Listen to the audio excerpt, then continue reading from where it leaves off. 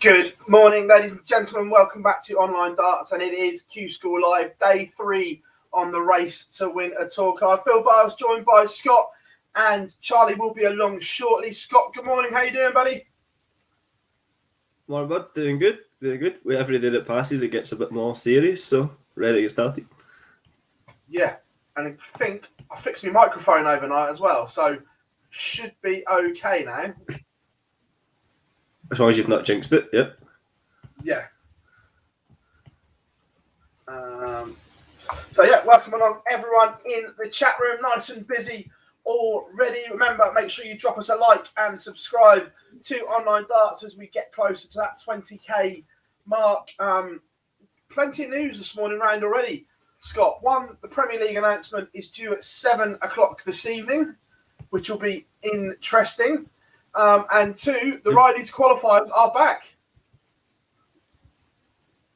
Yep, both brilliant news. I don't know if you're more privy to the information than me. I don't know anything, but the way that they've sort of teed it up, it seems as if it's more than just a lineup announcement. I think they would just say lineup announcement if it was. So I reckon there is going to be quite a big twist this year. So I don't know, but that seems quite exciting for me. Look, I don't know yet. I've got a few people digging for me as always, but I've said from a long way out that I think it is a complete overhaul of the Premier League. Mm-hmm. Which isn't a bad thing. It needed something. We keep having the same conversation. Yeah. It needed something to kick a little bit of energy back in. So excited for that. And UK Open, we're talking about a bit of missing magic. The last 2 years has been that for the UK Open. We had no other choice, but it's nice that the amateur element is going to come back in properly. So it's all looking good, isn't it? As long as they make the right call for the Premier League, it's not something ridiculous, but we'll wait to 7 to see that. Yeah, it's all good. I'm just teeing up the screen now for everyone as well. Let's get that up first. But some big games already. Someone will probably confirm in the chat, but it looks like Jamie Lewis has been Q-School off and gone home. It doesn't look as if he's playing today. I'll see myself 2 seconds. Board assignments. Lewis. Yeah, I find that's true. I don't see him. He would be in between Kai Fan Wong and Alex Wong. So he's not there. So yeah.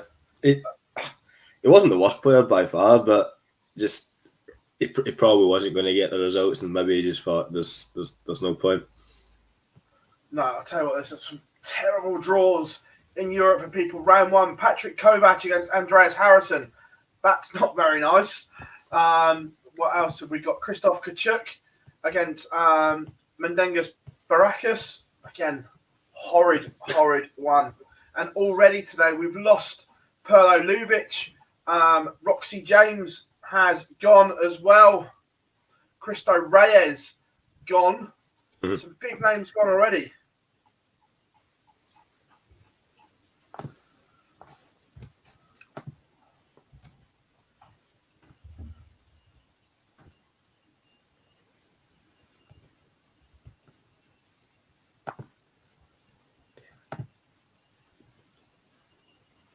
Just try to get the rankings up just to keep me right, and then I'll nip over to the European one. Yeah. Bob, yeah, I've heard something similar as well, that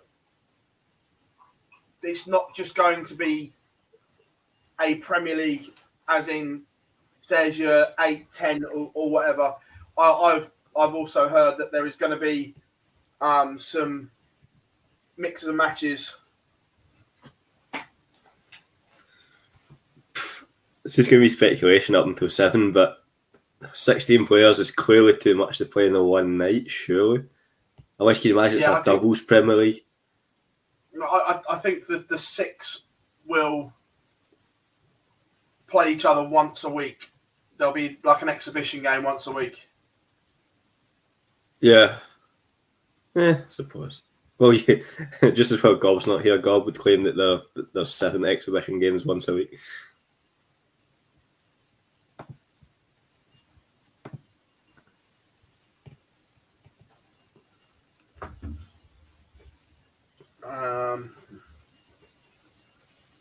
No, Bob, I think it'll be your normal Premier League players, and then there'll be one bonus game a week, is what I think. Don't know that, but that's what I'm led to believe.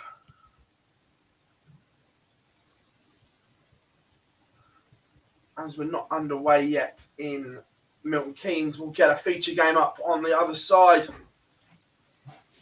And this looks the pick.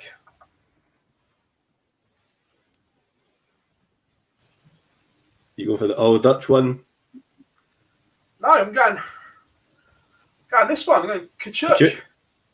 Yeah, it was between Kachuk and Klaas and Hendricks. I think you've made the right call. Dan says, the draw looks wrong to me. Why isn't Edgar playing Barstow? I think they shuffled the balls up.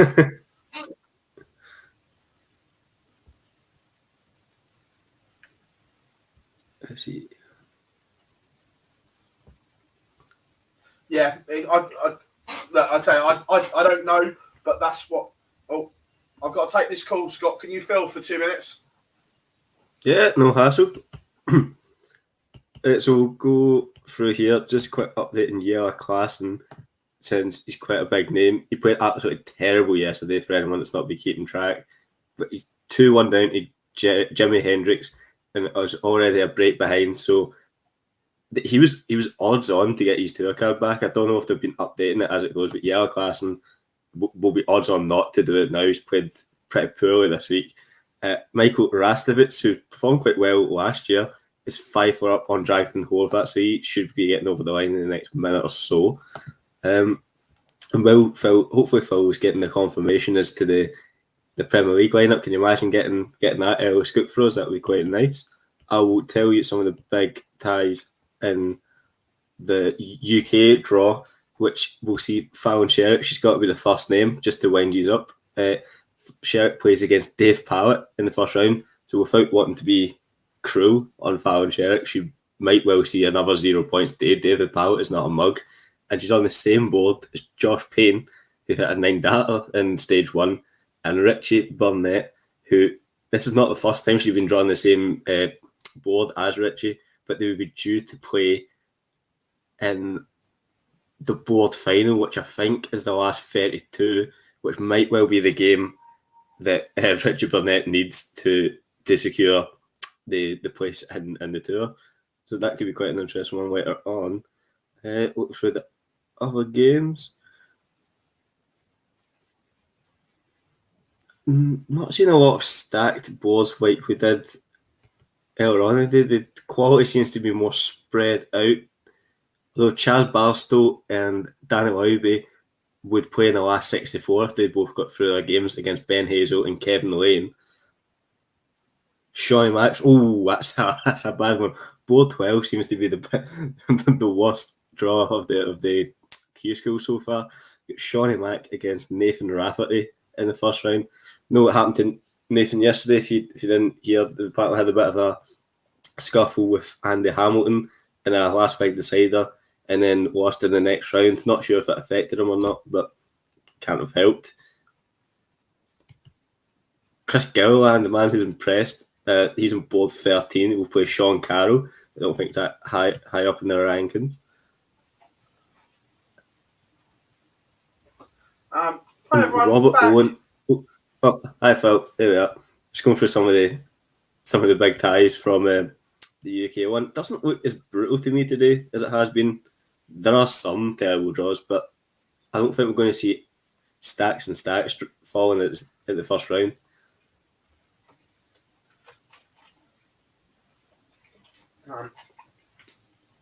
Reese says, Phil getting Premier League info as we speak. It was Premier League related, correct? Wow, look at the smirk in his face. Does not just make you sick. If that's true, then it's going to cause some interesting reaction on social media. Barney's back. No, I'm kidding.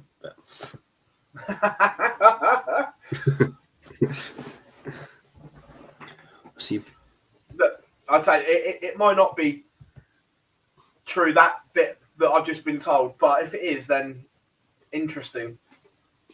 But certainly from multiple different sources, we are going to see a lot of variation in players, I think.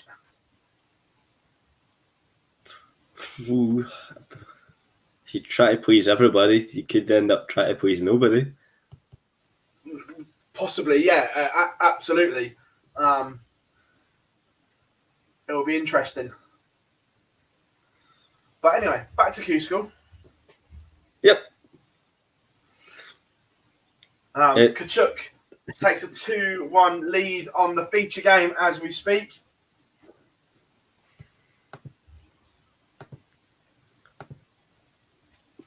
I was just looking at the UK and I said there was no killer boards, but the comments reminded me it's board 6. It's just the complete opposite. I'll run you through the names. You've got Josh Payne playing against Justin Smith, Fallon Sherritt playing against Dave Pallett, Richie Burnett against Lewis Dare, and then Ryan Hogarth against Scott Campbell. That is a brutal board.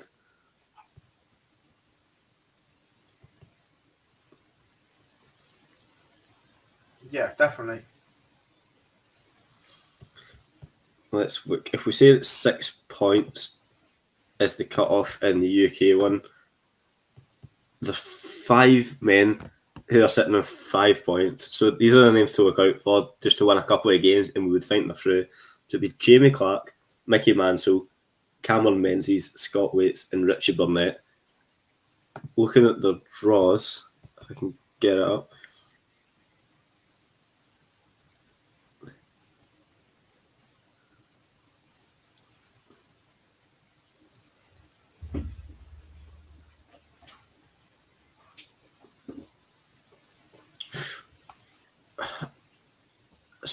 It's not bad. It's hard to discount anybody in this, but Mickey Mansell would look quite good to do it if he would just need to win 2 games. It's Matt Clark in the first round, and then it would be either Keelan Kay and Robert Thornton. I mean, you can't discount anybody, but it's not a bad one. And Scott Waits has to play Darryl Pilgrim, made a decent stage yesterday, and then it would be Andrew Hyland or Owen Emmett Bowden. So Scott Waits and Mickey Mansell, not bad shouts to do the business today.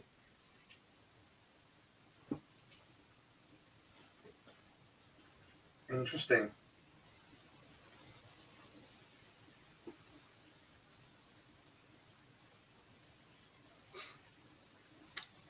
It's 7 o'clock tonight. It's getting announced, Michael. Not sure what platform, probably Twitter, or the main ones, but I'll go on Twitter about 7 o'clock.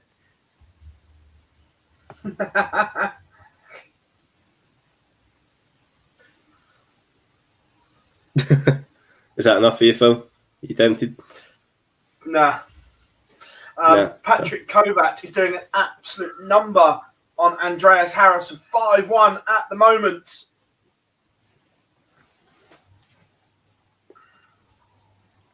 Well, just looking, that if memory serves me right, yesterday Daniel Close, did he not make the quarterfinals or something quite far on? I believe he did. The point I was making is he's 5-0 down to David Venkin today, so I don't think he is one of the ones that's safe. So that is he's only on 3 points. So he had a good run yesterday, and that was probably it. So that's a bit of a kick in stones for Daniel Close after yesterday. Yeah.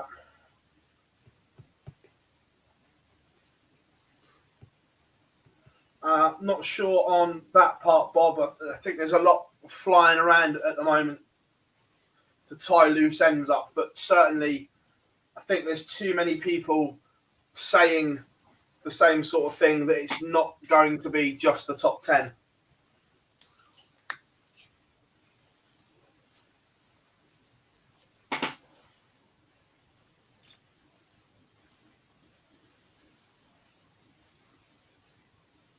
It's an interesting one.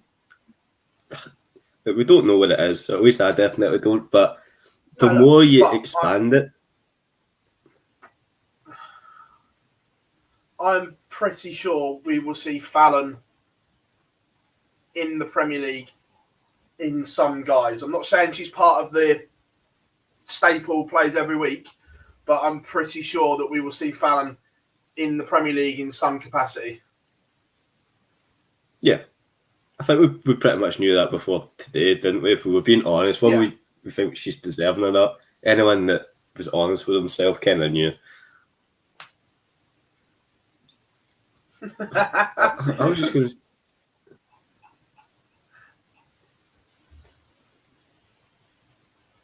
They like that, Johnny, like that. Yeah. That he's pretty much saying what I was going to say. Like, the further away, the more you expand it and the more players you add, is it not technically less of a Premier League? The less sort of selective it is and the less elite it is, the more you shove it with people that are outside of the elite. Is it a Premier League? You could say that about the Champions League in football, though. It's not really the elite, is it? When you get some of the dross that we get that are finishing bottom of the groups. It's not, but that's the World Championship should be kind of more compared to the Champions League, where it's sort of qualification. The Premier League, you're pretty much allowed to handpick what you want, and really, is it the Premier League anymore? I don't know, but as I said, we'll try and stop talking about it as much as we can until the Q-School's done. Do you still think the stage will be different to these Kazoo-sponsored tournaments, or will they all be the same? I hope they've got some variation, Andrew. Otherwise, they will look horrendous on TV. So I hope there's some variation, but not convinced. Sorry to be the bearer of bad news. Yellow Classen fans, the Cobra is in huge, huge danger. I'm watching that game myself, Phil, and it's the same as what it was in the tour. Scoring is not bad. I think he's probably had about 4 180s in this game, but cannot buy a double to save his wife and to save his tour card, really. It's 5-3 down. And yeah, you have no faith in him getting it through today. We're being asked. Let me put it in our group chat. We're being asked to stay on and do a reaction to the Premier League.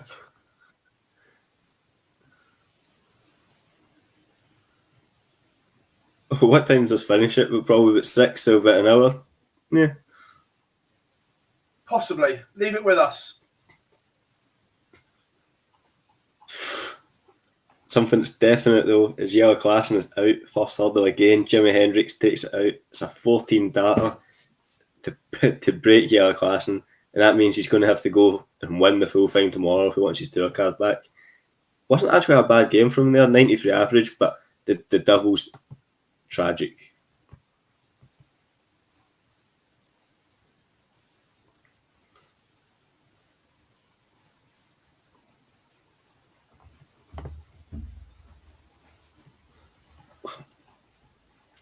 Looking at who beat him though, Jimi Hendrix. Yeah, I've just said about Yellow, Phil. Looking at the man who beat him, it would be quite good for him because he's just outside the qualification spots just now. So if he can get a couple of points today, he's in a great position. Yellow's still stuck at 0. Absolutely no man's land. Has to go and win the full thing tomorrow.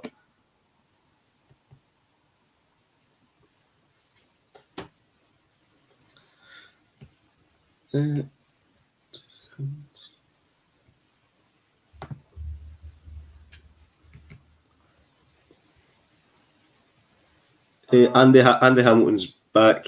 He's playing today. He's against Liam Meek on board 3, so as if nothing happened. And Nathan Rafferty is miles away from him, just to throw that there as well. You at that end of the room, and we'll call you back to be friends when we have to. Yeah, exactly how it is.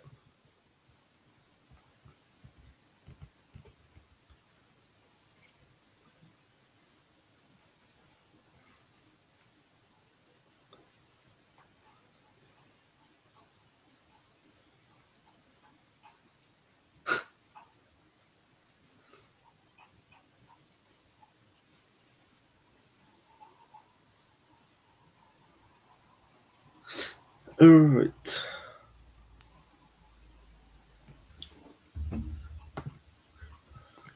Just chucked it in the group chat to see who's on that, or to see if Gob can do it first of all. Because I can't. It's not fair on the other boys that have been on for like 7 hours.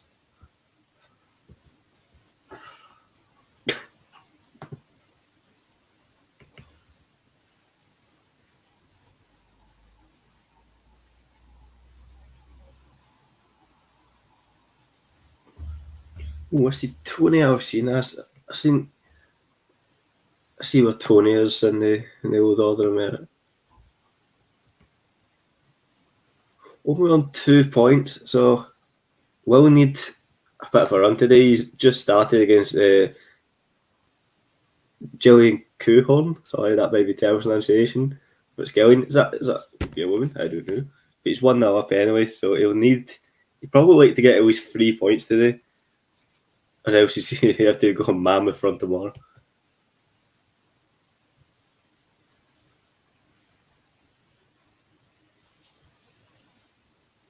Oh, Jonathan's to come.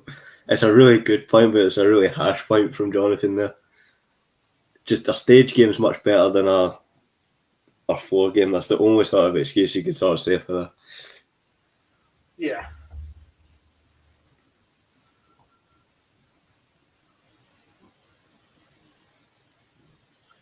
Remember, Dimitri won a TV title before he won a floor tournament. Yep.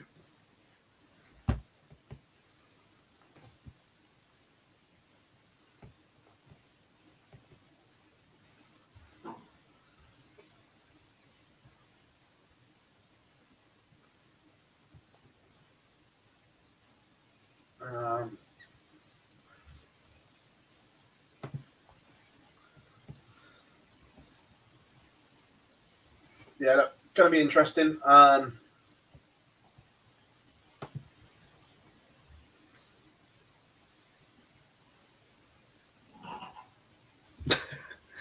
don't know if that's sarcastic or not, Dave, but thank you very much. Yeah, Ed was just talking about Leitinger. I was trying to see the order of merit to see how far he was, because he's a recognisable name. He's 5-4 up on Ryan DeVried, which is a decent result despite his terrible average, but I don't think he's anywhere near on the order of merit. No, I don't think he is. I don't think so. I'm still scrolling trying to get to him.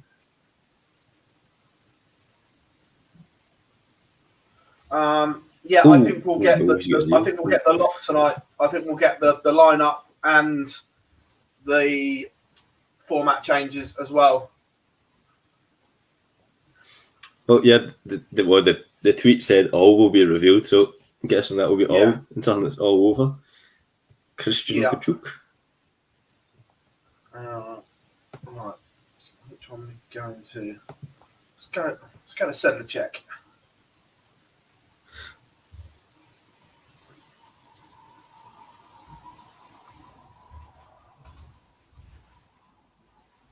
We're going to send the check as our feature game. Ryan, 7 o'clock this evening.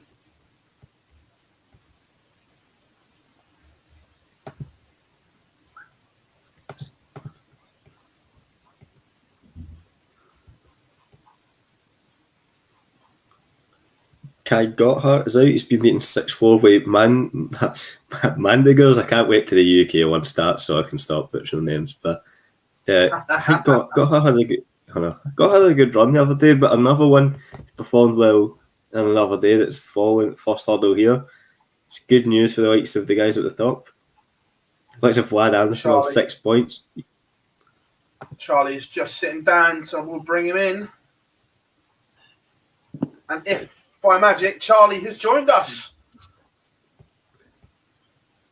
All right, lads. Good, mate. How are you? Hey, buddy. Well, I was good yesterday, mate, until I seemed to jinx Graham Usher to the point where he missed a handful, I mean a handful of match darts, and then seemingly lost. So from the moment that I put that in the chat room, I kind of regretted it about 5 minutes later. Yeah. Good question. Do we think Bennett, Rafferty, or Barry will have the best career? Good question. Barry will be my first go. I was unconvinced from him at the start, to be honest, but looking at his performances against Wright and Clayton in the last 2 TV events, I can see a step up from him from what's been going on. So I can see some development from him there. And the fact that he's got that TV experience, I'm going to go with Keen Barry.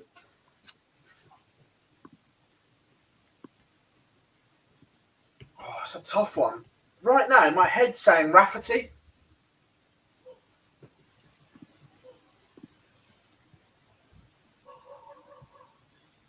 But interesting.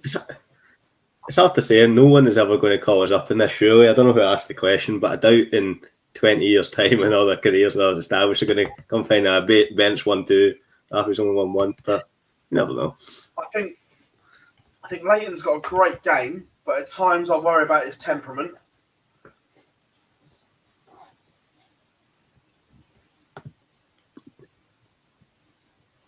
Again, it's just so hard to say because so good young. morning, gentlemen. Go USA, Canada. Good morning, all as well. Welcome along in the chat room. Remember, come and say hi. Get involved. Tell your friends about us and share any links. Make sure you drop us a like and subscribe to the channel. We're trying to get us to 20k as quick as possible. Maybe that should be the deal, Phil. We'll only come on and do the Premier League reaction if we get to 20k by that point. It's not a bad little blackmail there. If you can get us to 20k, we'll come on and we'll do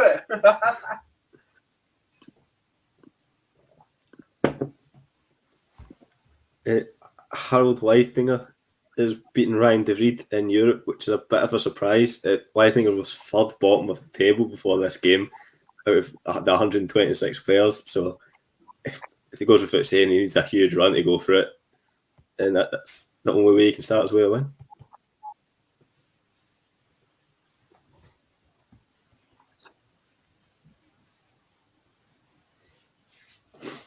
Let's see.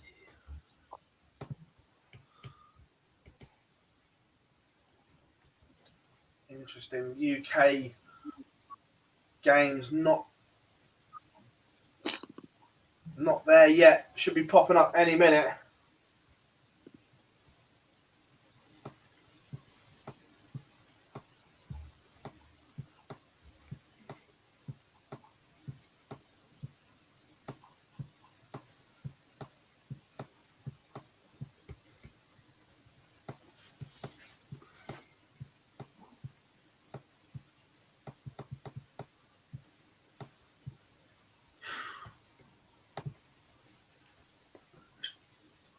Just looking at the order of merit to see what the French boys were doing, because it quite impressed me. But Jacques Labre, who's winning 4-1 over Perry Niederhausen, he doesn't actually have a point yet, which surprises me. I don't know, just in passing, looking at the French boys, it looked quite good, but it looks as if he's going to get through it to the last 64 today. But Labre hasn't picked up anything so far. And Alcinas is 4-1 up on Kuhorn. So, as I said before, Alcinas would quite fancy maybe 2 or 3 points today, just so he didn't have too big of a task on the final day. And it's a good performance from him as well. 95 average, playing against a 94. Yeah. GWN is in. I hope you are well. What's your predictions for an outright card today? EU, I'm not going to change my mind because I'm convinced I'll get it right.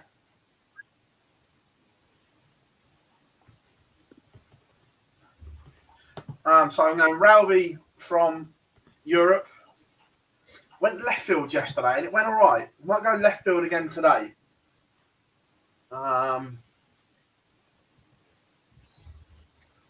Who do I fancy from Europe? I'm from England today.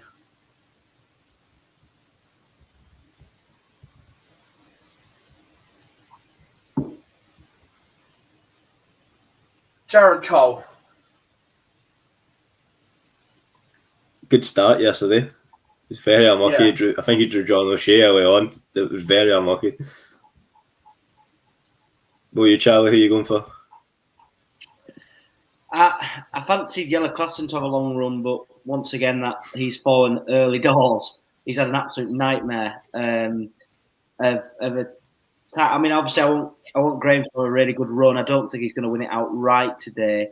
I know there's quite a few that I quite like the look of. Mickey Mansell played really well yesterday. I'd expect him to go a fair way today in terms of his performance. Again, I would be with the Roby John camp over in EU because I think he's surprised he's not there. But I'm going to go with Matthew Edgar today. I watched his YouTube video last night, and he's still confident he can go all the way. He's obviously sat on no points, so today is really a big day for him. But I'm going to go with him today. Fairs.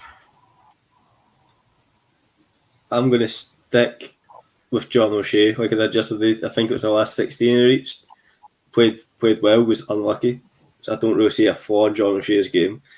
And in Europe, I'll go with Tony Alcina. Seems like the sort of thing he could do. He's playing pretty well just now, even against a good opponent. So Tony Alcina to have another Spaniard. Yeah. Wait, Phil, wasn't your tip for an EU one on the Thursday? Was it Jules Van Dongen you picked? Yeah. Yeah, he's going nicely. Doing all right.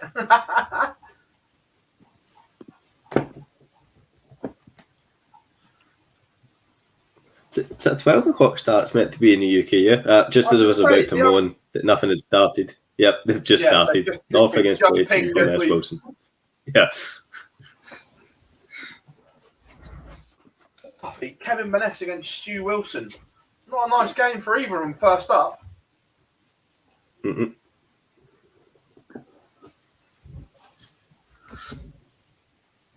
It's Robert Owen, I think they said yesterday, I think he's only got 2 points without looking at the ranking table myself. Which is a bit of a surprise. He might only have one. He might only have one? My God. Let's have a look. Yeah, you're right, Phil. He's only got one and it's a +2 leg difference, so really needs to kick on today. His match has just started against Conor Hennihan, who made the last 16 as well yesterday, I'm sure, Phil. So it's a big game, and if Robert Owen doesn't do it now, it's Hail Mary time tomorrow. Darts Guru says Luke Peter and Chaz Barstow. Yeah, two players that I've been disappointed with, but had good years last year, but not reproduced at Q-School. It's a bit harsh on Barstow, isn't it? The draw he's had both days.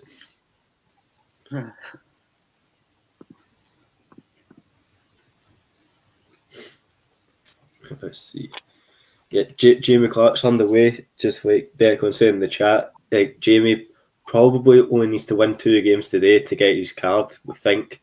So I'll keep an eye on that one. Obviously, he doesn't get a point for winning this, so that's why he'll need 2 games to get to 6 points.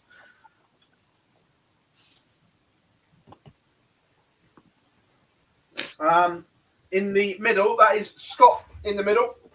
Charlie's on the bottom, Scott in the middle, and I'm on the top.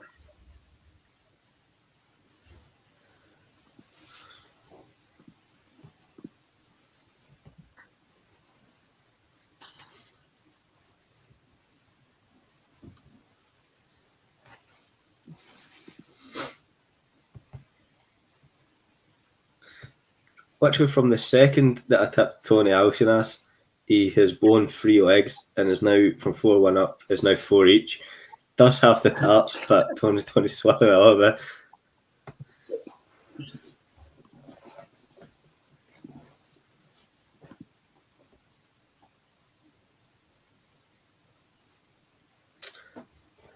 Frank, in terms of stories with Q-School players, they do winners interviews, don't they, and put it on the Twitter page of the PDC. Yeah, I'd go if I could, but it's literally closed off. No media allowed in, so you only hear obviously what Dan talks to the winner. They did one with Brian Roman over Zoom as well yesterday, so. Mm-hmm. Yeah, what's winning? I've got a couple of snack bar, like fruit Alpine snack bars today. Nothing exciting.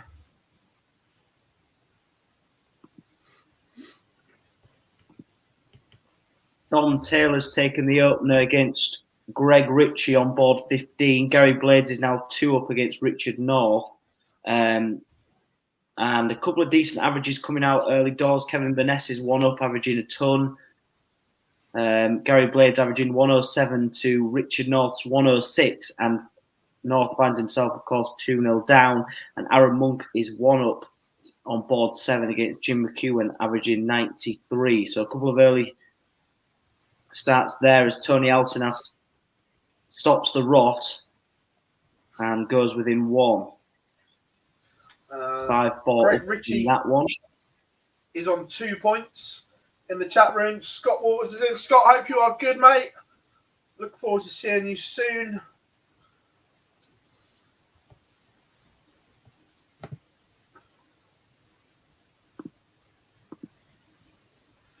Yeah, look, yeah, and Andrew, I think it's a sensible option that Jose relocated for, although he still goes back to Spain for large parts of the year. Dimitri has done the same. Damon Heta.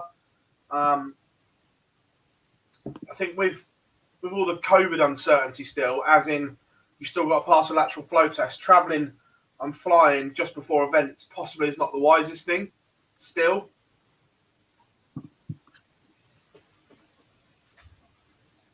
That doesn't seem to bother Gezi, though, does it, really? He just flies wherever he wants. Day of an event, he seems to just rock up whenever. Yeah, look, before the match play, that was it. I said it on our preview. That was a huge risk, only travelling back. I think he was in Tenerife, from Tenerife on the Friday when the match play started on the Saturday.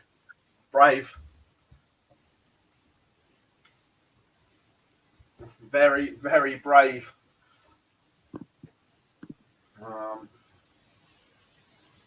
Jose is Portuguese, but he lives in Spain.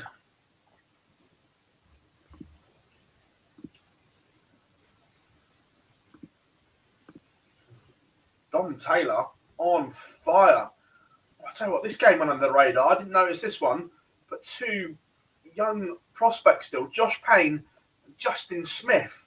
That's decent. I think the winner of that will play either Fallon or Dave Pallett as well. So taste the both. Yeah. No guest at the moment, but you never know what might crop up. Someone might be in the chat room and hop on. Just 2 guys that are pulling away well in the early stages. Well, actually 3. Robert on the 3-0 up and Conor Hennigan. As I said, he needed a big day. It's 3-0 to... missed out. 3-0 to Jamie Clark against David Ladley as well. So I was saying about how he needed 2 wins. He's already halfway to the first win. He's absolutely storming away.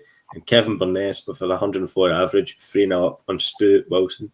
So the guys that needed to produce today really are in the early stages. Yeah, a couple of results over in Niedernhausen. Patrick Matty's 6-1 up. He's won the game there. Davy Proustin is 1-1 with Vladimir Anderson. Tony Alcinas has been forced into a noble. So there's a noble leg there. Karol Sedlacek is 5-4 down now in his match. And Jose Marquez is 2-1 up. What about the average from Jesus Nogueira? 111 at the moment. Absolutely sensational from the Spaniard. Wayne, that was Matt Ward who came on yesterday. He's one of the PDC managers.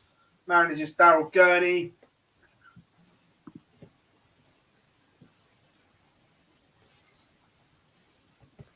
So now we are 3 days in. Who surprised you most with their performances by overperforming and underperforming? Yellow Klassen is right up there for underperformance. Absolutely right up there. And he's still in today, so maybe rescuing it, but I expected more from Ralby as well. Mm-hmm. Jules van Dongen has been sensational in EU, as has Super Mario.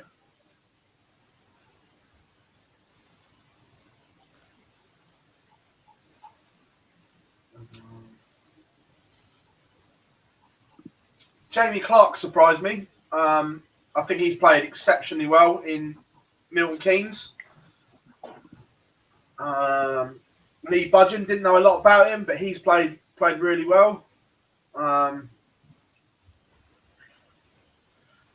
Underperformed. I'm expecting more from Darren Beveridge. Obviously, he's got to play today, but I think Darren Beveridge is a great player.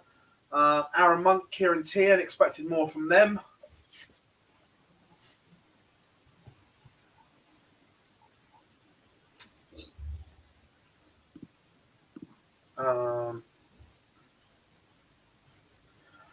Yeah, Simon, if you're with the EU, the only way you can do it is you have to get a special dispensation by the PDC. So say that, say for instance, you moved to Croatia, and you'd been there for 4 or 5 years, and you said to the PDC, look, I live here now, I've lived here for this long, they would probably grant you dispensation to play in the European one. But you can't just rock up and do it.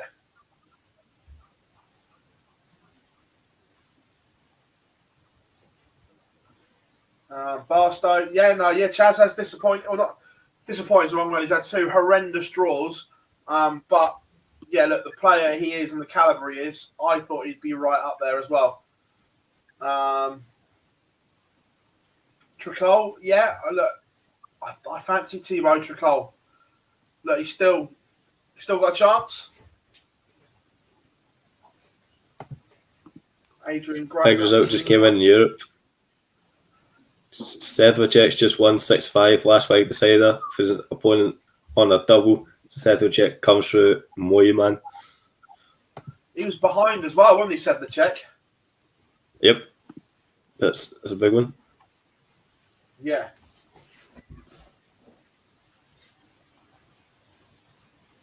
Yeah, big one, that. Someone said about Adrian Gray underperformed as well. If I'm being honest, I didn't really think that Adrian Gray was going to get his card anyway. So, not for me. But Adrian can obviously play, but I don't think he's got that A game that the others have got.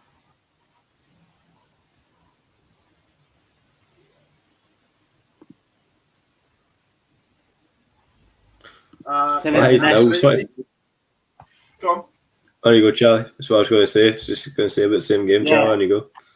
I was going to say just some incredible averages at the moment. Kevin Burness is 5-0 up, as you mentioned, Scott. Dom Taylor's averaging 107. He's 4-1 up against Greg Ritchie. Jim McEwen's 3-1 up as well. So a couple of games ahead into the business end. But yeah, as you mentioned, Scott, that performance from Kevin Burness, 5-0 up. And he's walking away with the game, and he's going to be soon off the board.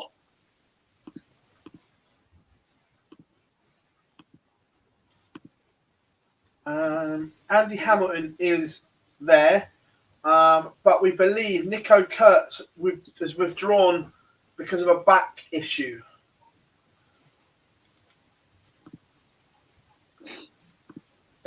It's Jamie Lewis is also away, we think. That's why there's another bye in the UK. Yeah. So Nico Kurtz qualified from stage 1 to stage 2, but pulled out yesterday because of a back issue, we were told.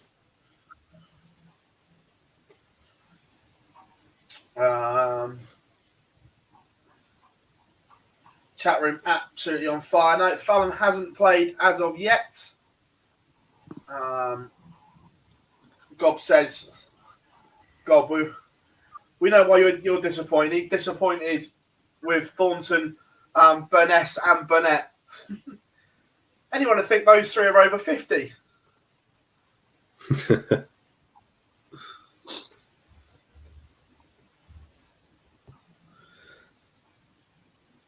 I say as well, I fancied a little bit more from Nathan Gervin as well.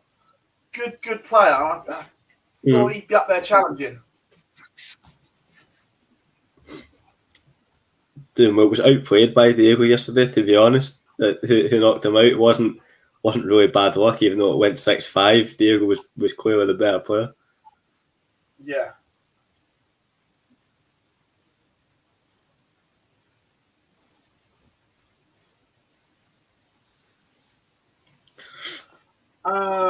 Christian, no, we can't.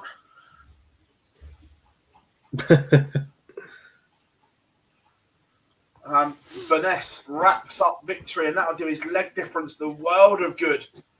Serves the bagel on Stu Wilson.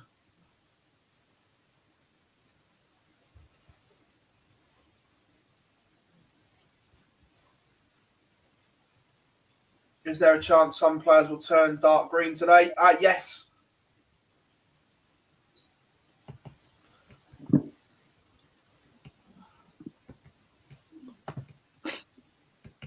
Do you think Sherrick has been a bit distracted by the Premier League announcement? Surely she knows already. I was chatting to her last night and this morning on WhatsApp before she went in. She hasn't been distracted at all. She says, "Look, I've played quite well. A few loose darts in places. Just go again today." She's genuinely one of the most level-headed people you'll meet in terms of darts and everything like that. So, no, she's been in a good place. Just Kevin McDine has Ryan Furness on board 16.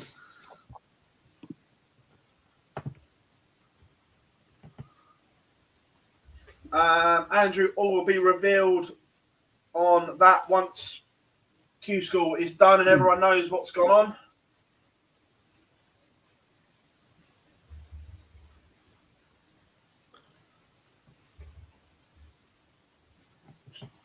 Jumping back to the EU, that Owen Roloffs is underway. Jules van Dongen 2 up.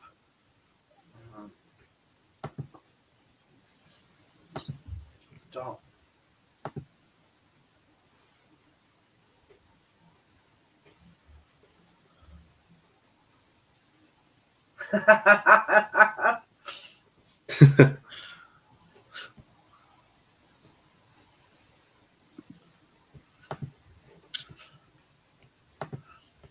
Cheers, Cal.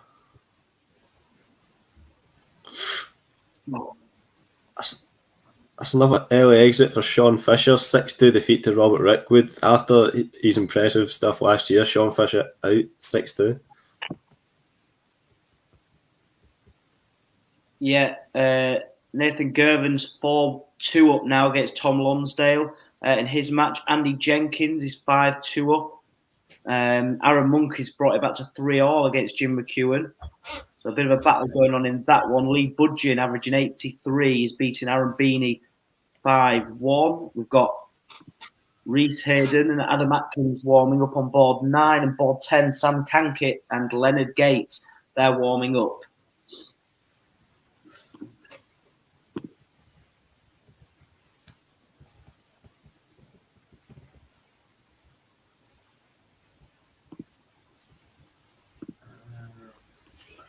Just someone was asking who got the buys. Jason Hogg, Alex Wong, and that's all I can see here. But there will be someone else to try and find out who the other person is to get the buy.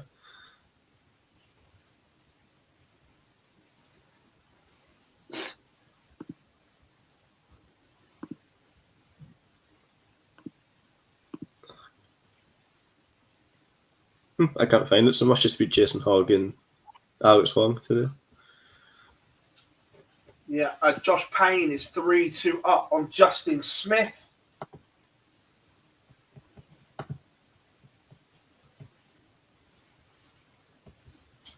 Greg Ritchie back within one. Dom Taylor, has he got a bit of finishing line fever?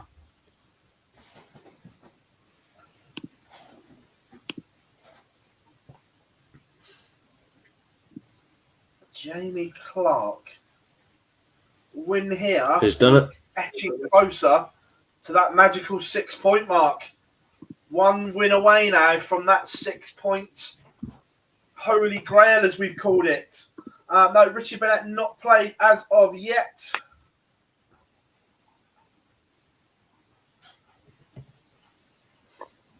Leonard Gates warming up as well. So is Hopai Puhau against Josh McCarthy. That's a tricky little one for the pair of them. Not one they'd want. I'm going to check in on Aaron Monk as he takes a 4-3 lead over Jim McEwen.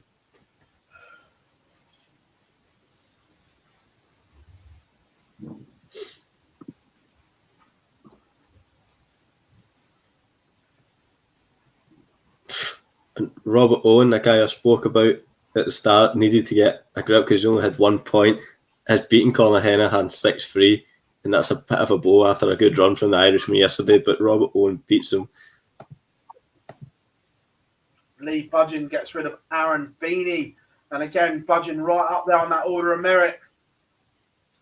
Currently on 4 points.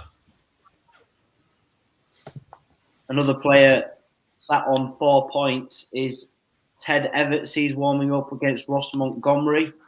Ted sat in 8th on the order of merit on 4 points, of course. That's on board 3. Dom Taylor's got the job done, averaging 104 against Greg Ritchie on board 15. Impressive from him. And Jordan Brooks is 5-2 up now against Peter Jakes.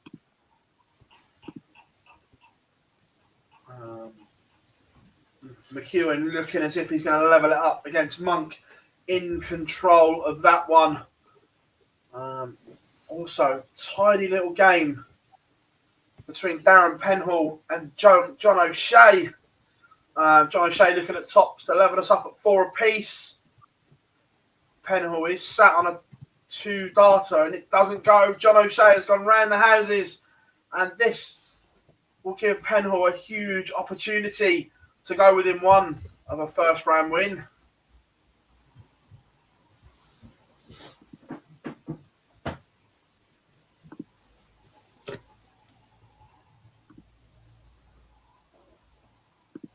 Doesn't go. Lifeline for John O'Shea. Missed opportunity for Darren Penhall.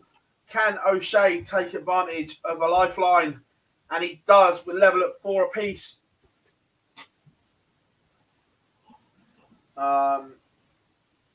Johnny says, who was the first Premier League player that had to go to Q-School? Would it have been Lloydie? Good question. Let's have a dig.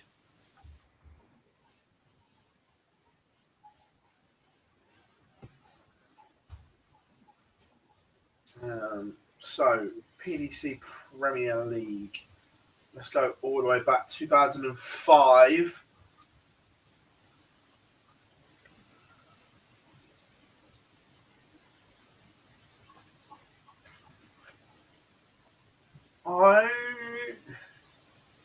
So, Johnny, from the school of 2005, I think it's a race between. I can't remember without looking which one lost their tour cards first, but it will either be Mark Dudbridge, Lloydie, Roland Sholton, or Peter Manley. I think it's a shootout between one of those 4.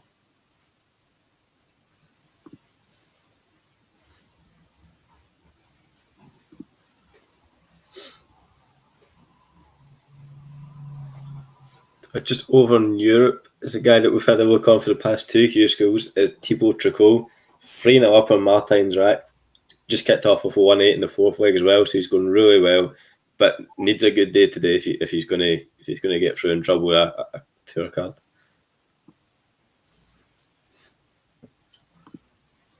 Remember, everyone, make sure you come in, drop us a like, and subscribe to the channel as we're etching closer to the magical mark that we are looking to hit. Gob is busy working away in the chat room as well, which is always good. He's got a poll up there for you as well.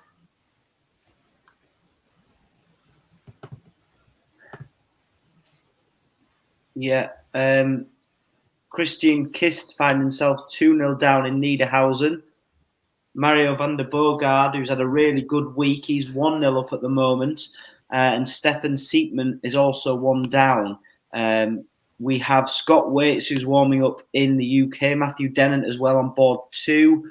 Waiting for Ted Everts to get underway on board 3 as Justin Smith now opens up a 5-3 lead over Josh Payne on board 6, averaging 95. And Leonard Gates has taken the opener against Sam Kankit with 107 average.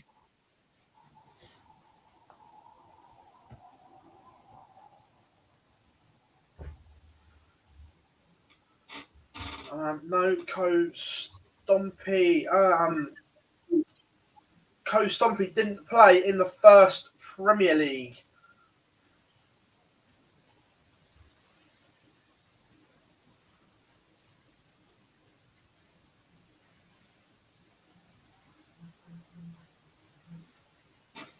Yeah, it might have been Sholton.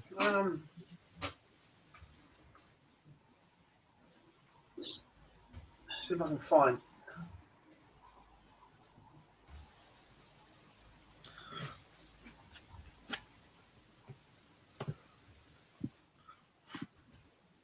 So there's all, and Sean Carroll's beating Chris Gilliland.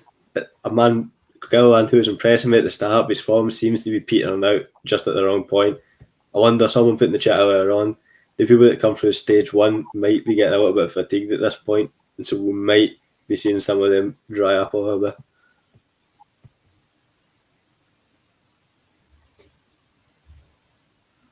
As Josh Payne goes out, another man who we were talking about earlier in stage 1, 6-3, Justin Smith beats Josh Payne.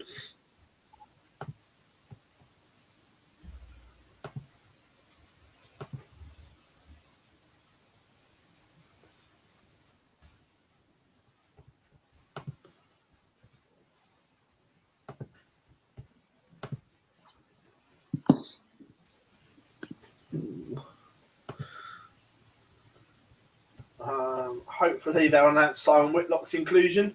I can't see that one, but you never know.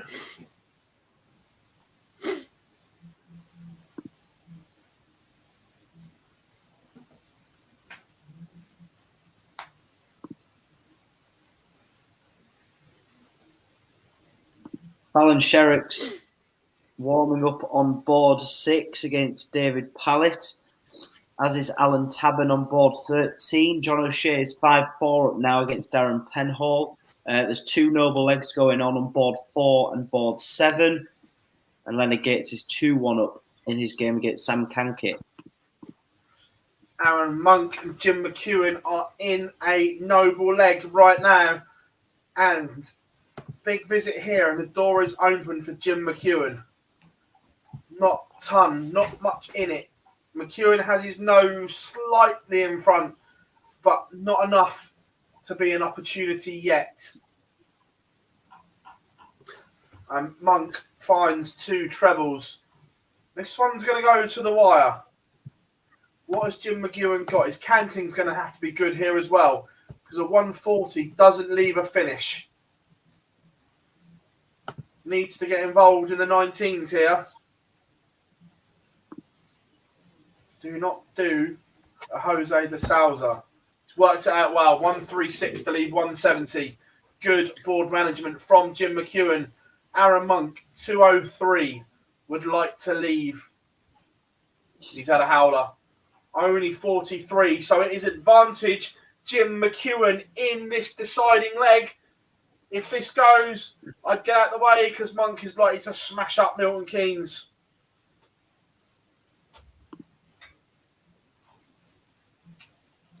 Only a 60 from McEwen. Does Monk breathe again? Tam says, what does noble leg mean? It's just the last leg decider, mate. That's all it is. Monk 160.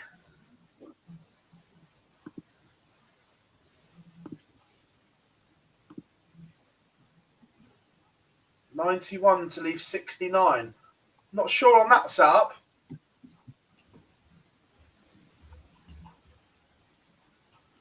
So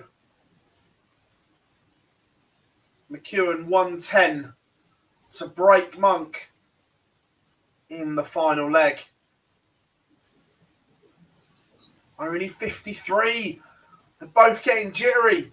Look, 69 is not a give me. It's not a nice finish at all.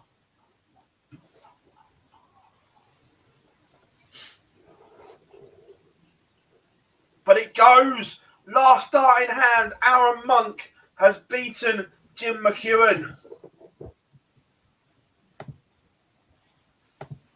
Oh, I'll tell you what. You might have already said this. Over in the EU, Christian Kiss is in a whole world of trouble. Not just the scoreline of 4-0, but the 75 average as well. Yeah. Obvious statement of the year, but he's going to have to pay that up. Just while we were looking at Aaron Monk, Phil, Cameron Menzies is now in a 3-0 lead and has 2 breaks of throw on Chris Hurd. So 3-0 Menzies, that's a fantastic start to his push for a point. And John O'Shea got through against Darren Penhouse, 6-4, great battle. And Thibaut Tricot also got through 6-1 and had the weird feat of hitting 15 single 20s in a row in one of his legs. I tell you what, board 10, Leonard Gates is running riot on Sam Kankit, 4-1 up, averaging 112 and change. Oh, I tell you what, David Pallett and Fallon Sherrick are underway. Also, Dan Reed has taken the opener against Matty Dennant. That's not a good tie for either of them, both right up there in the order of merit. One will be going home early. Cameron Menzies, we spoke about it yesterday, brilliant on day one. Horrendous yesterday. What Cameron Menzies will turn up today? Answers on a postcard. Yeah, warming up on board 15 in Niedernhausen. What a game this could be. Chris Landman versus Roby John Rodriguez. That's on board 15. Tony Alcinas is also warming up on board 1.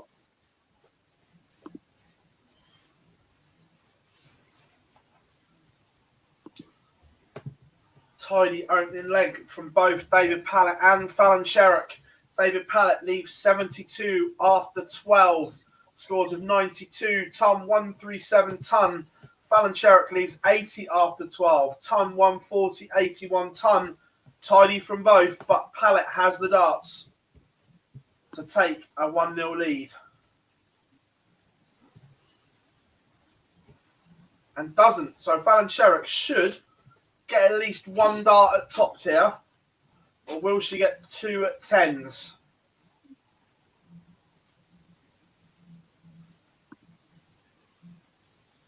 She's had 2 at 10s.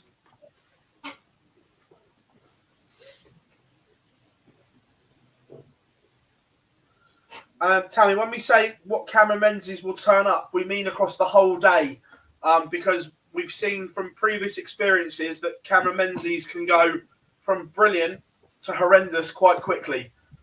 So,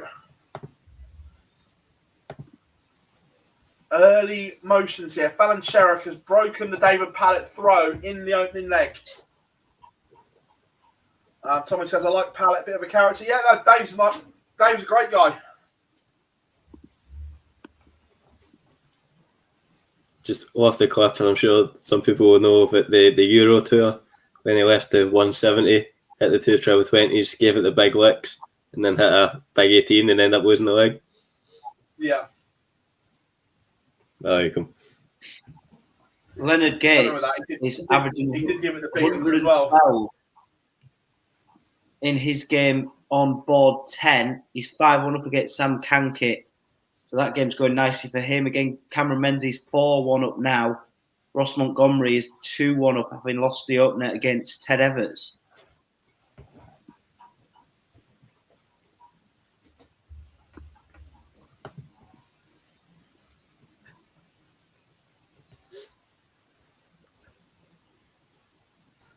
Remember, come and say hi in the chat room. Make sure you like and subscribe at the same time while you're here. Leonard Gates, very, very, very good performance from the American. 113 average. That's what an average of 13 darts you take to win a leg, roughly. That'll win you most games.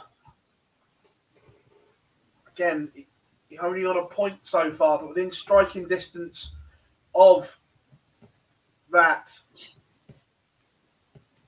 Fallon Sherrock 2-0 takes out the snooker max.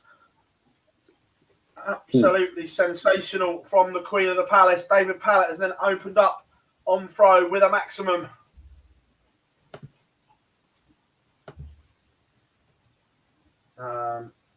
Gates and Naby Jr., American. Yeah, and Jules Van Dongen in Europe as well. Look, there's some great players coming from across the pond now.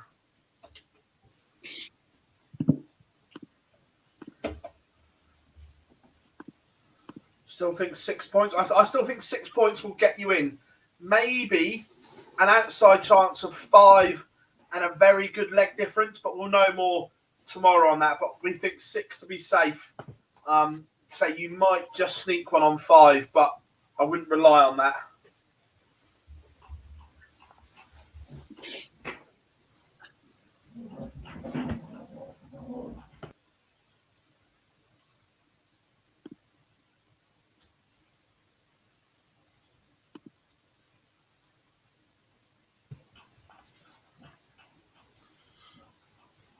So looking good for Cameron Menzies in his game, 5-1 up, and I'm going to say he'll probably get 9 darts to clean up 221, but he's just started with 42, so it's likely to win this game 6-1, but I'll come back to it because there's more life to this game, yeah.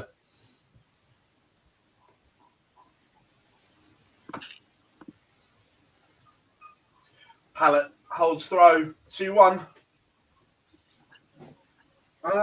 Don't know what's for dinner tonight yet.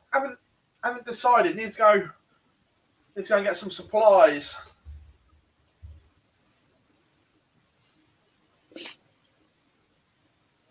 That's Christian kissed out, 6-2 defeat to Mio. Pallett has started this leg with a max as well. Starting to find the groove. Do we think Fallon will get a Premier League spot tonight? I think we'll see her in some form. I'm not saying that she plays every week, but in some guys, I think we see Fallon Sherrock in the Premier League.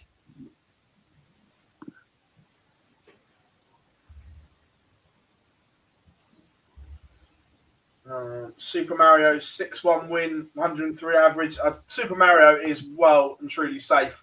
7 points. He has got no need to worry.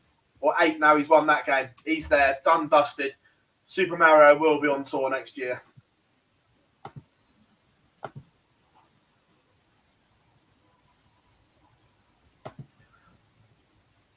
Gareth, no, Josh Payne lost to Justin Smith. Yeah. Tough game for both. Both good players. Johnny says Challenge Tour will be tasty this year. Lots of class players, not got cards. Completely. Challenge Tour is going to be mint. Pallett leaves 32 and says to Sherrock, can you take out 76 to hold? The answer is yes, she can.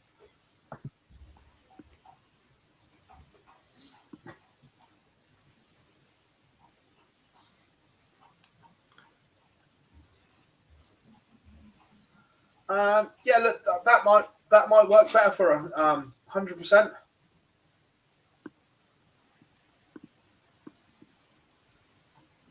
Kister's gone again. Yep.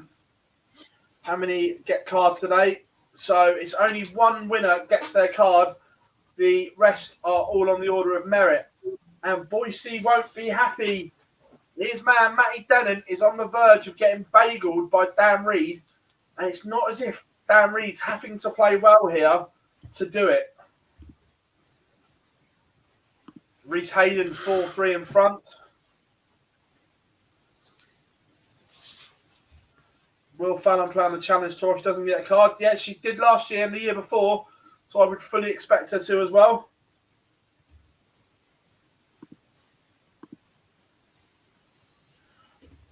Remember, folks, over 500 of you watching, which is magnificent, but only 87 likes. You guys can do better than that. The live league is going to be class this year, I think. Absolutely, it will be. Well, a man that might not be involved with it this year because he might be a professional is Cameron Menzies, because he's just won that game 6-2. If he's 7th dart to try and win it, and that means he will probably just be one game away. Whoever he plays in the next round, if he beats them, should guarantee himself that tour card. Yeah, agreed. Cameron Menzies is one win away from that magical 6-point mark.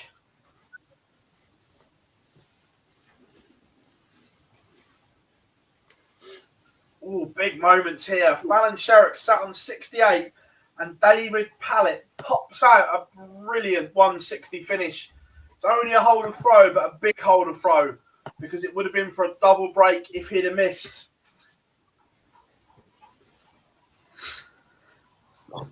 This is turning into a bit of an important game, but well, that doesn't really make sense. It was always an important game, but Ross Montgomery free, Ted Evans free, and Ted always seems to be involved in good games. They're both averaging in the 90s, and Ted is sat on 4 points, so he really needs a decent game today. If he was to lose today, get no points, that would put massive pressure on tomorrow. So 3 each, Tevitz will need to find a break from somewhere. Matt says, so how will it work for Matty Dellett? We need a big one tomorrow. Not necessarily a big one, because he's in a very good position on 4 points. So tomorrow, a couple of wins for him would do it. Public Detective says, come on, Super Ted. We all rooting for Mickey Mansell today, boys.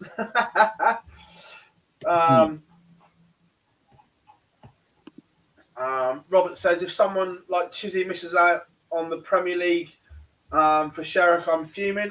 Look, it's all about what's right for business. It's not all about that. That's a big point. Non-ranked, like the World Series and the Premier League, equals best for business. Okay. We all I hope Gob's not still here. Hope Gob's not still in the chat room. Barry love a pound note. We all know it. And from that moment where David Pallett took out 160, he's now in a fabulous position to break back and level at 3-all. 72 Pallett to level us up. And it goes last dart in hand, level at 3-all. Advantage Pallett once again. Yeah. Sorry, Charlie. Disappointment on board 15. Yeah, Graham's early exit again, just missing a lot of darts at a double. I thought that would have been a good game to get through. I think Matthew Edgar's on his board as well, so I'd hope that he'd have got a point today or better, but obviously it wasn't to be today. Over in Niedernhausen, Roby John Rodriguez averaging 104 against Chris Ladman is 3-0 up. So Roby is going nicely in that one. Sebastian Bielecki, he's warming up on board 8.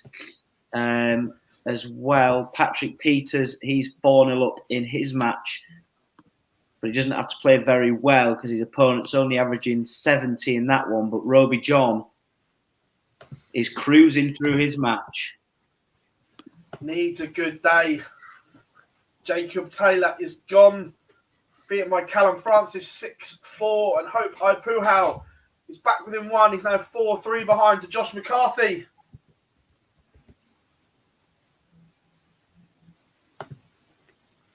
Just a game that's just start next week. just going to say a game that's just kicked off and maybe a tasty one's Josh Richardson against Connor Scott. Keep an eye on that one as it goes on. Minister says Barry ain't PDC chairman anymore. Eddie is. It's Eddie Hearn now. Look, Eddie might be chairman of Matchroom. However, Barry still calls all the shots, and don't let anyone think otherwise.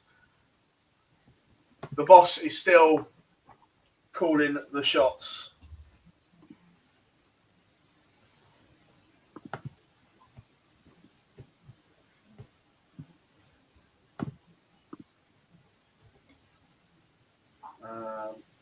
Boise is in and he's all sad.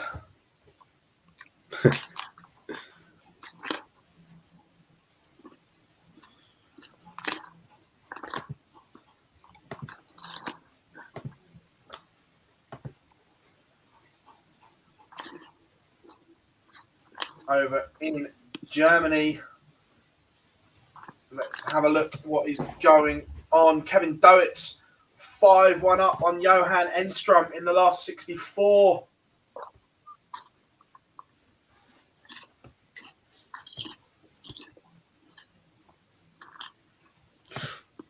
I actually didn't know this game was going on, so I've slipped under the radar, but it's quite important for Scott Waits in terms of his push for the tour card. So it's 4 each with Darryl Pilgrim. He does sit at darts and he's doing well in this leg, but he's on 5 points, I believe. So he's going to have to win 2 games either today or tomorrow. So 2 legs he needs here to get himself that basically what is a straight shootout for a tour card. Little moments here. Fallon has broken the throw once more. She leads again. But this game swinging one way, then the next. And Pallet is fighting back. Chris Quantock, I haven't seen him today, but he will be there.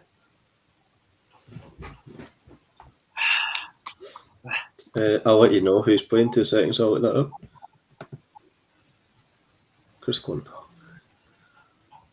He has got Ian McKenzie on board 3.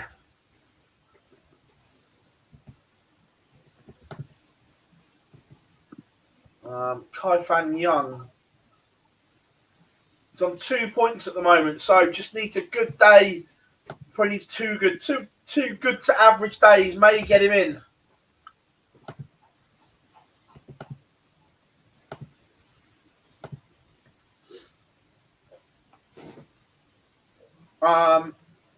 Carl, yeah, Jules Van Dongen is a certainty. He's currently on 7 points as we speak. That's more than enough. That gets him in. A couple of people asking what crisps I've gone for today, Phil. Gone for the Piper's Lie Cross Cheddar and Onion crisps today. That's what I found in the old cupboard. Nice. That's steady choice today. Fallon Sherrick has just missed 2 darts to go within 1. Big moments here. This was for a hold of throw. And David Pallett is now looking at 47 to break back again. Is this one swinging the other way? No, Pallett's missed 2 darts. Is that a lifeline? Can Sherrick take the lifeline?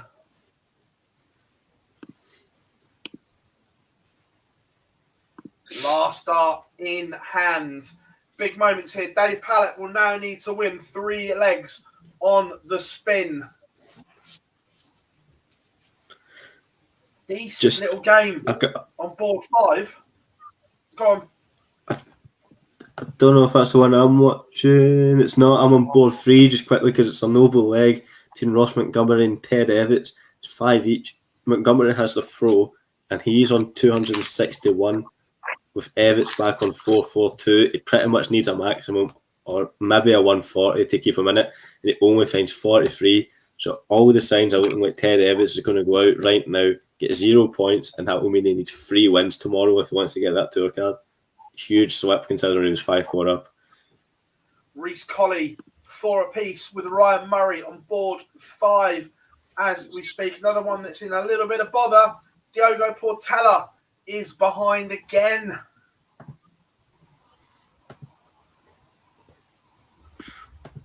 Connor Scott has one back against Joshua Richardson. Scott Williams and Leighton Bennett underway. Williams has taken the opener. Also, George Killington. Not a great day for him yesterday. He has 2-0 up on Martin Thomas. Surprised he hasn't got dark green yet. I am as well. In Niedernhausen, Roby John Rodriguez is 5-2 up now against Chris Landman, averaging 96. Tony Alcinas is 3-2 down in his game. Big Ben, he's warming up on board 12, as is Kenny Nayans and Jimi Hendrix. They're all warming up. That's board 4 and board 11. And a couple of noble legs as well here in the UK. Yeah. Pete says, if a player gets 6 or 7 points today, will they still play tomorrow, right? That is down to them. If they feel that they've got big moments, Fallon Sherrick has just taken out 76 to beat David Pallett, 6'3", 94 match average, tidy stuff. Back to the question. If they're on 6 or 7 points, they still are entitled to play. If they can choose not to, though, it is their point. If they think they've done enough, they don't have to play. But that's down to them. Ross Montgomery has missed a match start against Ted Evans, who had got 115 there.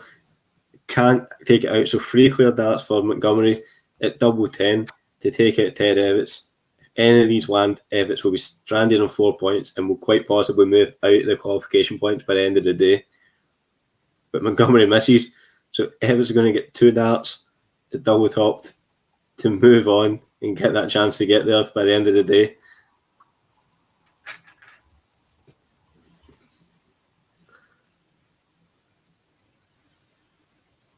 And he misses. He comes inside twice. Ted Evans stuck on double 10 as well. So Montgomery has a stay of execution, and Ted will be sick. It's going to be a huge day tomorrow if this is punished.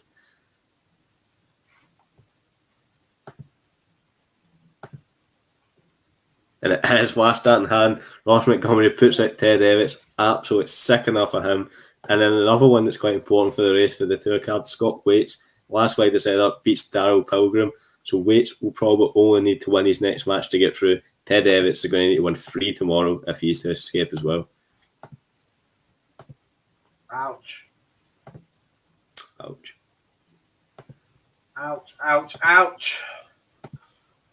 Darren Beveridge warming up again. What? This one's gone under the radar. Horrid first round ties. Stephen Burton and Darren Beveridge. Hope Ipuha has turned it around.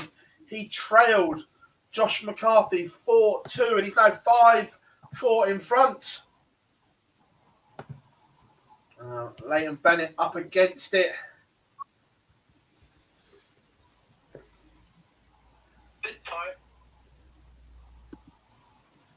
Couple of results in Niedernhausen. Roby John Rodriguez, he's got over the line against Chris Landman. Needs a really big day.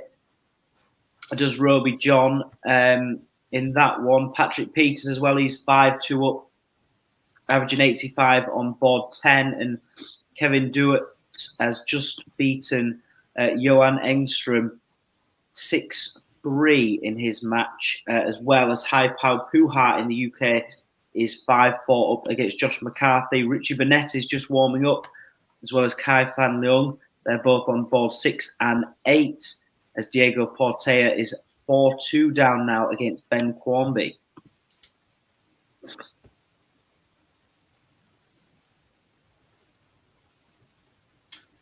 We also haven't forgotten, we will have a competition running today. News coming shortly. Someone asked why they can't find Richie Burnett. He is warming up as we speak. The madman himself is on board 6 warming up.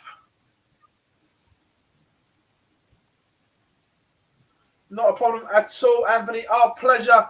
And also, if you like what we do, remember, make sure you drop us a like and subscribe to the channel. And then you will get notifications when we go live. Jamie?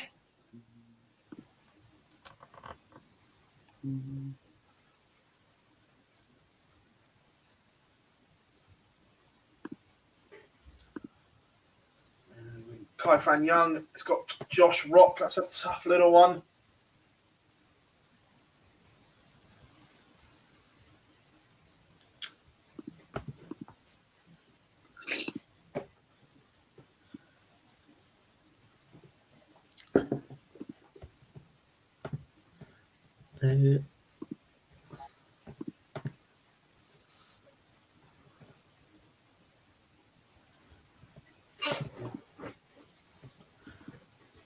Christoph Kachuk.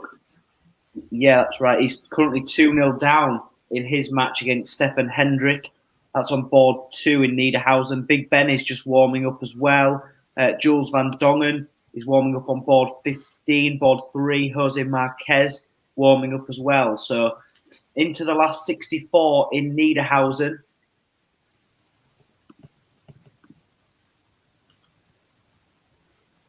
Matt Edgar, someone was asking about him. He will be on after the Scott Williams and Leighton Bennett game, so maybe about 10-15 minutes that Edgar will play Lee Cox.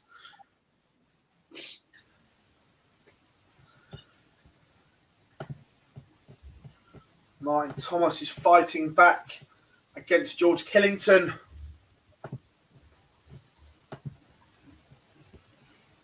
Connor Scott, Joshua Richardson level at 3 apiece now.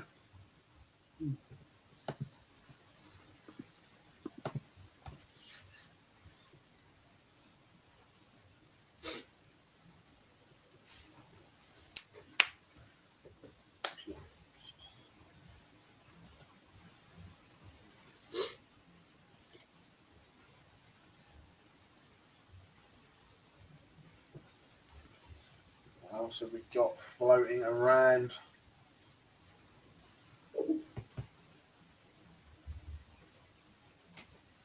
Chaz Barstow, again, it's only a late 80s average. I said it and I'll say it again.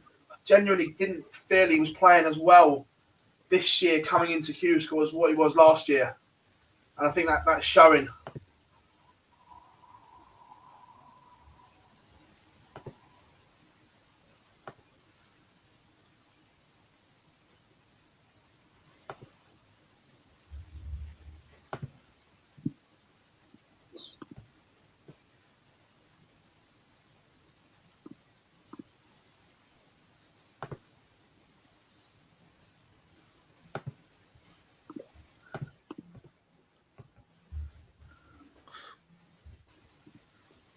Bit of a shocker that first leg from Lewis Dare against Richard Burnett's 1-0, but 56 average from Dare. He's not going to keep that up, surely. But Burnett's on 5 points, so he's another one that likes of Waits, Clark, and Menzies were all on 5 points and have all won their games. They essentially have shootouts on the next one. Richard Burnett will need to win. We need to win 2. He's also in that bracket, so I'll keep an eye, see if he can do it.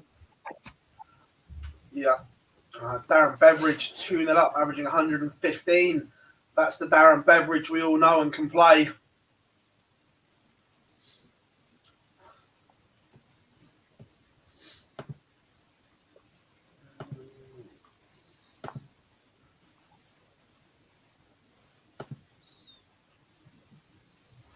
So today we are going to be giving away 2 pairs of tickets for the Thursday night session, the opening night of the World Seniors at the Circus Tavern. We are going to have 2 for social media and 2 exclusively for people in the chat room.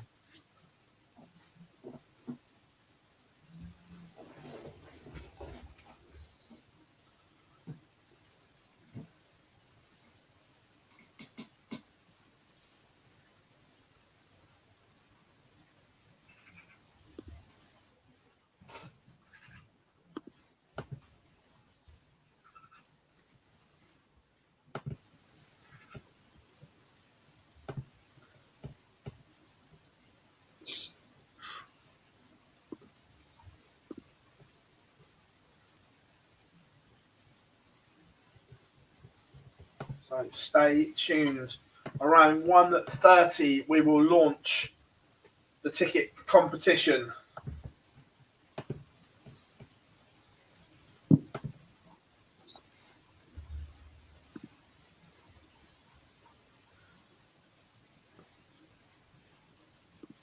Just looking at Connor Scott here, he's 4-3 up against Josh Richardson, and is looking good for a break to make it 5-3. If you can see this out, it's a very good opportunity for him today, considering people around him, like Connor Hennigan has already dropped out. He is 5-3, so if he could get to maybe 3, 4, even 5 points today, that could be a good run. So 5-3 up on Josh Richardson, it's a good opportunity to start.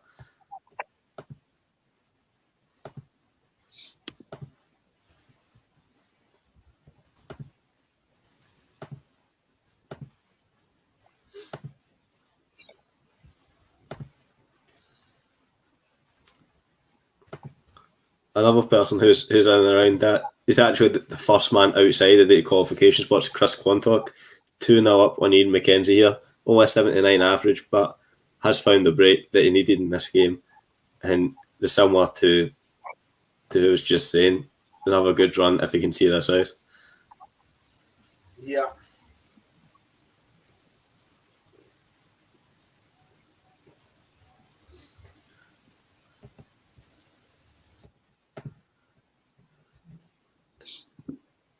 Lisa Ashton plays Mark Layton on board 16, just for someone who was asking. Nice. Oh, good. Stephen Burton, that level. Darren Babbage led that one 2-0. Connor Scott just defeated Joshua Richardson 6-3. That one was 3-0. Scott has reeled off 3 consecutive legs to get over the line. He was actually on a 9 dart on the last leg, which I nearly missed, but settles for the 12. Jules Van Dongen is underway.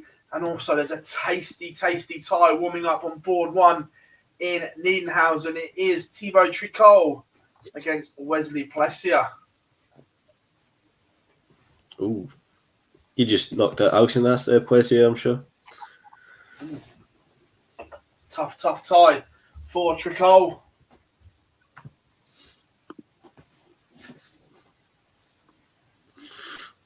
Richard Burnett just got away with one there.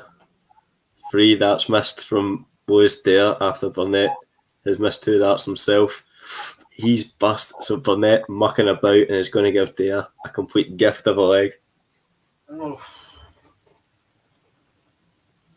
Mike Chaz Warburton. Barstow Go on, Charlie. Chaz Barstow's 3-2 to the good against Kevin Lane, averaging 86. Thomas Lovely as well as 5-2 up in his match. Gary Stone's warming up on board 1. And Ryan Finesse has taken the opener against Kevin McDine on board 16.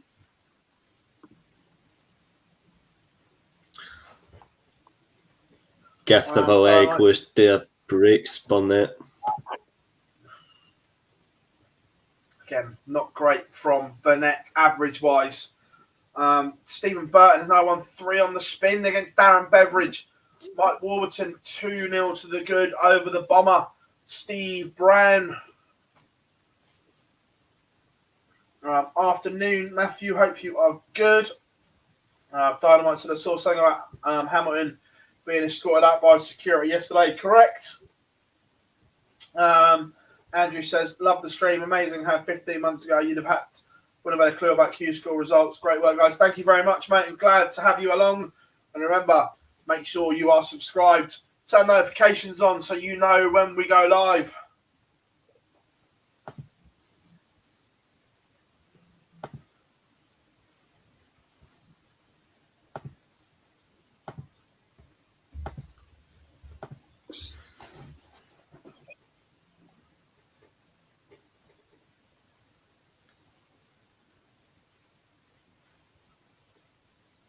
Some performance here. Darren Beveridge is still averaging in excess of 97, but has lost 4 on the spin.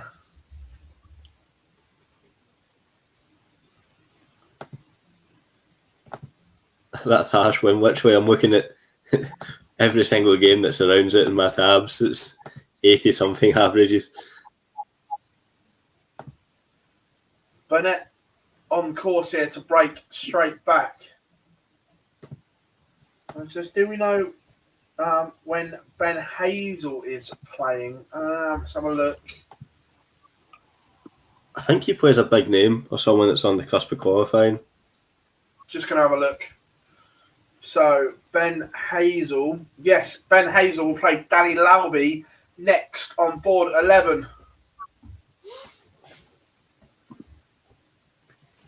Ryan Finesse, Kevin McDine underway. I know Cal's watching. Your buddy from the northeast is underway. One apiece with Ryan Finesse. And Scott Williams has just beaten Leighton Bennett.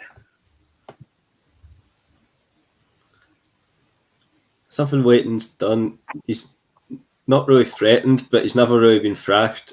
He's always picked up the odd leg here or there. So I think it's about right for him, as you were saying. It might have been unrealistic for him to get a third card, but to get here and show that he belongs at this stage at least is a good stepping stone for him. Yeah. Burnett is having a mare on the outer ring. Gets there in the end. Fifth art of asking. Breaks back. He is completely outscoring Lewis Dare here. But Dare just has to hang around because the way it's going, he will get opportunities. Burnett scoring is fine.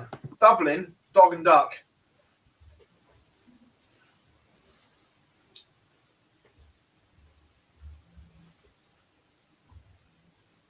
Ian, they're all best of 11.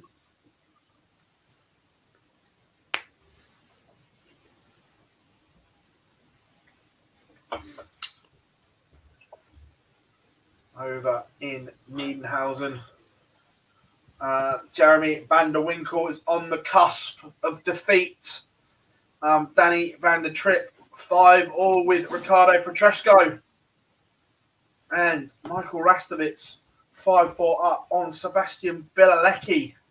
Jules Van Dongen averaging 109. You can tell that man is playing with absolute freedom right now, boys. He's there on the order of merit, and he is just rocking out today.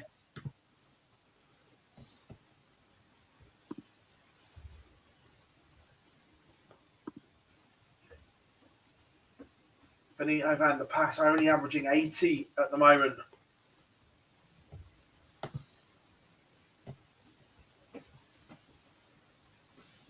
I said that Lewis Dare would only have to hang around a little bit. And again, he's forging another break opportunity here. Burnett's on 120. Dare's just left 76. So this 120 may have to go. And what we've seen so far, this would be so Richie Burnett. Can't hit a double with 3 darts in hand. What can you do at the end of a combination, Richie? There we go. There's the answer. Richie Burnett holds with a 120 finish.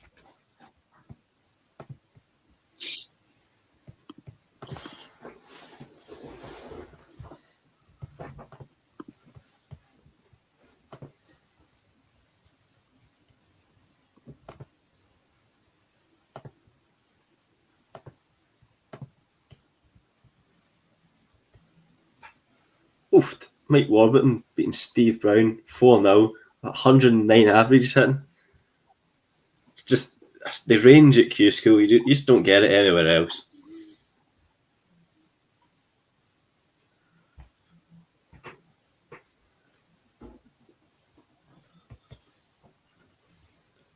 So someone was asking about Adam Mould in the chat room, seeing if he's played yet. He's playing right now. He is 5-4 down to Adrian Gray. But the match is technically on throw, so he obviously needs to win either the next 2 legs to get through. But he's 5-4 down Adrian Gray right now.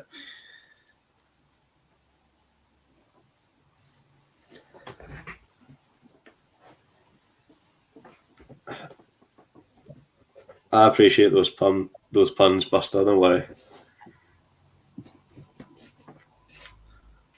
Dylan Robert Owen has 1 point, but he is through today. So if he He's into the last 64, so from any win from this point onwards, they will earn him more points, but he has 1 point so far.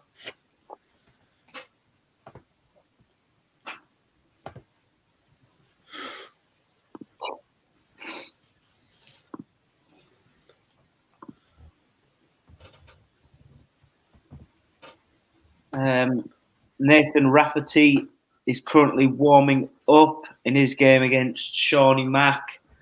Chris Quintock 5-2 up against Ian McKenzie now. Richie Burnett, of course, 4-2 up against Lewis Dare.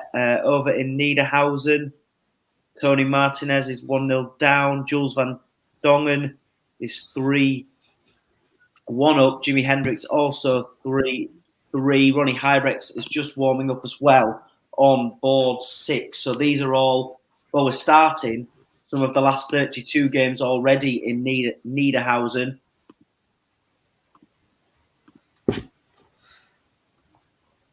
Chaz Barstow's on the brink, 5-4 down, just been broken by Kevin Lane.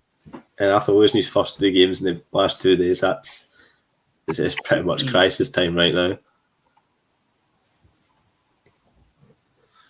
Seeing what it calls for the Edgar, so I'm guessing he's started, and he has against Lee Cox. I'll keep an eye on that one. He's already 1-0 up and has the dart, so he held in his opener, so all he has to do is find another 5 holds and he'll be through to the last 64.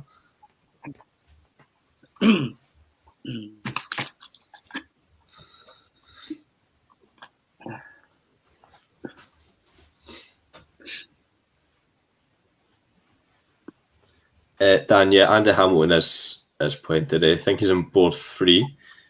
Should be on the next game. Can't remember who's playing. Another player that's impressed this week is Mickey Mansell. He's getting underway. He's warming up on board 7 at the moment against Matt Clark. Ryan Finesse has just taken the lead in the game between him and Kevin McDine. It's 3-2 now. As Adrian Gray and Adam Mould are going to a noble leg on board 14. Chris Quantock's just won 6-2, so he's on 2 points. He's just outside the playoff places, so very, very good if he can get some points on the board today.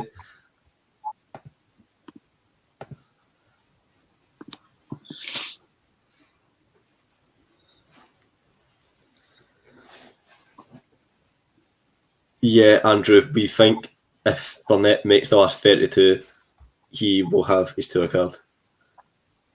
Unofficially, but we think that will be the cut-off.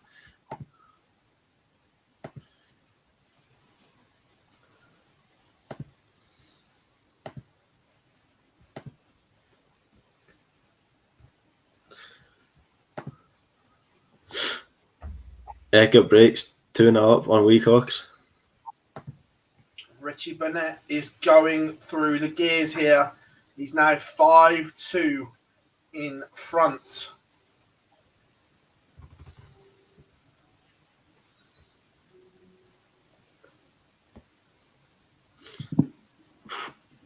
And that brilliant game between Burton and Darren Beveridge is over.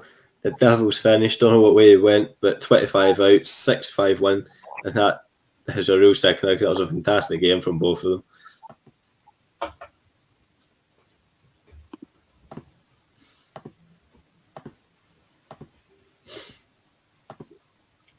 Ooh, warming up. Board 9. Ouch.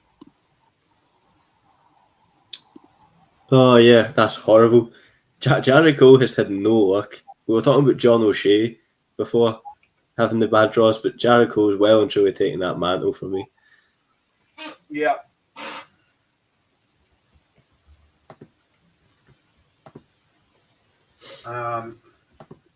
Thibaut Tricol 2 up.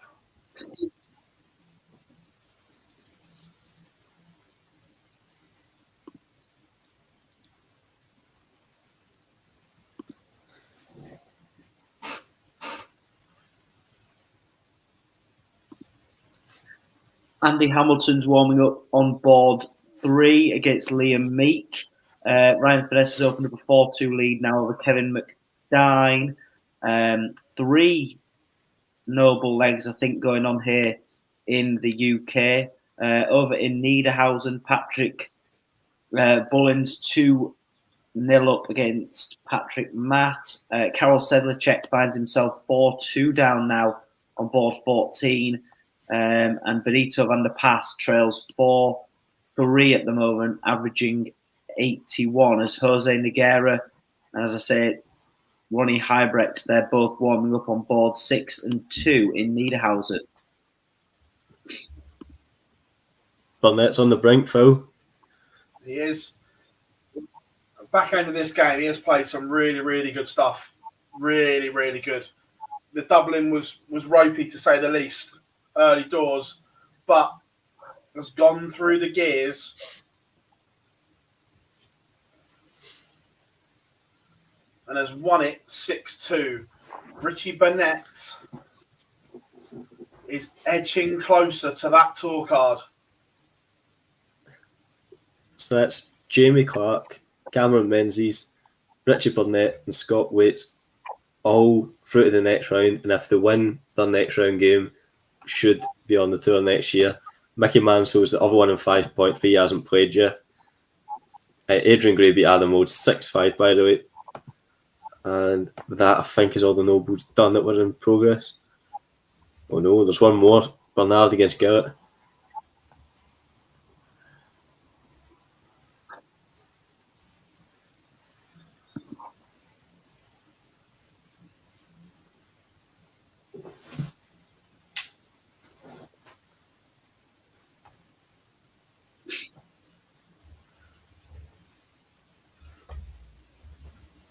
Jules Van Dongen is through in the EU. 8 points, start the car.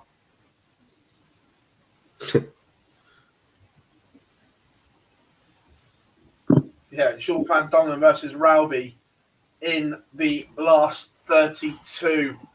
And it's a bigger game for Rauby Rodriguez at the moment. Jules Van Dongen is already there.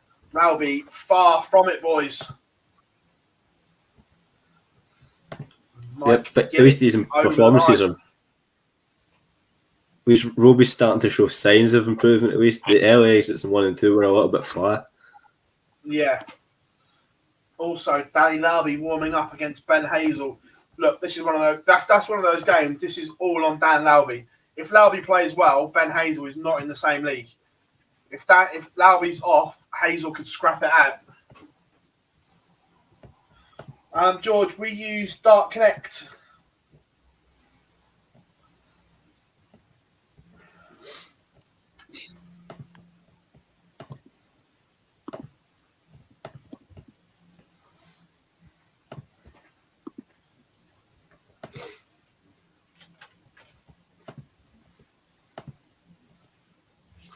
Edgar's turning up the style. 84 average, looks a little bit mediocre, but leaves 1-2-1 after 9 darts against Wilcox. It's 3-1 up, odds on to make it 4-1. Edgar, it would be a tragedy to not see him in the last 64 today.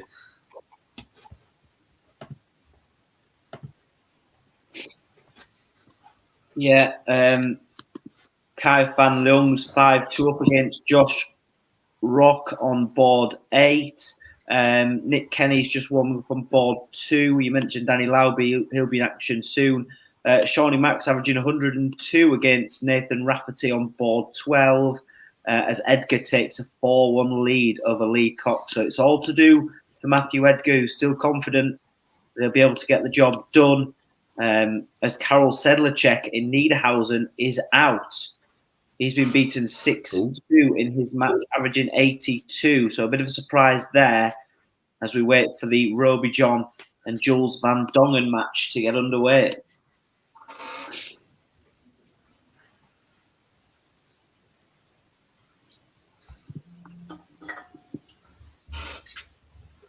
Shawnee Mack 2-1 up on Nathan Rafferty. In the chat room, Scott Taylor is playing now. He is 2-1 down, but Stu Thompson lost in the opening, one of the first games of the day. Can't remember who played, but they played very well to beat him, off the top of my head.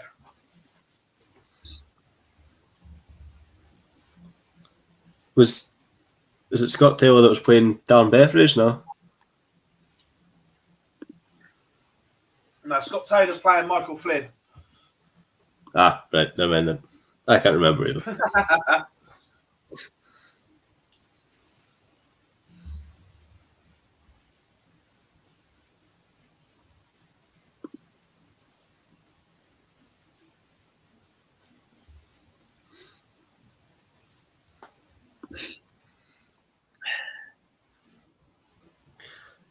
Expectations for Darren Webster, I think we've been asked on. I think probably inconsistency. I don't feel as if it's going to be a consistent game from him all the way through to get there, but I think we'll see him pop up in a semi-final here or there on the tour, just from what I've seen the other day.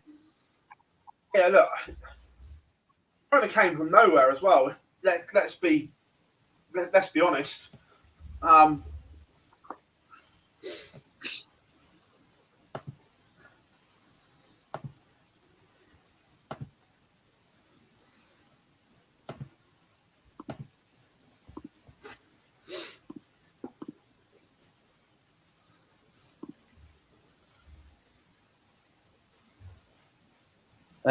Another result in Niedernhausen, David Venken has just beaten Tony Martinez on board 13, and Rito van der Pass, who was trailing 4-3, has now reeled off 2 straight legs and leads 5-4 in his match on board 12. We're now a couple deep into the last 32 games over in Niedernhausen. Jose Marquez leads 5-3 in his match as Mario van der Bogard, he gets underway on board 5. As well as that, Shawnee Mack, who of course tweeted last night saying that he trained as well as he could have done. He's now 3-1 to the good against Nathan Rafferty, and Jared Cole is 2-0 up against Kevin Burness.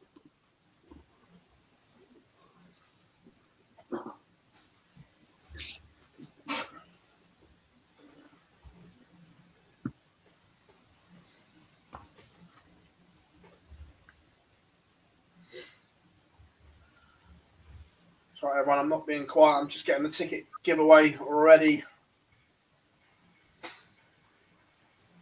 That's a big result for Big Ben over Niederhausen. 6-4 win, 14 data to clean it up against the throw. Ooh, but another fan favourite's a little bit stumbling. Edgar's 4-2 up, but it's just missed 4 darts to go 5-2. This would be against the throw for Lee Cox if he could pin 5-5, and he does last dart in hand. So Lee Cox breaks, still 4-3 behind, but just a little bit of a sign of a blip from Matthew Edgar there for 4 missed darts.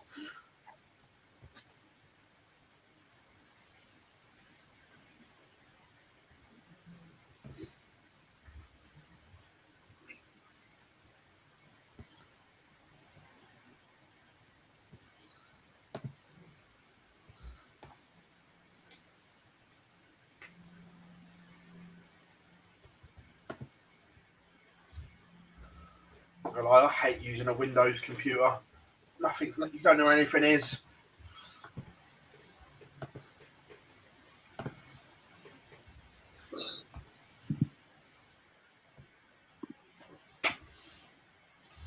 Ooh, some big moments in McDonald against Rafferty. McDonald misses the bull for a 1-6-4. Rafferty is on 25 and he busts 25. So if Shawnee Mack gets this here, it'll be a break, and then with 4-1 up with the possibility of holding for 5-1. Yeah. Pretty absolutely close around the houses. I mentioned that game, Scott. Another one that I'm keeping an eye on is the Matthew Edgar one. He was seemingly in a good position at the moment. It looks as if Lee Cox is going to have to take out 80 with Edgar sat on 76, and this would be to level the game up at 4-all. So just keep an eye on this one as it progresses. If Lee Cox misses this, Edgar will then have to take out. He only manages 30 from 80, which is a bit of a shame for him. There, Edgar then misses darts at a double, so Lee Cox will come back for 50 This is to level it up, remember, at 4-all. And we'd be on throw still. It does, it goes. So Lee Cox and Matthew Edgar is 4-all. Edgar's got the throw in that one. Lisa Ashton is just warming up on board 16. Mickey Mansell's 1-all. Liam Meek leads 1-0. And Ben Hazel is 2-0 up now against Danny Lauby.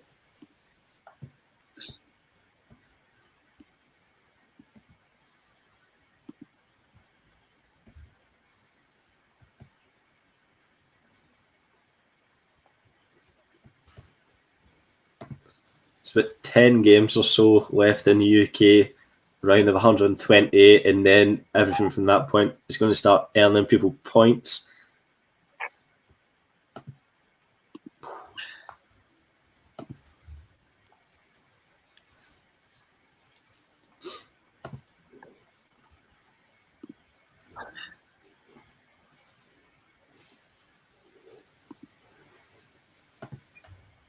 Tell you what, Shawnee Mack has really turned up today. Left 84 after 9 darts.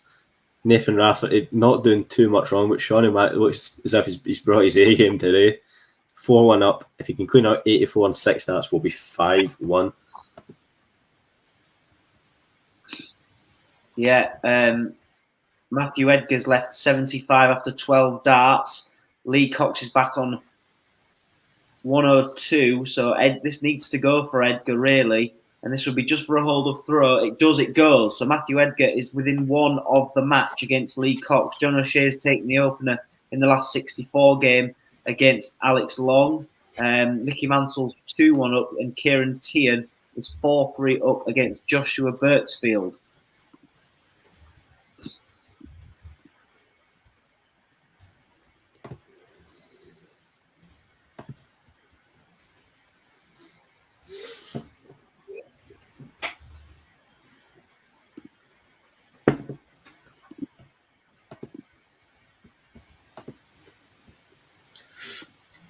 Bit of a howler between Andy Hamilton and Liam Meek. I think that was a 36 data for Liam to win it there. So it's 2-0 he leads Andy Hamilton. Both boys averaging 53.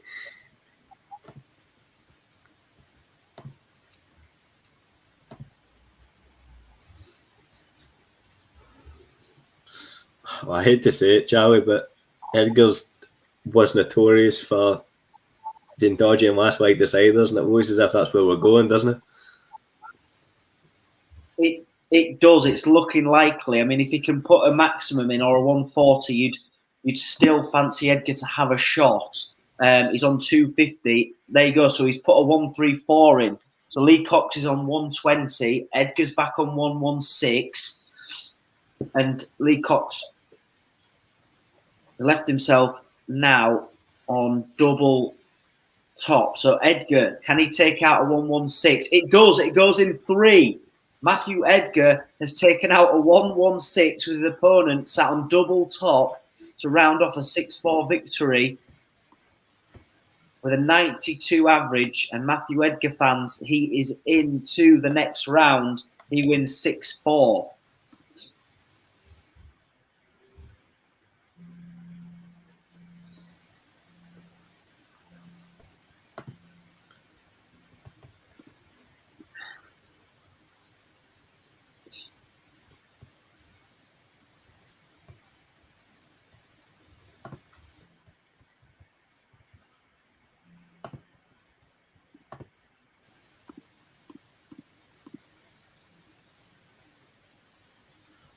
And there we have it. Sean McDonald, 6-1 win over Nathan Rafferty with an 102 average.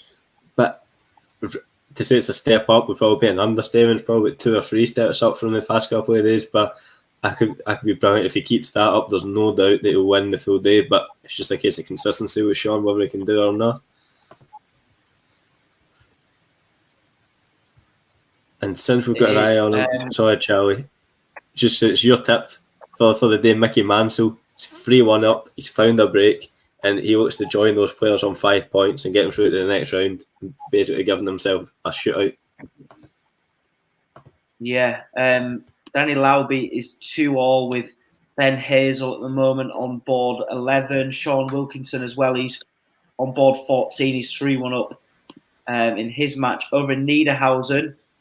Just keeping an eye on a couple of other games. Roby John and Jules Van Dongen, that hasn't got underway yet. Patrick Marty's 4-2 up now on board 9. Davy Proustin is 3-2 up, and Jose Noguera is 3-1 up. So those games are in the last. Some of the games over in Niederhausen are in the last 32, and we're still cracking through the 1-2-8s with a couple of last 64 games here in the UK.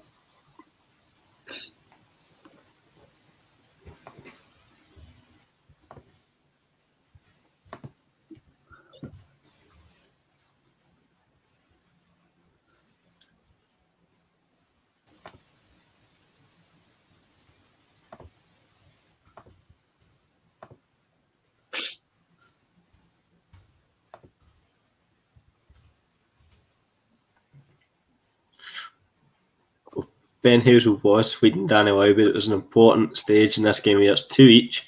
Ben Hazel has a pop at 72 to break back and go 3-2 up on the American. You should get that at least at a double if you stay straight. Did, but came low on top. So Danny Lauby will probably still have the throw and go 3-2 up, and he does. 3-2 Danny Lauby.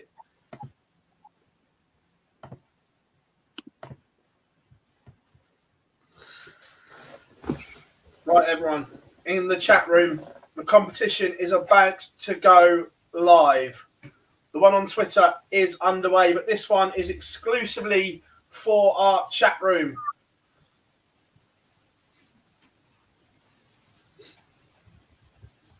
And we have pinned it to the top as well.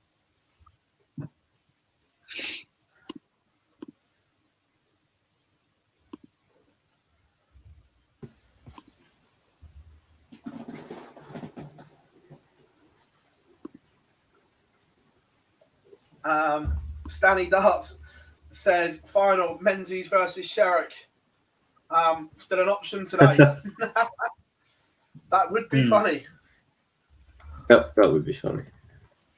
Then the conspiracy theories would be out, because if Menzies was in another final, it means he would be safe.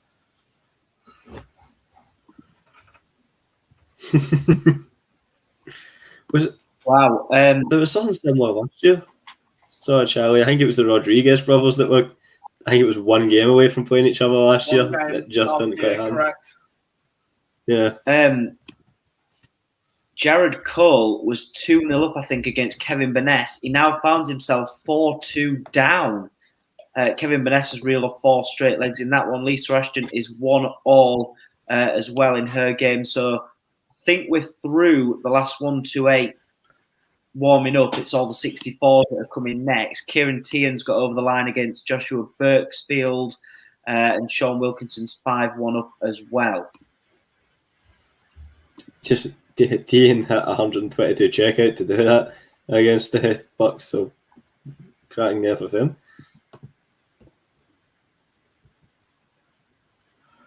Remember, across the next 10 days or so, we have tickets to give away for every session of the World Seniors. Huge, huge prizes. The final, you cannot get a ticket, and we have 2 pairs to give away.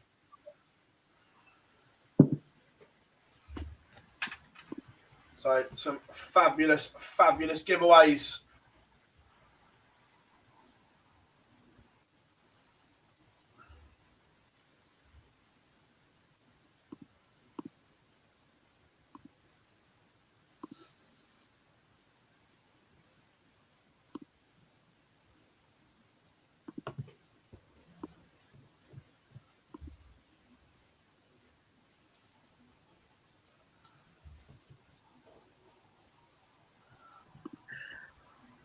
Not a great start on board 15. Roby John Rodriguez has taken the opener against Jules Van Dongen, averaging 79 Roby to Van Dongen 60. That will definitely improve as the match goes on. But Roby John with it all to do in the final 2 days. Over in the UK, Mark McGeeney's just about to get his day underway. He's currently sat in 13th position on 3 points. So he'll be getting underway in the 1-2-8. Leonard Gates as well is about to get underway. They're warming up in the UK as Lisa Ashton takes a 2-1 lead in her match.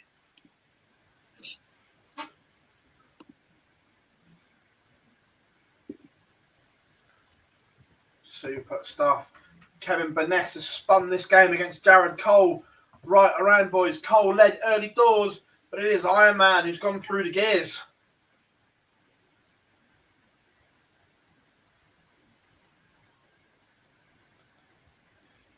Owen, of course, mate, big shout out to William Brooks, who's been watching along all week.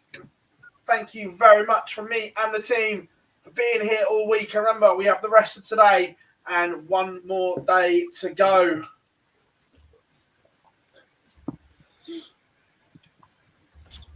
Shannon Yalla Klassen's already out today, and he hasn't won a game all week, so he's going to have to pull out a miraculous thing tomorrow if he's to get back on the tour. But yeah, a bit as badly as it could have gone for Yella is what's happened this week.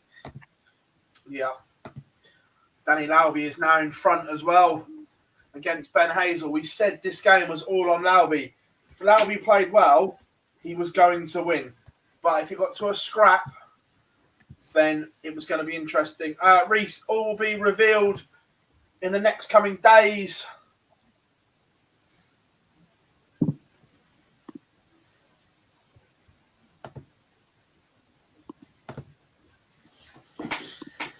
Just looking at the Kevin Burness Jared Cole game. Burness has a goal at 122. If he takes it out, the game will be done and Burness will have a point. He has left 45, so I'm not sure if he's missed the bull or what. But Jared Cole's on 114. This pretty much has to go. Because if it doesn't, you'd fancy Burness to take out that 45 and take out Jared Cole in the process. It doesn't. So 45 for Kevin Burness. I'll just stay with it to see if he gets this. Because if it does, that puts him in a really good position in the playoffs. It does go. Jared Cole out early doors. It's a harsh draw, but it's an even harsher result. 6-3. Burness beats Jared Cole from 2-0 down.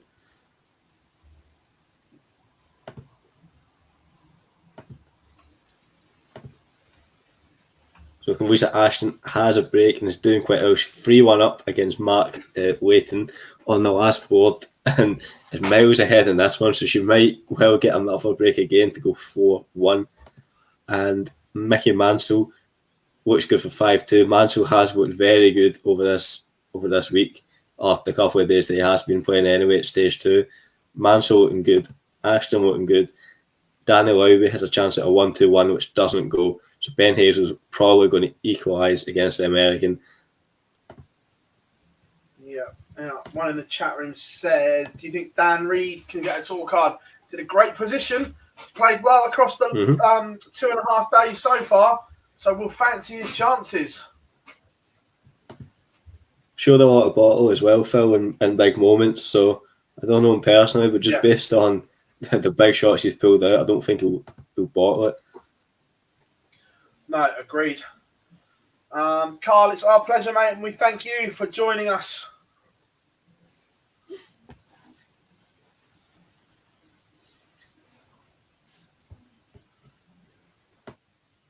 Says the Riley's qualifiers should be good. Yeah, it should be. Should be very good. A lot of people asking as well on Facebook and everything like that why there's no Riley's qualifier in Scotland. Because at the moment, sad to say that the Scottish aren't open for indoor events yet, so they can't pencil anything in because we don't know when Jimmy Cranky's going to open Scotland up. When are the qualifiers in England, Phil? Is it February? Yeah. For the English ones? I'd like to think we'd be fine by then, genuinely. I think she's announcing something on Monday, but... Wales have gone today, haven't they? So... Is the Greenock Riley still open? I genuinely don't know. I don't know. Yeah, I should probably be in a more position than you, but I'm not sure if the Greenock still has a Riley's, which is the only one I can think of in Scotland. If it is, I'll go.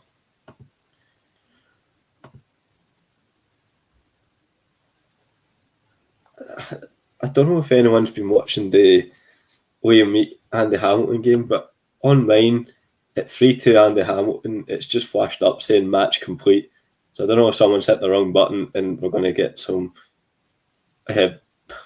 a lack of updates or a little bit of a struggle to get thing with that, but we'll see.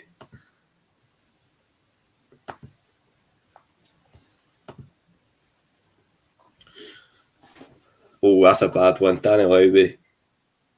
It was on 44. Yeah, so he must have went 8 for double 18. He must have liked double 18 because he came inside and he's left double 9. Ben Hazel is free clear at tops. If he gets that, that'll be a break he needed against Lowby. And that'll almost put Lowby in the brink of not getting through this.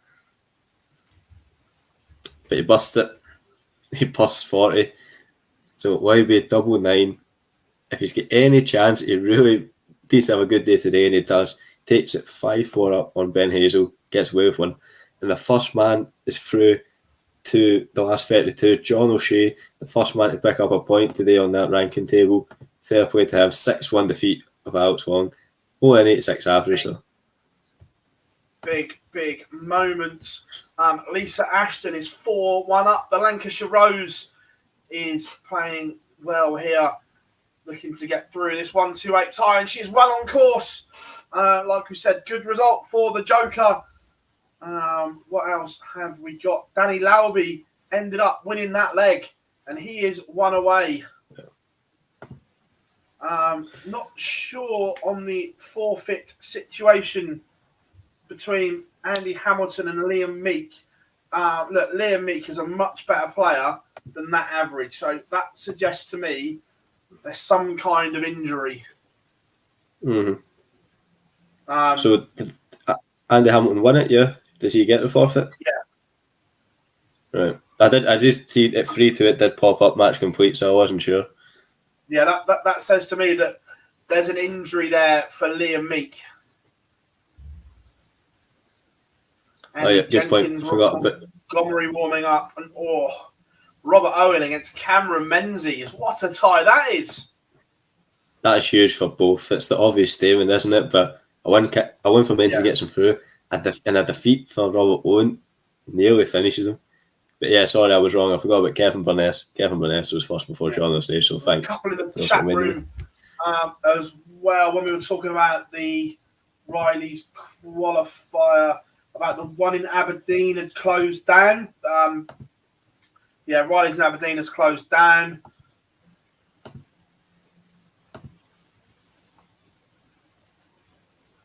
Mickey Mansell through. So he beats Matt Clark. 98 average, was by far the better player. So he joins the rest of the boys who are on 5 points. Next game, if he wins, he gets through. Over in the EU, some tie-looking ties warming up. Patrick Van Bodengaard has gone 3-2 up on Luke Peters. Jose Marquez 3-1 up on Kevin Dowitz as well. Jules Van Dongen is behind. So Rowby John is RJR finally making his move on Q-School, and he goes 4-2 up. So there is a break of throw there.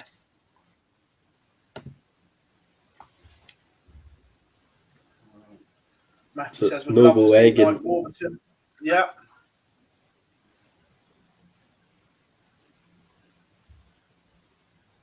David's asking how many points Richard Burnett needs. One more, basically. One win will do him today. Yep, 1 point. Danny Lowby's doing well in this noble egg. He's 160 points ahead. So unless Ben Hazel can find 2 trebles, you would fancy Lowby should be able to see that out. Only gets a ton. So he is behind him. You never know, but Danny Lowby has the driving seat in this deciding leg against Ben Hazel.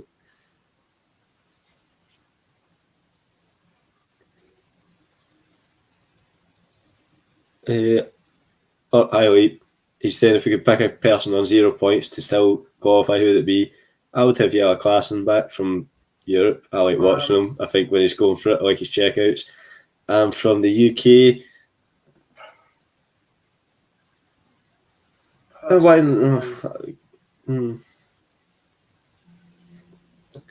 not Fallon? I know. Please don't start talking about it again. But it would be nice to have a full go on the tour. So Fallon and yeah. There's a few on no points that I'd like to give tour cards to, if I'm being honest. I'll just name a few of them: Justin Smith, Fallon, Niall Cullerton, Shawnee Mack, Darren Beveridge, Aaron Monk. I'd just like to give them tour cards. Robert Thornton, from the EU with no points. Nico Kurtz.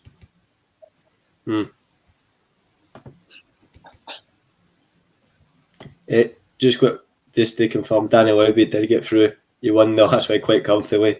Found some good trebles at the right time, so Danny Lowby does put out Ben Hazel. Big moments. Scott Marsh and Nick Kenny, 4 apiece. Lisa Ashton is 1 away. The Lancashire Rose, 1 leg from the last 64. Ross Montgomery has taken the opener against Andy Jenkins, and Stack Attack is 1 up on Cameron Menzies. Against the pro as well, by the way, Phil. Robert Owen's got that break. Leonard Gates is also 3-1 up, looking to get a point on the board. Nico's got no points, mate, because he pulled out yesterday with a back problem.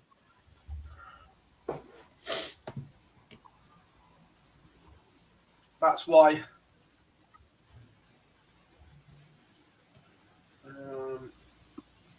John O'Shea has moved back up into the green on leg difference, plus 15 for the Joker. And again, there's a few above him on 4 points that are out today, so cannot add to the tally. Scott Marsh and Mickey Manson would be a cure for insomnia. You've got a good point.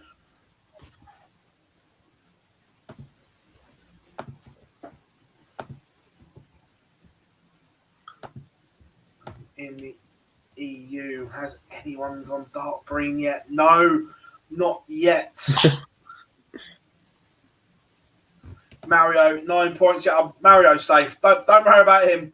We'll see Super Mario on tour next year. No, Wayne Warren didn't go to Q-School. He openly admitted that PDC darts just isn't for him. It's not what he wants to do. So he's just going to plod around doing what he does. And fair play to him. Damn nice guy and a great player as well. So if he wants to just do the amateur scene, then up to him, and he's earned the right. Quick look at the Roby John versus Jules Van Dongen game. Roby John's just gone 5-3 up. Having said that, though, Jules Van Dongen's just missed a handful of darts to break throw and then have the dart. So pressure on Roby John in that one. That's over in EU. Ronnie Hybrex is 5-3 down in his match against Gian Van Veen on board 6. But I'll keep an eye on the Roby John game just to see whether he can get over the line. Someone who has got over the line, Lisa Ashton. 6-2 win. Was always in charge of that game, to be fair, and with the class above Mark Layton, so she's through to the last 64. And there's only 5 first round games left in UK Q-School. Yeah, we asked about Ryan Finesse as well. He beat Kevin McDine 6-3 and will play the Lancashire Rose. Lisa Ashton next.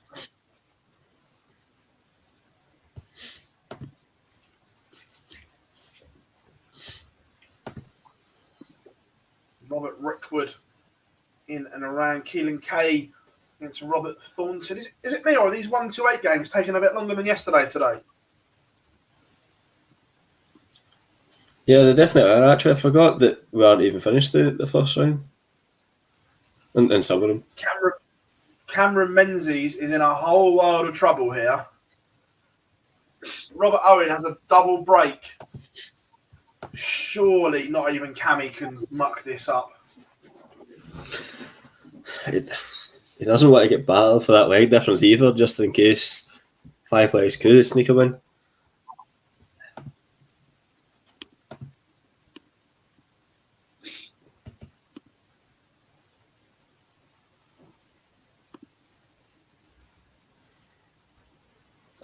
Yeah, a couple of last 64 games that are warming up at the moment to keep an eye out. Any Fallon Sherritt fans, she's going to get underway on board 6 against Justin Smith.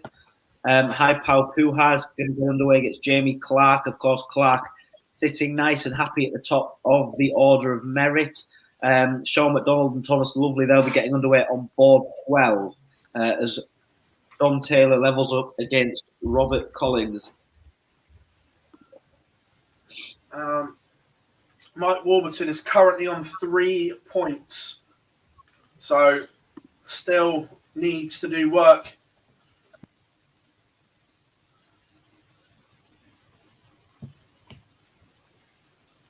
It's now officially panic stations for Cameron Menzies. It's 4-0. Robert Owens beating them.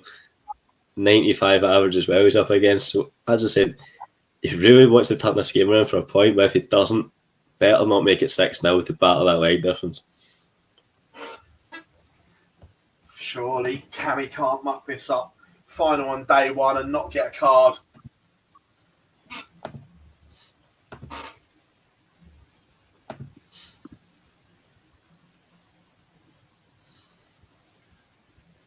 That would be ultimate Menzies.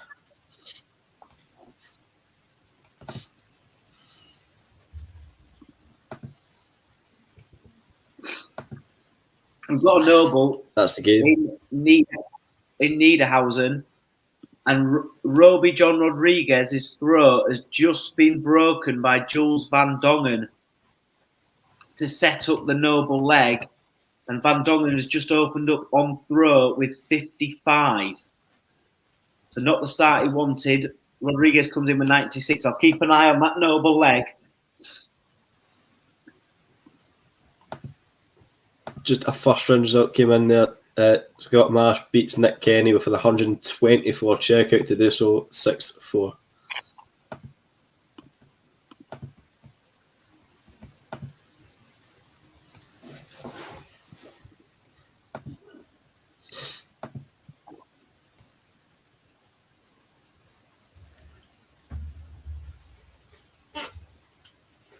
Fallon is warming up now on board 6. Tough game for both of these. Both her and Justin Smith are in need of points. Menzies has a leg back. He won't be bageled.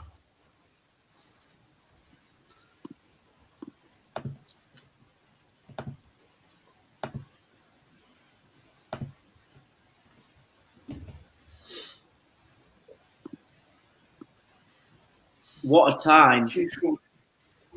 Go on, Charlie. We are scoring to desert you, Phil. Jules Van Dongen with the darts in the Noble leg has gone 55, 80, 42, 85. Roby John has gone 96, 139, 99, 135.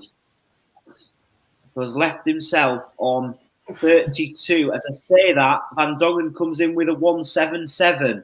So this 32 has to go for Roby John Rodriguez, and this will be to book his place in the next round. And it doesn't go.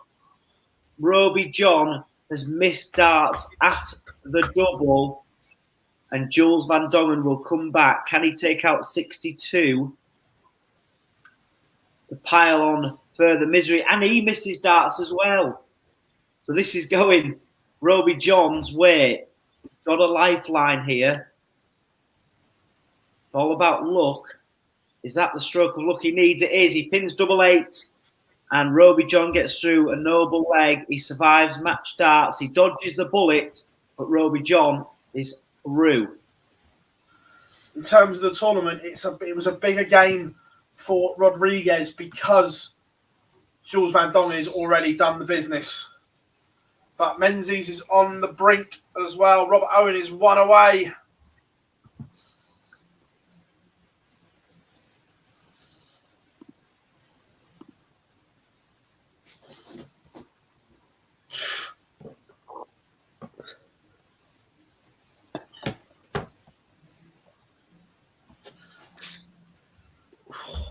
So Robert Owens played very well in this one. It's a 95 average. He's hit back-to-back turn 40s against the throw in this last week against Cameron Menzies. If you can find another one of them, it looks as if it's going to be curtains. And it's exactly what's happened. Also one away. 5-3 now to the American. Where does that put him?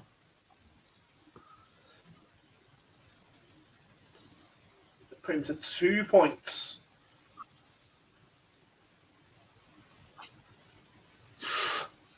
Robert Owen has missed 2 darts for this match. So Cameron Menzies is on 76, needs to pin a double in either the second or third dart, and he does. Last dart is 5-2. Menzies saves his skin for now.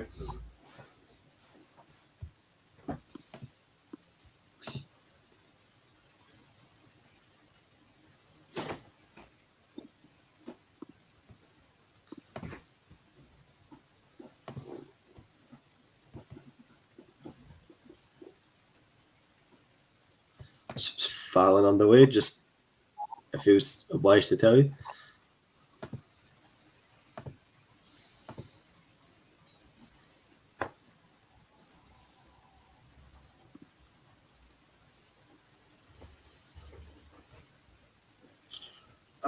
No, Adam Hutfeld at Q-School this year. No, he put on his, can't think it was Twitter or Facebook, one or the other. Just wanted some time away, wanted to spend some time at home.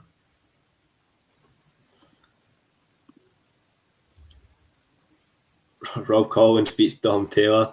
Dom Taylor had 102 average for the match. I'm pretty sure he averaged something similar in the first game as well, but sadly his 0 points from the day in that. It's incredibly harsh.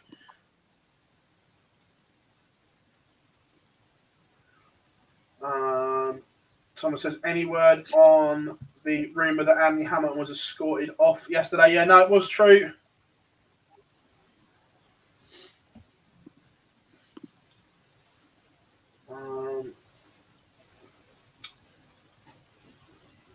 Rav, we've never ever said that Mickey is not a good player whenever we've said it. Is he slow and boring to watch? Yes. I'm not going to hide the fact. I've said it about many players, not just Mickey. I've said it about Mensah, Justin Pipe. Are they good to watch? No. Are they good players? Absolutely. And that is our opinion. The same as at football. If you're a neutral, would you rather watch Manchester City or would you rather watch Burnley? That is sport. Sport done in the right way, as in how you play. That's all it is. I know Mickey well. Lovely guy, but is he exciting to watch? No. That's just the way it is.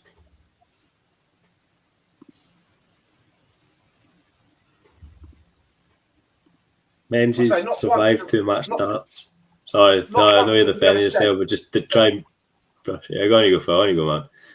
I say, never, ever, ever have we said he's not a good player.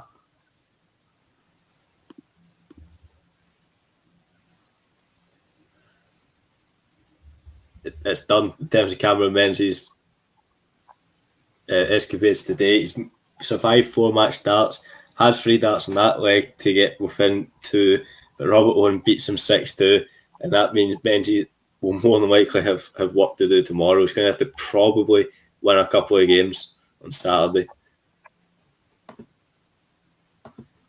Yeah, exactly. They said, same in snooker. I'd rather watch Ronnie O'Sullivan than Peter Ebdon, but I still respect Ebdon as a world champion. Exactly.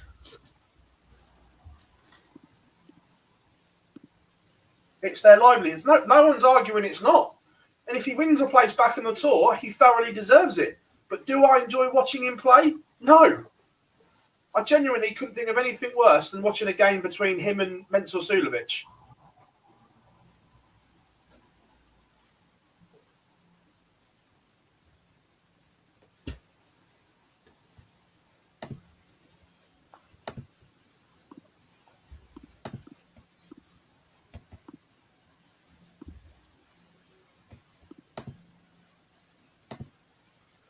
What is that game was that Liam Meek has an injury by all accounts. That's the word from MK. Yeah. So what were we chatting about? Not yesterday, the day before when we were on. You said, "Tell me your Cameron Menzies without telling me your Cameron Menzies," and this would be literally it: a final on day one and not qualify. Yeah.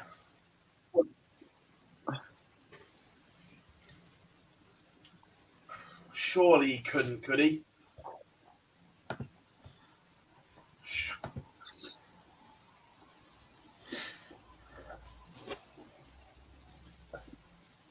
I don't know. Someone's just put in the chat there. We've got Sean McDonald averaging 110. It's drawn one each with Thomas Lovewood. It's very early stages, of course, but after beating Nathan Rafferty with an 102 average in the last game, might be hitting the right form at the right time here. The game, Shawnee Mack, who I get on really, really well with. We go out for dinner when he's down here as well. Is he good to watch? No, he's boring. But is he a good player? Yes.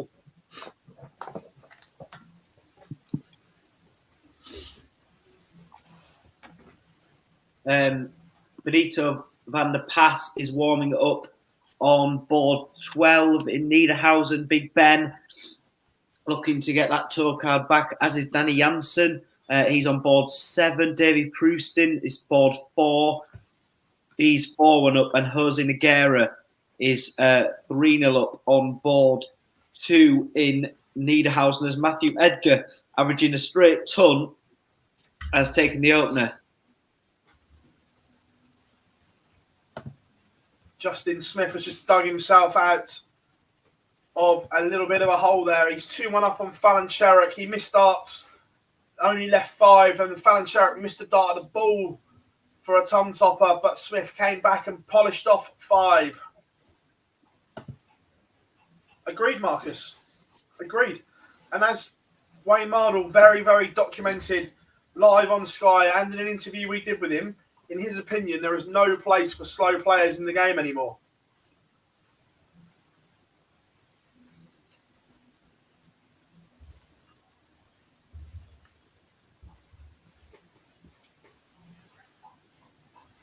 And you're seeing that more and more by the invites to certain tournaments.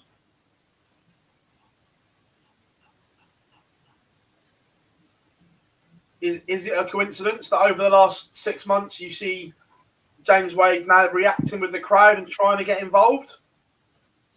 Is it a coincidence, or has he been told to start making yourself relevant? Because at the Worlds, I've never seen him interact as much as what he did before, ever.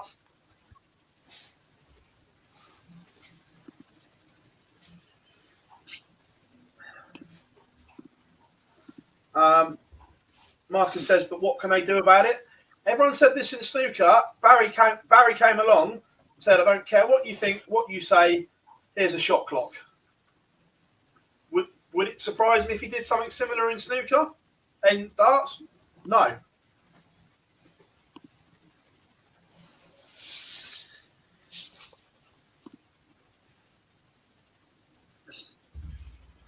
Jamie Clark is in a fabulous position here.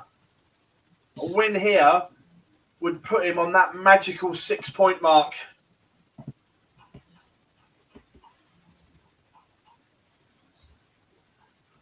Justin Smith has just broken Fallon Sherrick. 3-1 Smith. Watch what I was about to say, Phil.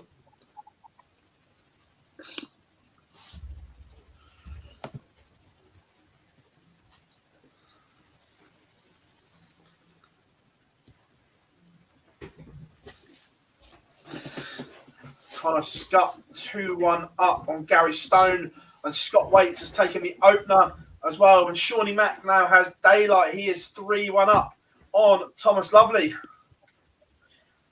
Averaging 106 while doing it as well, Phil. Shawnee Mack. Yeah. Dan Reed 3 up on Jordan Brooks. A result in Niedernhausen. Michael Radzovitz is 6-1 winner over Robin Beggar. That one not a great game for averages, really. 75 plays 72, but still through that match, Vincent van der Meers 1-0 down to Patrick Peters on board 10. And as I mentioned, Benito van der Pas will be getting underway shortly as Kenny Nayens trails 5-2 now against Davy Proustin in Niedernhausen as Matthew Edgar opens up a 3-0 lead over Scott Williams. Sam says Phil wasn't a fast player, yet people love watching him. It's not a case of Phil was just what I call an average pace player, but there are some players that are below average and are just downright slow.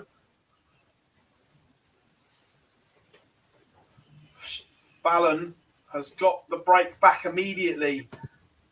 She still needs to find another break because Justin Smith has the dart, so it's effectively a double break, but back in this one. Mike Warburton also with a leg back against Ryan Murray.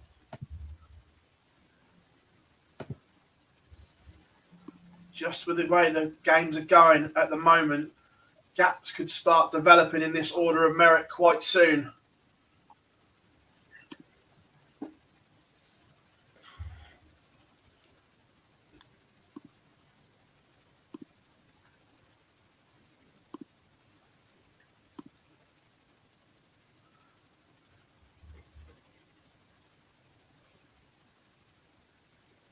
Very, very tidy from both Sherrick and Smith so far.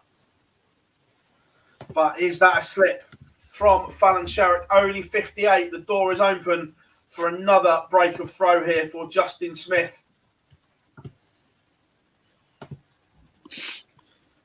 We were talking about Scott Waits yesterday, Phil, about how in the big moments he just didn't quite have the answers. Well, he's 2-0 up. He got away with one, to be honest, but he's 2-0 up and has found a break against Emmett Bowden. And he's now obviously just 1 win away from that tour card back, we think. So 2-0 up and a race to 6. Scott Waits just needs to keep his head and he'll be through.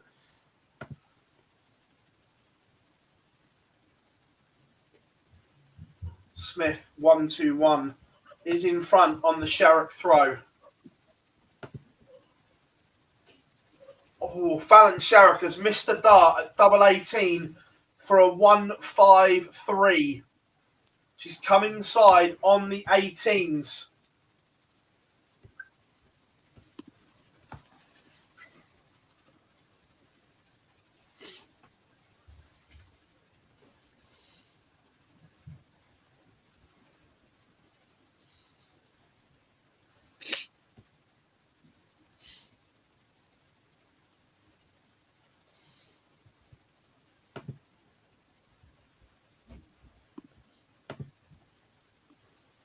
Punished for it as well, Phil. 4-2, Justin Smith gets that break. Yeah.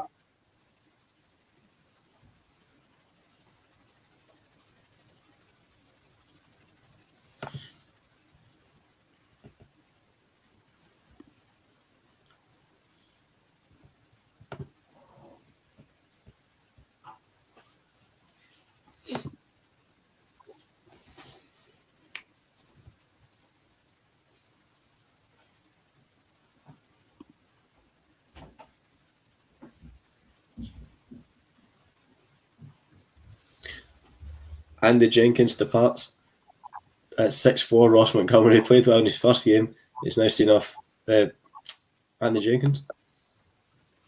Jenks has gone. Afternoon, Jack. Hope you are well. Remember, welcome along, everyone. Chat room is on absolute fire at the moment. Remember, drop us a like and subscribe to the channel. We're almost at 20k. Jamie Clark is 2 legs away from that magical 6 points.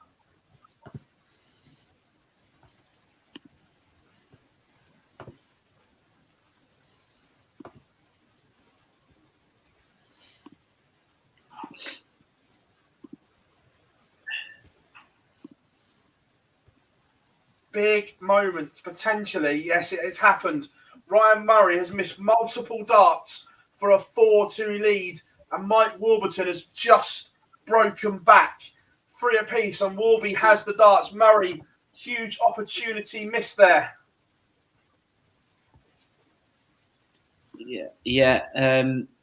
There is the last 32 game that's warming up now, and that's Kevin Burness and Stephen Burton. But as I say that, Dan Reed has gone 5-0 up, and Sean Carroll has been beaten by Alan Tabern. That's 6-5, so Alan Tabern gets the job done there. Fallon Sherrick needs to win 4 straight against Justin Smith. The Welshman now leads 5-2. Sherrick has had her chances in this one, but has been punished for her mistakes.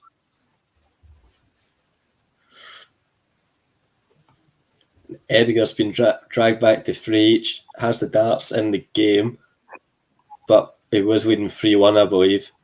So doesn't want to start getting in that habit. Ryan Murray has responded well, scoring-wise.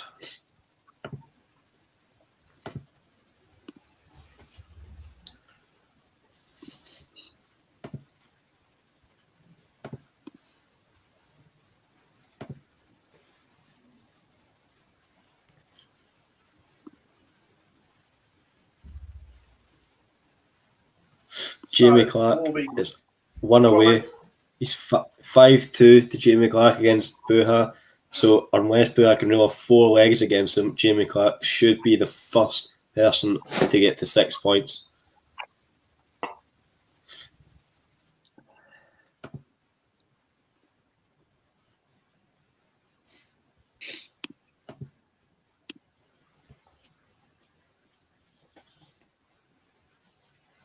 Yeah, Shawnee Max just got the job done against Thomas Lovely. He's won 6-1, averaging straight up ton.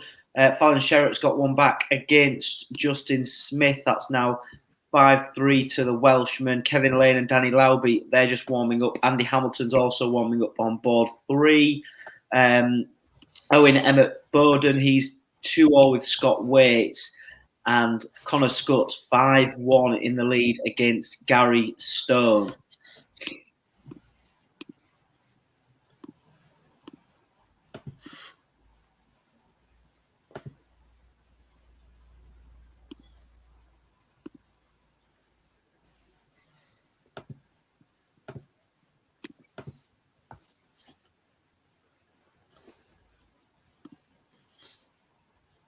And it could potentially be home time for Fallon Sherrick at this rate.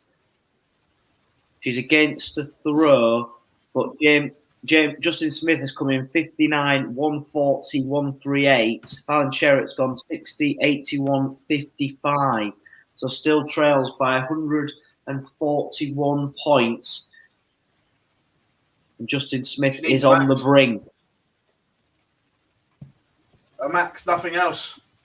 Nothing else gets her back into this game. No, I turn my mic off. I get to take a quick call. Multitasking today.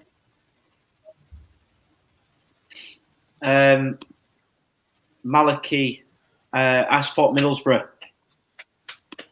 That's tidy from Justin Smith. Fallon Sherrick goes. Justin Smith marches on. Jamie Clark has missed 2 darts for what is essentially his tour card, and Puha comes back to take out 80. If he does, we'll be back at 501 points again.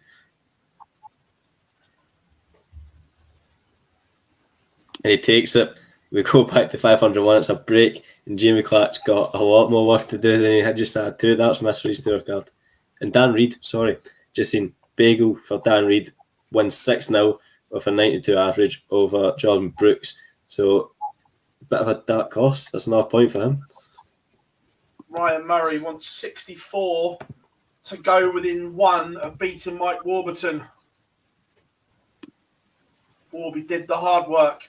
Broke throw, gifted it straight back, and now Ryan Murray holds to go within 1 Warby needs to win 3 straight, but it's made harder because it's 2 breaks to throw.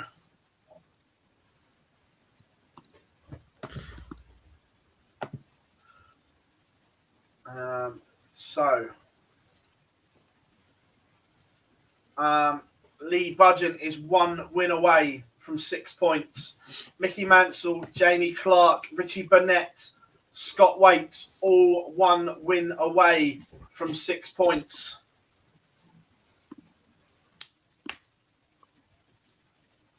Yeah, they're cracking through the games in Niedernhausen as well. Already one of the last 16 games is underway, and there's 2 others that are warming up. Benito van der Pass in the last 32, he's 2-1 down, averaging 88. Patrick Peters is 4-2 up in his game. And Wouter Vase, he's 4-1 up now on board 6. We've got Kevin Duertz and Davy Proustin warming up. And Dirk Telnikers and Michael Rastovitz. That'll be a great game on board 4 in the last 16. So Niedernhausen cracking through the games as we head into some of the last 32 games in the UK. Don't worry, Fallon. Don't worry, Ivan. You'll see Fallon on a Thursday night soon, probably.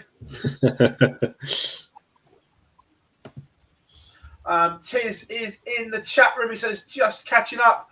2-day birthday hangover. Let's see what I've missed. Hope you had a great one, buddy.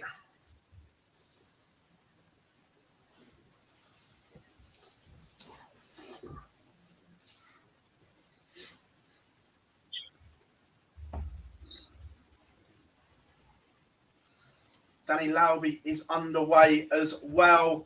And Richie Burnett is warming up.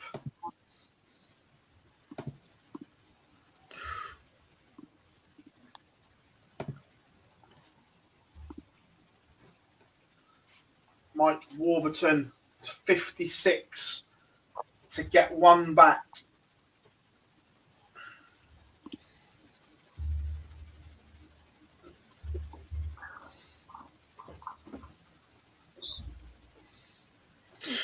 It's in the Jamie Clark match. He was 5-2 up, as you remember. It's now 5-4, and this is the leg in which he'll have the darts. If he doesn't win this one, then he'll be odds on to crash out. So that's a huge one for Jamie Clark. I'll keep an eye on this.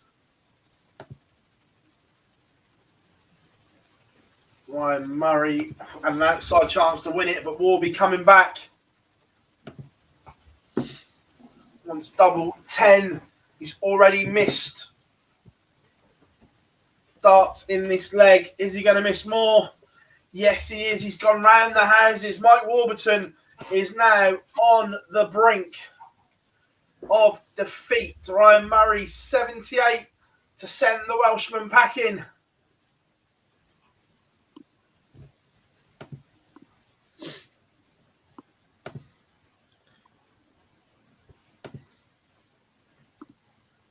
And he's missed as well. Warby gets another opportunity.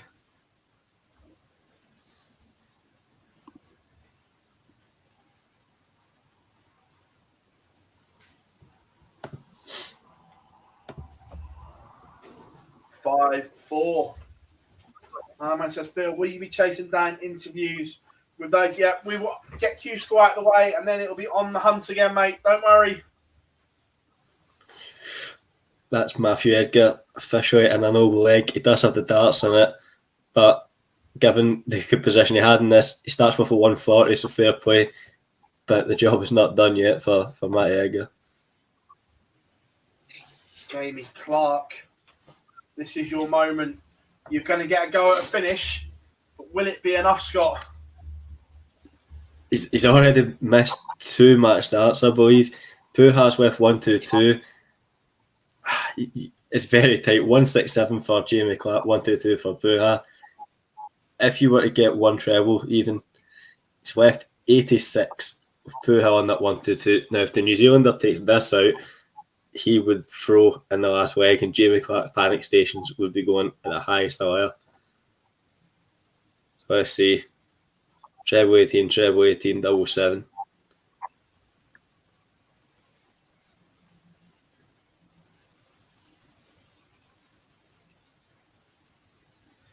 taking its time. I don't think Pooh has that sort of player.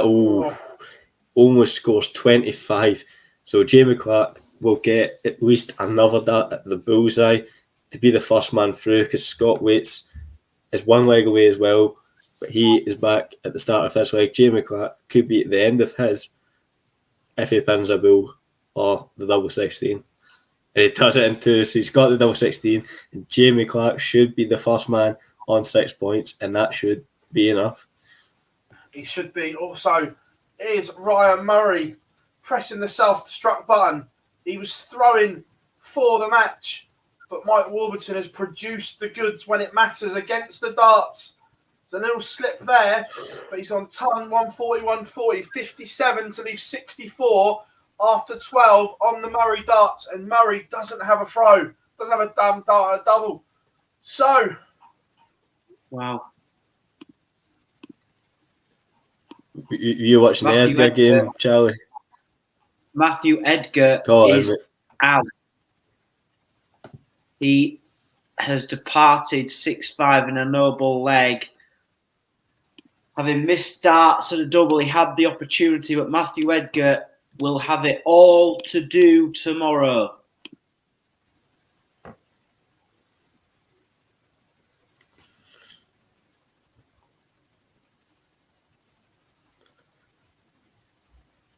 Yes, Scott Waits has not really played well in this game that he's 5-2 up in. It sounds a bit harsh. 84 is not the worst average, but a lot of messing about in the doubles. Should get over the line. This is against the throw, but in the end, Scott Waits will probably get the win. Someone asked about why Jamie Clark's got a Union Jack and not a Scottish flag. There was a massive overhaul with Dart Connect. Was it this last Pro Tour weekend? And we had loads of new features and everything like that. And I don't think they've got round to fixing everyone's things up yet. A couple of the Northern Ireland boys that had the Red Hand of Ulster flag went back to a Union Jack, and then they got changed suddenly. So I just think it's the people behind Dart Connect haven't got round to fixing every player yet. Oh, big moments here. We went 5-all, and Warby has found a maximum in the noble leg. This would be a steal, would be 3 legs on the spin for Warby.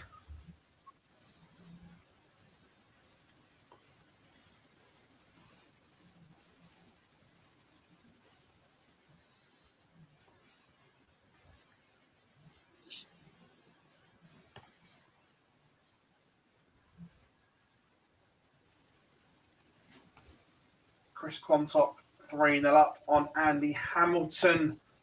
But a 177 of 180, 20 points for Mike Warburton to complete the comeback. Ryan Murray not on a finish. Warby has spun this one around. Professional miss, Mike. Professional miss. He's left 5 with Ryan Murray not on a finish. Board management has deserted him.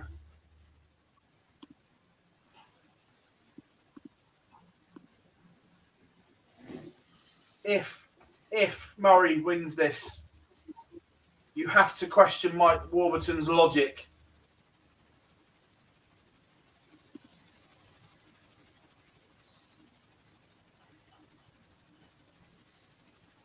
He's missed 1. He's missed 2 darts at double 2. Ryan Murray is now on a finish. If this 1-2-1 goes, Mike Warburton can only blame himself. Missed a dart at the ball for 1-2-1. So Ryan Murray has also missed a dart. Mike Warburton may get away with this. But again, this is his 3rd visit to the board, going for a double in the last leg. No score. Mike Warburton has blown it. Absolutely blown it. That is now 9 darts for the match. Mike Warburton has missed on not 3 visits, 9 darts. And you have to question that board management when he left 5 when Ryan Murray was not on a finish, boys. And Ryan Murray's bust. What is going on here?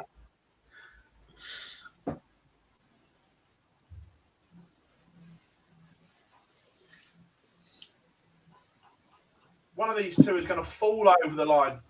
Bearing in mind, Mike Warburton's had a 180 and a 177, and this is his 8th visit to the board. But he does get over the line. Warby falls over the line, but will have to sharpen up. The scoring was good in the comeback, but management still has something to be questioned. And Lisa Ashton takes the first leg against Ryan Finesse, and it is a break of throw for the Lancashire Rose. Yeah, a couple of results in Niedernhausen. Just keeping an eye on what's going on over there. Danny Janssen is 5-1 up against, I'm not even going to say his name. There's no point. I'll just butcher it.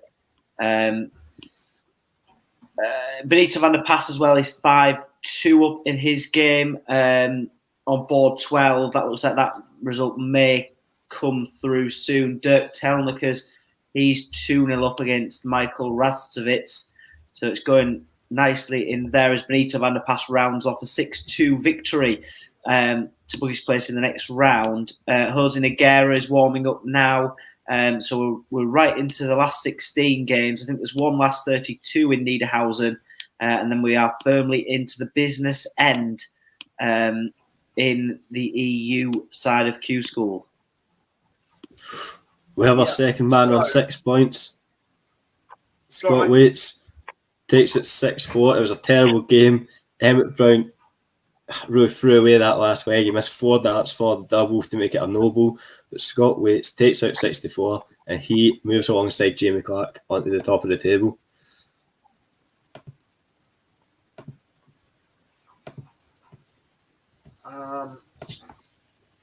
So that win puts Mike Warburton into the green. He is going up just outside Connor Scott and John O'Shea. Remember, Cameron Menzies is out for the day. Jamie Clark is on 6 points. The magical 6 points that we think will get you there.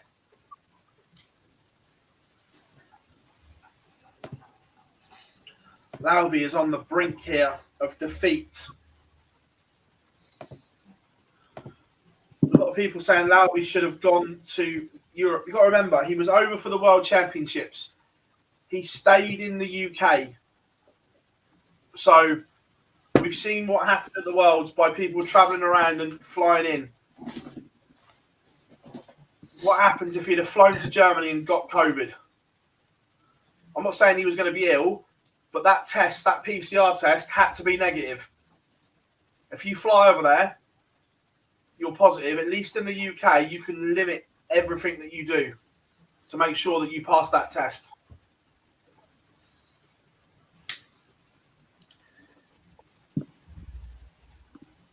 Just seeing Richie Burnett is 3-0 up just before you go. Chris Quantock made just Burnett's 3-0 up.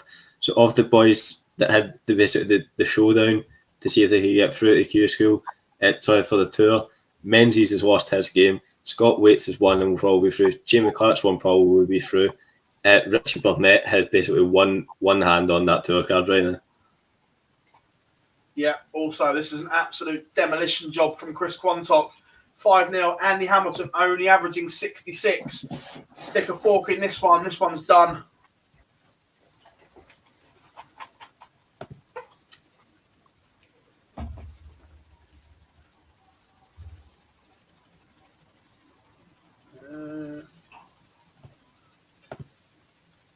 How's Djokovic got away with it, Sean? He's just about to be deported again. I don't know.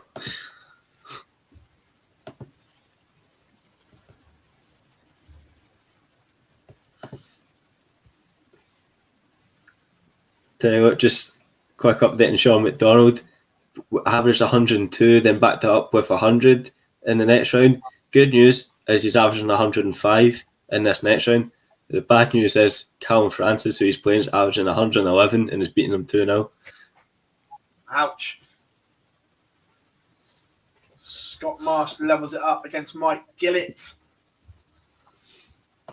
Nathan Gerben 5-4 up as well.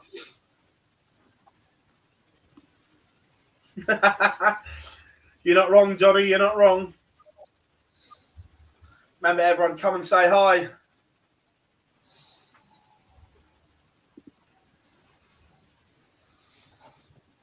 His lawyers can put in an injunction all they want. If they refuse his visa, they refuse his visa and they deport him.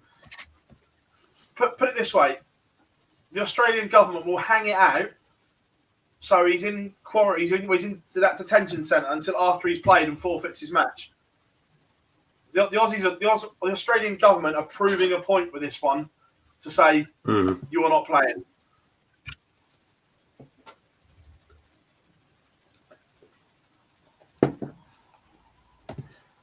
Big game going on with Kevin Burness. On BBC Red Button and iPlayer.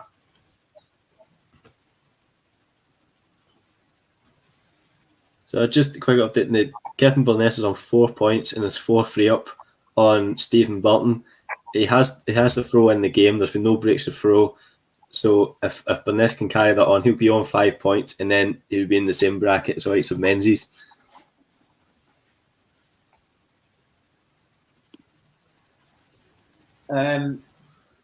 We've started to get through the last 16 games in Niedernhausen. Patrick Matt is 2-0 up. Sorry, it's Patrick Peters on board 5. Jose Nogueira has taken the opener against Thibaut Trincol. Both players averaging 100 in that one. Dirk Telnikas is 3-3 against Michael Ratsovitz. And Kevin Doertz is trailing Davy Proustin by 1-0. A couple of the games that we've still got to come as well that are warming up: Luke Peters versus Benito van der Pas and Roby John Rodriguez versus Fabian Stutz. That's coming up on board 8, and we have one more last 32 tie as well in Niedernhausen. As I speak, Richie Burnett opens up a 3-1 lead now over Scott Campbell in the UK. Yeah. Sean, I suggest you go and look at the news, mate. Novak Djokovic will be detained again in Australia from tomorrow morning and put back in the facility that he spent 5 days in last time. He's in there 5 days again. He misses his tie.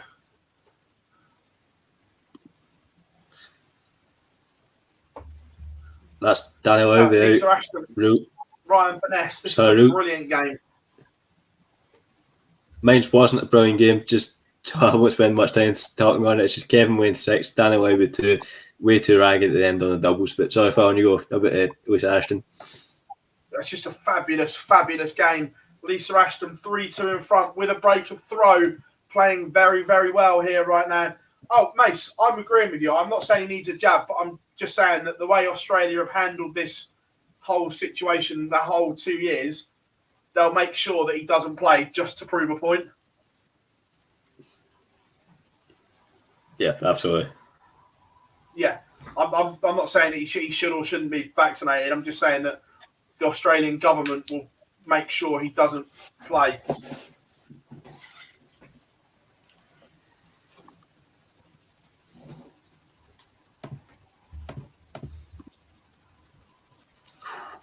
Must be a really harsh feeling. After 12.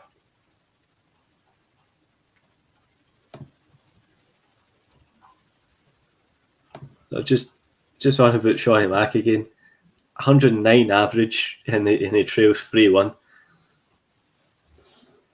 Callum Francis out of his skin. And Lisa Ashton takes the 101. The Lancashire Rose restores that 2-leg cushion.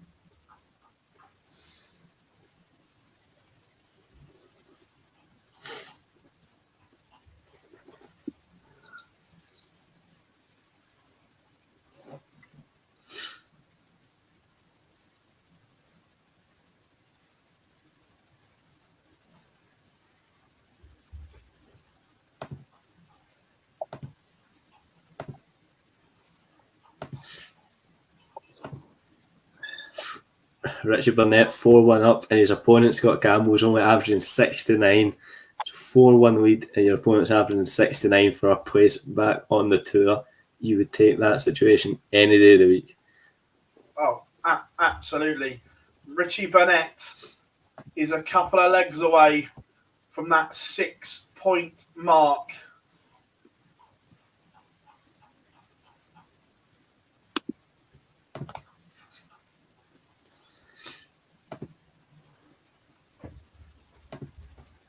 Chat room absolutely buzzing along as normal. Remember, drop us a like, subscribe to the channel, turn notifications on, and we have a couple of competitions running, one on Twitter and one in the chat room for a pair of tickets for the opening night of the World Seniors at the Circus Tavern.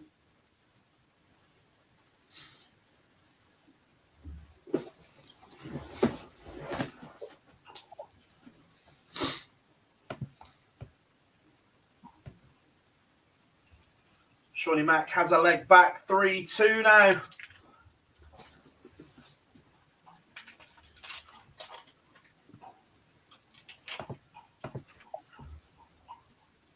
Connor Scott is Kevin behind. Burness.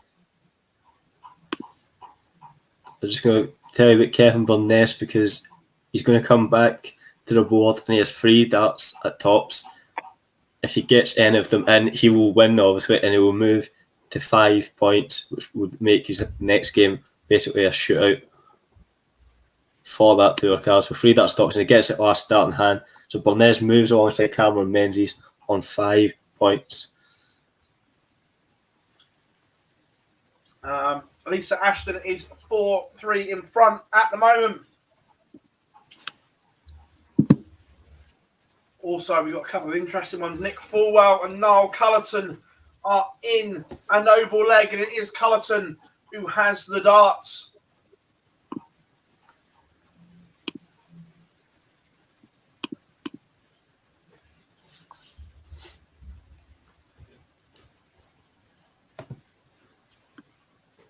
And he leaves a finish. Fulwell needs a couple of trebles. George Killington was last on the tour a couple of years ago. Wasn't on tour last year, but I think the year before he was. And Fulwell finds a couple of trebles. And Cullerton leaves tops. Fulwell 119. It's a tricky little finish. But will he get a stab? No, doesn't get a double. So Niall Cullerton is coming back at tops to seal victory. The werewolf is making a move and he's gone round the houses. He's gone inside tops, inside tens and inside fives. 3 darts have come and gone for the werewolf.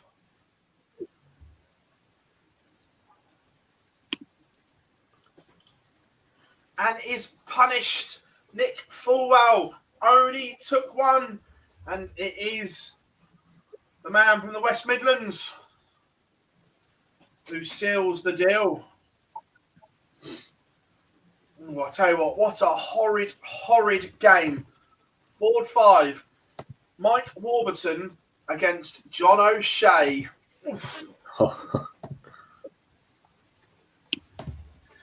And Lisa Ashton is on the brink.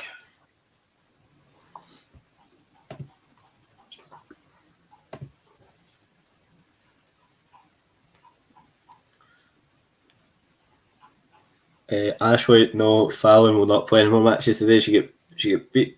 Can't remember by who actually, but she won't be playing anymore. Justin Smith.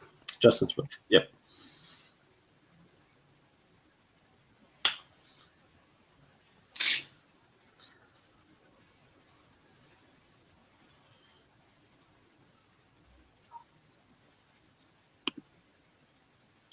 Right. Richie Burnett should get 6 starts from 222, and that would see him have his tour card back. Scott Campbell's in 158, so maybe I'm being a bit disrespectful, but the odds are you don't do that. Richie leaves 99, so making that what you will. It's low, but it's still a $3. Yeah, result in Niedernhausen. Dirk Telnikers has beaten Michael Ratsovitz in a noble leg, 6-5. In that one, averages of 90 and 89. Roby John Rodriguez is levelled up in his match, only averaging 78. So you'd expect that'd improve massively. And he's now just broken the throw as well. So he's 2-1 up. So he's going well, is Roby John. Luke Peters and Benito van der Pas, they're going to do battle in a couple of minutes' time. That's been warming up for a while. That's board 6. Thibaut Trincol is 2-2 against Jose Nogueira. Those are all last 16 matches. There's only one last 32 game going on in Niedernhausen, and that's Guian van Veen versus Wouter Vez. And that's on board 6. So presumably as soon as that finishes, that's when we'll see Benito van der Pas play as Guian van Veen takes the opener. Don't know if you want to give us an update, Phil, on a certain Prince from Wales. We do. Richie Burnett is there, done and dusted. He sets up a Welsh derby with Justin Smith next, but a very, very comprehensive 6-1 victory, averaging 85 and a bit. Brilliant from Richie Burnett. And with that, 6 points plus 20, I think we can say welcome back to the tour, Richie Burnett. Agree. And someone who's also making a move is Aaron Monk. Takes it 128 to beat Sean Griffiths and moves through. Gets another point on the board. So Aaron Monk squeezed through the last round. And that's all again. Fair play. Making a move, that is for sure. Another man doing that is Lisa Shawnee Ashton Mack. has played brilliantly here, but is she about to slip up on throw? That's a better response. She's found a 140. It was 2 visits without a treble at the start of the leg. Depending on what Ryan Finesse hits here, a throw is still under pressure. She needs another 140 here. Mm-hmm. Oh, she heard you. She finds one. Superb from Lisa Ashton. Ryan Finesse, 195. What pressure can he put on the 111 that the Lancashire Rose are oodles? Oodles and oodles. A 171, but it may not be enough. Lisa Ashton's fate is in her own fingertips here. 111 to win it. Doesn't go. Was the pressure applied from Finesse too much? We are going to a noble, and Finesse has the darts. That 171 did all the damage for Finesse. Ashton hit back-to-back 140s, but wasn't enough. What has she got? Can she respond? No treble from Finesse. Is the door open already? What Lisa Ashton would give for another 140 here. And she obliges. This is going to the wire.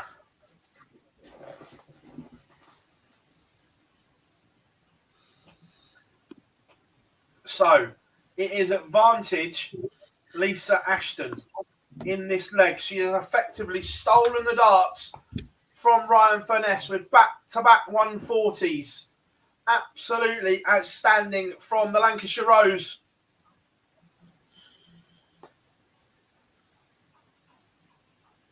She has 6 darts minimum.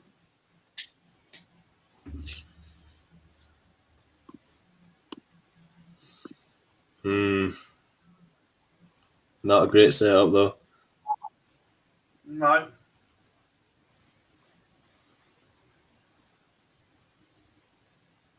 But Finesse has made a mess of it.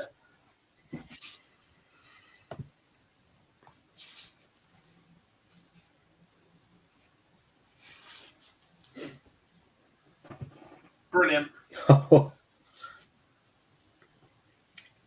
Absolutely brilliant. 129 to tee up double 16, but there is oodles of pressure. Finesse has done it again.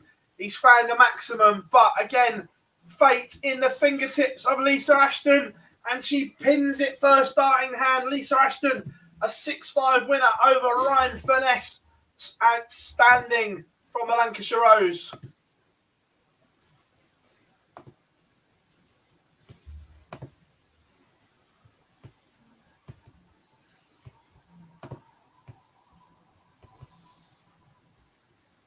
Leonard Gates, George Killington. That's a big game.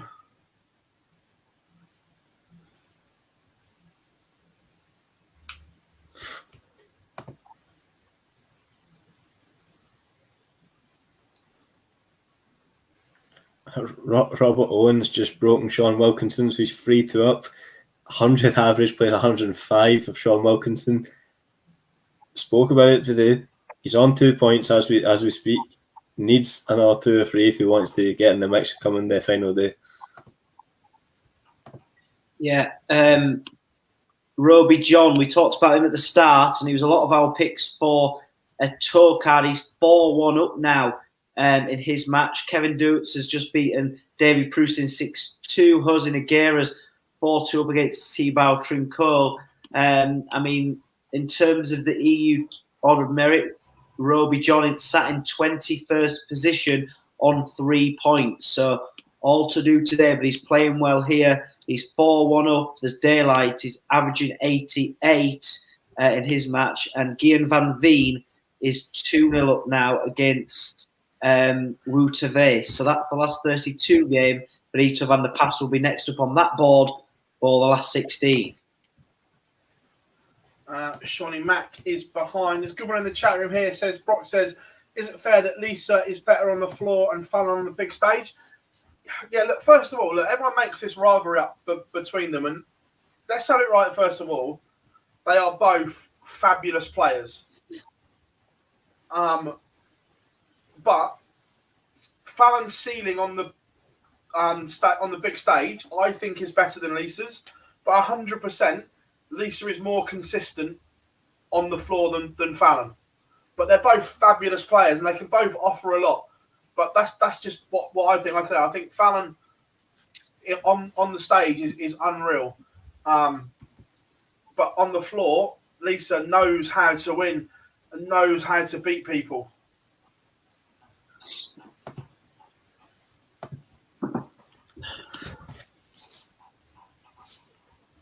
Connor Scott has just won. He's pinned the double 10, so that moves him on to 4 points. And that's a decent run today. So no matter what happens, he'll be in and amongst the talk of a tour card tomorrow. But one or even 2 wins might see him through later on today.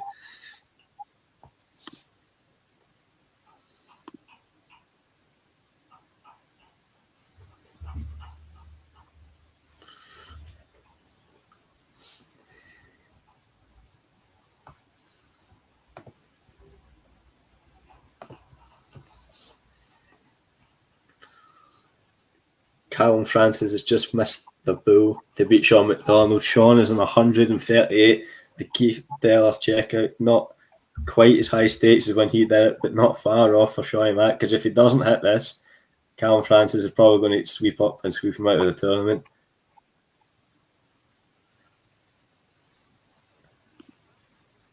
Only hits 58, so Callum... Yeah, Shawnee Mack's probably going to be showing the exit door here. Averaging over 100 for the majority of the game, and he is. Sean McDonald played brilliantly all day, but Callum Francis just did the right things at the right times. Francis 6, McDonald 4.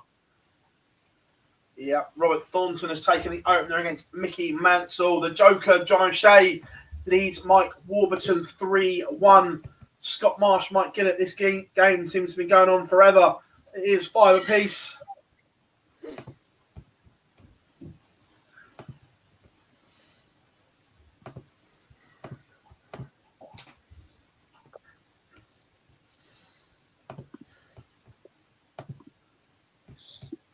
So right now we have 3 players on 6 points and another 4 players 1 win away from 6 points.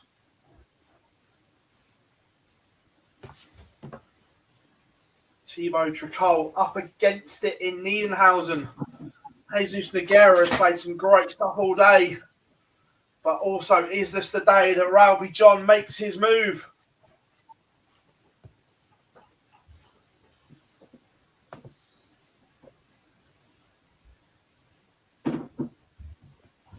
Michael, yeah, we are going to do something tonight. We're just working on the finer details now, and depending on what time this finishes, whether we stay on or whether we come off and jump back on.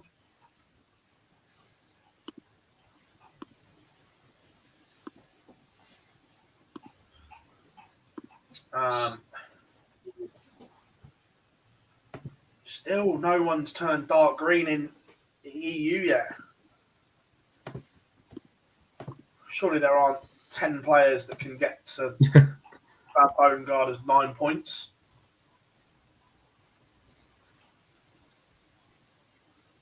Ralby John is stormed up this league table. He is now on 3 points as well.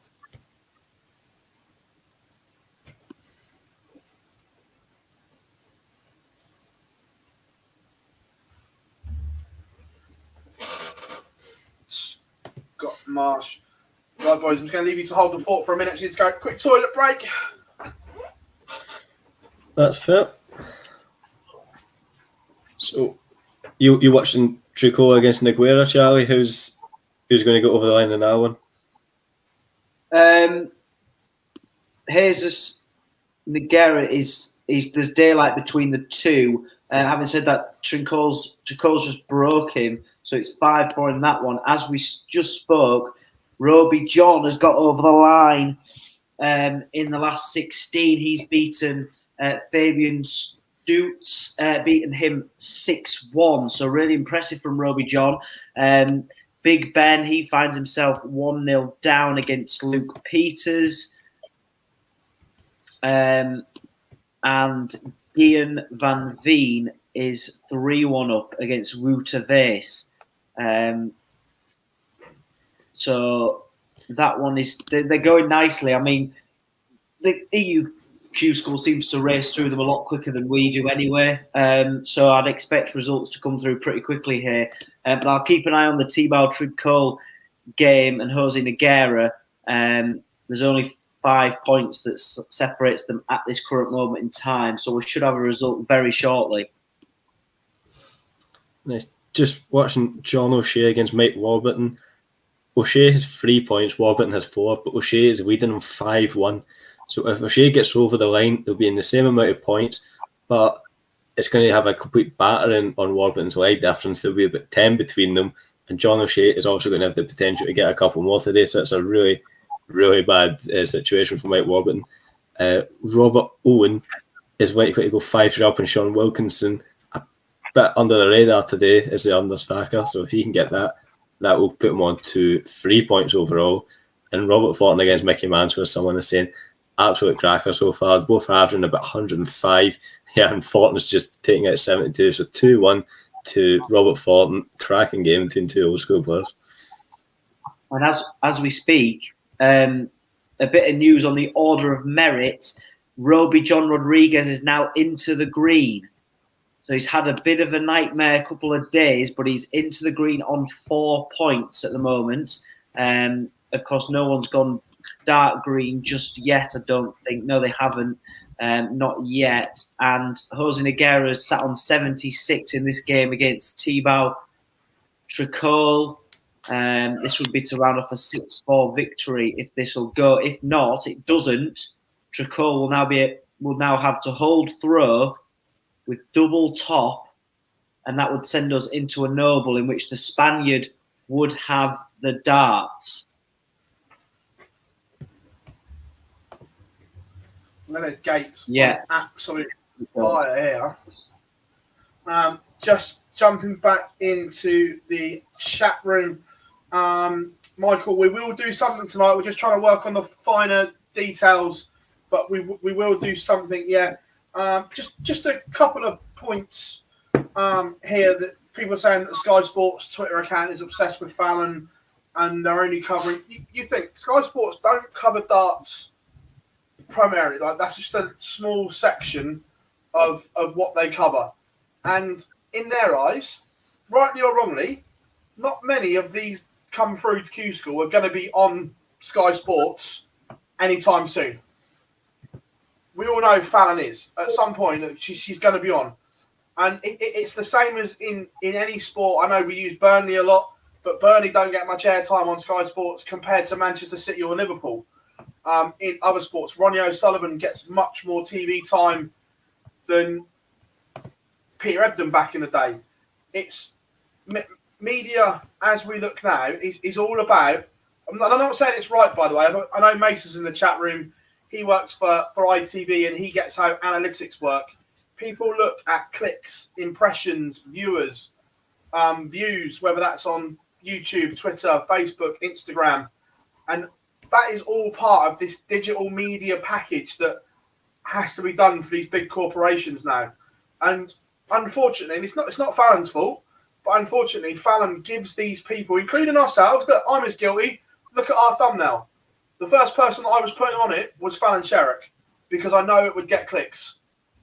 It is the thing. And that's the way digital media works these days. It is the thing where I'm just going to look on the screen now, and I mean this with the utmost of respect. If I find a picture of Daniel Day and put him on the thumbnail, is anyone going to click it? The same as Sky Sports. They need hits for their website. If you put a picture of Daniel Day on a Sky Sports website page, are people going to click it? No. If you put a picture of Fallon Sherrick on it, are they going to click it? Absolutely. And that's just the way that the world works these days. Take print media during COVID. Let's change the subject off sport. All you hear about is cases and deaths because people click on it instantly. They don't report that the number of people on ventilators have dropped each day over the last month because that doesn't sell newspapers. That doesn't make people read. And that's the culture that we're now in. Rightly or wrongly, just saying it how it is. That's how it works. Charlie's at uni doing media and everything like that. And I'm sure that's what they tell you. Mate, honestly, I've done work experience in newspapers and everything, and they literally analyse clicks. That's all they care about is which stories are getting clicks. If you suggest an idea and it's not what they want, then they won't go with it because it doesn't get it doesn't get the clicks, it doesn't get people reading it and reacting to it, and that's just how it is. You know, that's what Sky will do. Will do that because that's the way that's what it is. She's really hot at the moment in what she's doing, and that's the way that they're going to do it. Because all the workers, all the media men at Sky, they're going to be judged on what clicks they get, and that's going to help them with that. And there's a high scrutiny on what goes out in terms of clicks and people that wanting to read about it. Yeah, 100%. Bob, no, look, I get what you're saying there. Look, the diehards will come here, but if we're trying to entice more people to the channel, people are more likely to click on it if there's a picture of Fallon on it than someone else.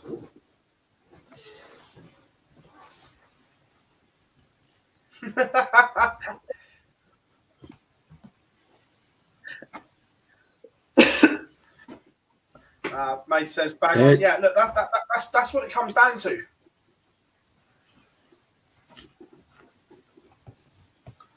George Kellington has just popped in a 10 data.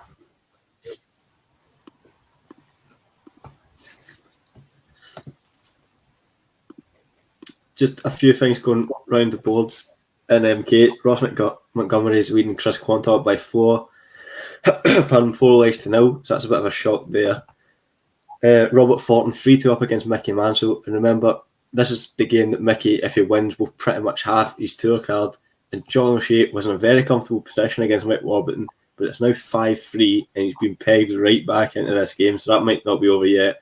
And just a quick result before I finish, Robert Owen beat his opponent to go on to 3 points overall. So Robert Owen under Stacker through. Yeah. John O'Shea is on the brink of beating Mike Warburton here in the last 32.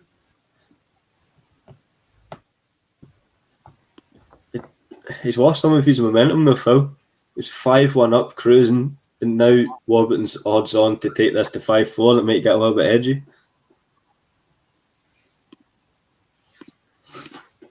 Going to click in on George Killington, and he makes it 5 apiece. He holds. So Leonard Gates is now going to have to serve it up. Killington broke with a 10 darter, holds, and we're going all the way.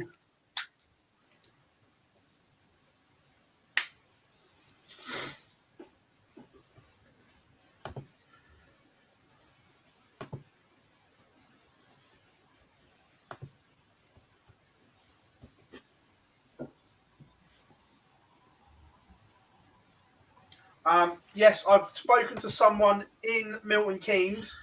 Liam Meek was ill, not injured, ill. Come over feeling not great at all. That's why.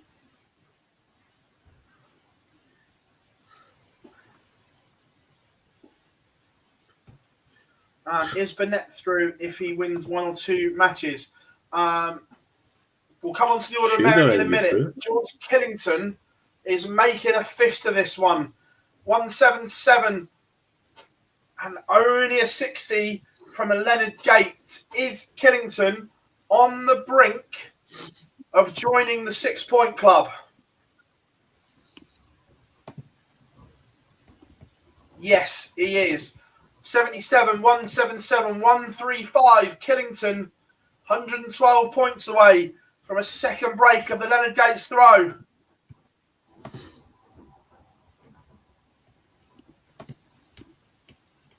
So here we go. Gates has left to finish, but can do nothing.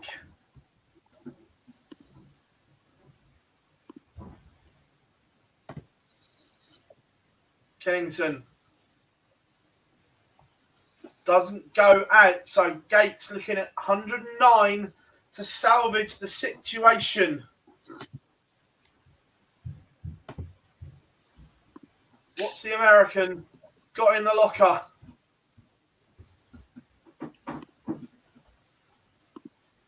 When he needs it most. Dark Connect, the suspense kills you. Not enough. Made a mess of it. Only 44. So Killington now has 3 clear darts in hand to complete the comeback.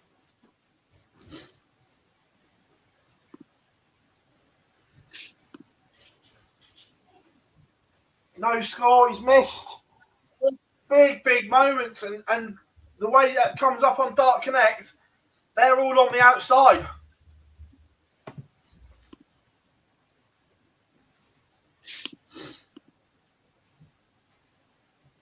Can Leonard Gates salvage this? 65 can be tricky. You may only get 1 dart at the outer ring.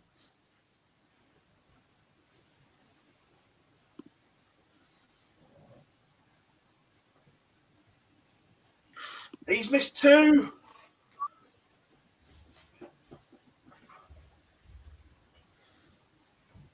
Surely Killington won't miss again. This has been a high-quality game, but the drama's come in the last few visits when they both missed darts and Killington's missed again. 6 match darts have come and gone for George Killington. Surely Leonard Gates will not pass up this opportunity. Big moments here. Huge moments. Finishing line fever at its best. No! What is going on? Remember, they both hit huge scoring visits in this leg, and then they can't buy a double. And again, Killington, double 3, can be horrible, and he salvages it last dart in hand. George Killington breaks Leonard Gates' heart and falls over the line.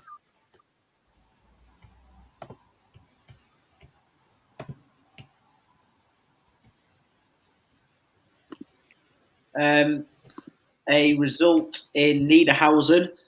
We've also got the, I think that will be the last 8 lineup complete. So far, Benito van der Pas is 4-3 up now against Luke Peters. So that's the last of the last 16 games to go. And so far, the ones that are warming up at the moment, Jose Nogueira and Kevin Doertz, they're going to do battle on board 1. And Danny Jansen. Now, Danny Jansen is in 4th position on 6 points. So in a very good position for him. He will come up against Roby John Rodriguez, who is now in 9th position on the order of merit. So a huge game for both of them, more so for Roby John. But as I mentioned, Benito van der Pas is 4-3 up in his game as Jamie Clark rounds off a 6-0 victory over Lisa Ashton in his game. Impressed us all week.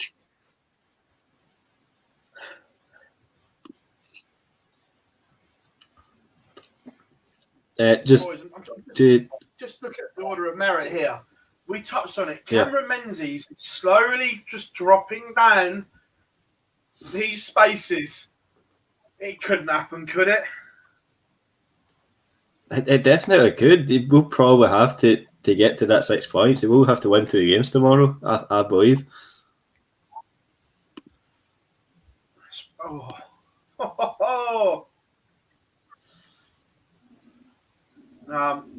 Absolute humdinger of a game between Mansell and Robert Thornton as well at the moment, boys. Yeah, absolutely brilliant all the way through. Pale any mistakes. Mansell is just with 41 after 9 darts. If Robert Thornton can ping 84, he will not get a double in this game. Well, in this leg, pardon. Misses the bull. So Mansell to break will have 41 to take out. Remember, this is the game that if Mansell wins it, he will pretty much have his tour card because he will go to the 6 points. No one has really made a mistake in this game yet. And Mansell doesn't start now. First start at tops. Mansell goes 5-4 ahead, and then Robert Thornton will need to win both of the next 2 legs, or else Mansell will be back on the tour.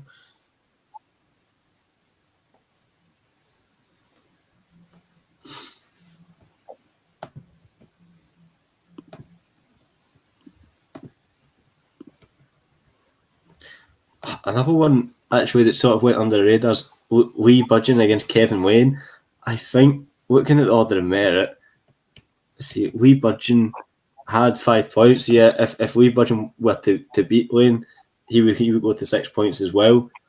But he's 5-4 down, and Kevin Wayne has 3 clear and has missed it. So Lee Budgeon will have 78 checkout to take out. If he can do that, he will take it to the noble leg, where he might well get to the 6 points, but he's 50 lines.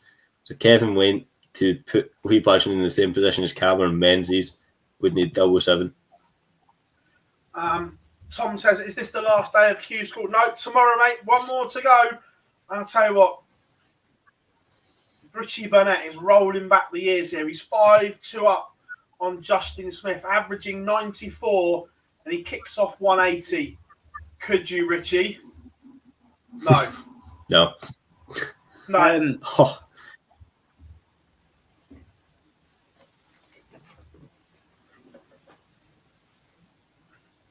There we go. So one of the players who's been off for quite a while, actually, I wasn't sure what had gone on there. He's just come up now on the screen. It's in the last 16. It's going to be Mario van den Boogaard, who's up against Gian van Veen. So 9 points for Van den Boogaard. He's in a very, very strong position. I expect him to go dark green, hopefully by the end of today. Jose Nogueira and Kevin Doertz, they're going to do battle soon as Roby John Rodriguez just gets underway against Danny Jansen, and Luke Peters has taken the lead. It's now gone to a noble leg as I speak, so I'll keep an eye on that one for Big Ben followers. He's involved in a noble. Will have to break Luke Peters' throat if he wants to get over the line in this one. Mickey Mansell does it. Mickey Mansell should be on the tour next year. 12 data to beat Robert Thornton, and he does it with 109 average. I tell you what, this is an absolute belter of a game. Justin Smith is also playing his part in this. Two Welshmen going at it. Justin Smith, I think, still only 24 years old. Still a huge, huge talent. But he's up against the wily old fox that is Richie Burnett.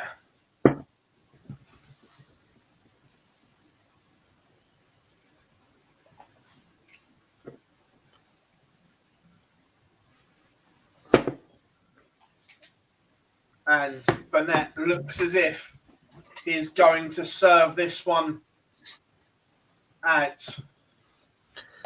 So Kevin Wayne has just beaten Wee Budgeon 6-5. So Wee Budgeon is stuck on the same annoying points tally as Cameron Menzies, 5. You don't really know if that's good enough or not, but that's where he is right now.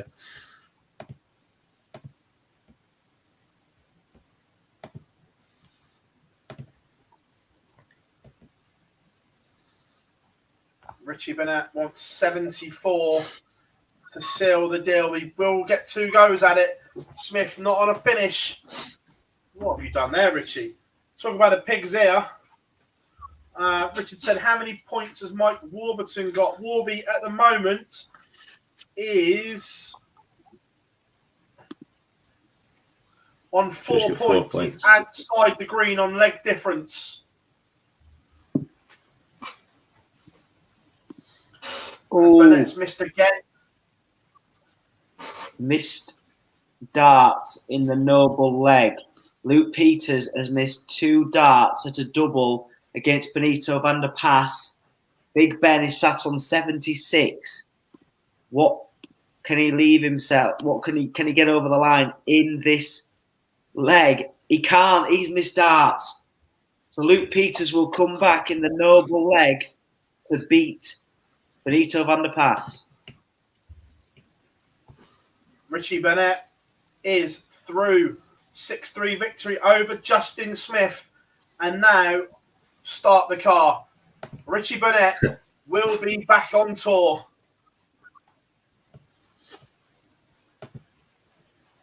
Result in Niedernhausen. Luke Peters takes 2 darts, but pins double 4 to knock out Benito van der Pas. So Van der Pas is now sat in 19th position on 3 points. So still work to do tomorrow in the other game that's just going on in EU. Roby John Rodriguez is averaging 88 against Danny Janssen and has levelled it up at 1-1 in that match. So that's one to keep an eye on as well. But he's gone 140, 140, 57 in this leg. Danny Janssen has gone 97, 180, 140. So a high quality game, and I'll keep an eye on that one as the game has progressed here in Niedernhausen.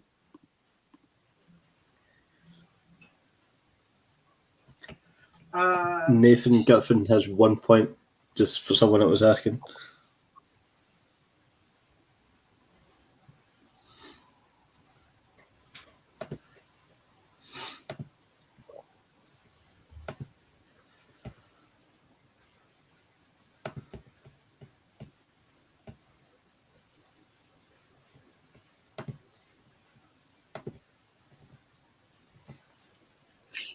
Board 7 has taken forever today. Aaron Monk against Mickey Mansell, not even warming up yet in the last 32.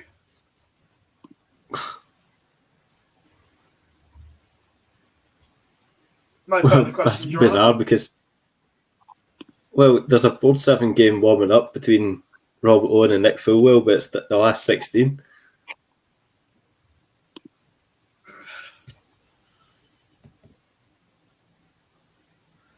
Where does Robert Owen stand? So Stack Attack is currently in 17th on 3 points. A win would put him into the green.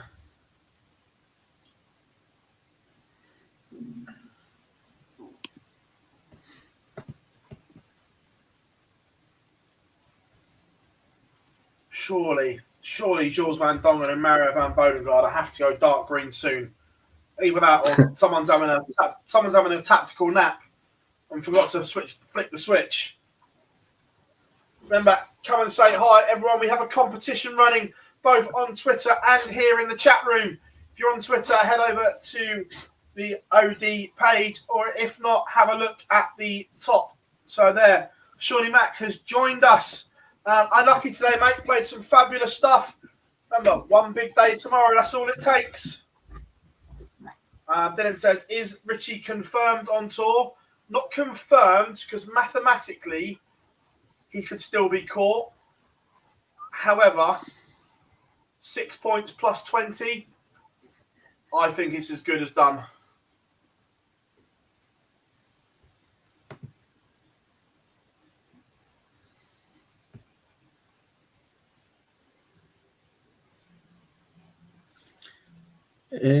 Colin Scott. Richard, don't say it's bad, because there are a lot of people that 100% agree with you that does mean there'll be no Richie Burnett on the live league this year or for 2 years. So yeah.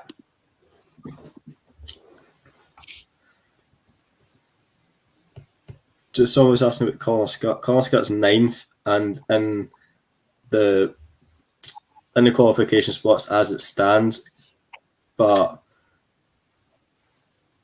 that is very subject to change with the fixtures that are left. Although he's still in, but there's plenty of other people started breathing around his neck. So it's up to him today. 2 wins, 2 more wins today should be good enough.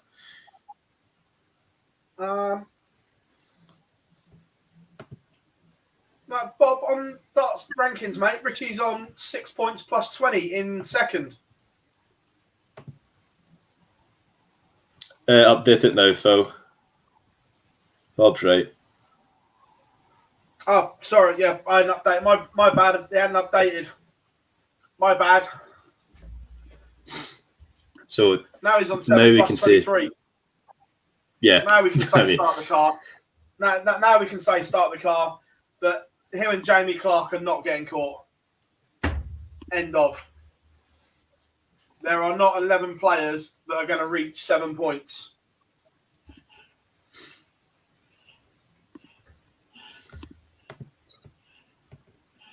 But I'm hoping that the other round of 32 matches just forgot to put it on Dart Connect, because surely we're not faffing around waiting for Aaron Monk and whoever he was playing.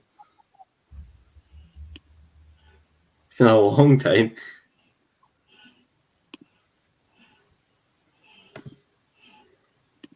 What is going on? Either that or Aaron's just given him an RKO out of nowhere and he hasn't made the 10 count.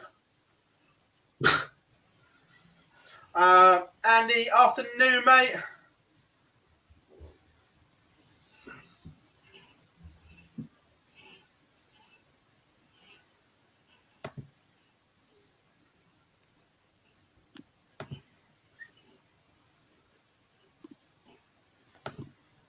Super Mario shows no sign of slowing up. 115 average to take the first leg. What does Iron Man need to do now? Kevin Maness is 1 away from that magical 6 point mark as well. I hope Gob has got us on. It's not been a good day for you, Gob.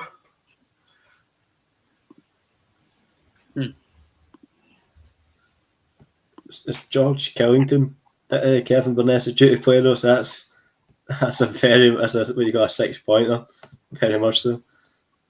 Andrew says so. There'll be now 2 Prince of Wales on tour.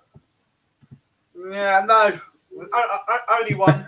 sorry, I love Louis to bits, but he's got to change his name. Over in Niedernhausen, Danny Jansen's 4-2 up now against Roby John Rodriguez. The averages are high 80s, so good game between them two. Jose Nogueira only averaging 71 in this match. He's 1-0 up now against Kevin Doherty. And what a week the 48-year-old Mario van den Boogaard is having. He's 2-0 up at the moment against Gian van Veen. He's very close. I'd be surprised if it doesn't go dark green by the time we come off air tonight. The other game that's warming up in the last 8 is Patrick Peters. So we're on the brink of the semi-finals in Niedernhausen. Still waiting for one game to get going in there as other games get ready to go. But as I say, it's Mario van den Boogaard who leads at 9 points, Jules van Dongen in 8, and Kevin Doets in 7. So you'd expect 100% the top 2 will go dark green, and we'll update you as soon as that happens. Yeah. Can't be too long. But again, I know one of them is out, but the top 3 in that order of merit are already safe, I think. And Danny Jansen with plus 22. I think that's enough.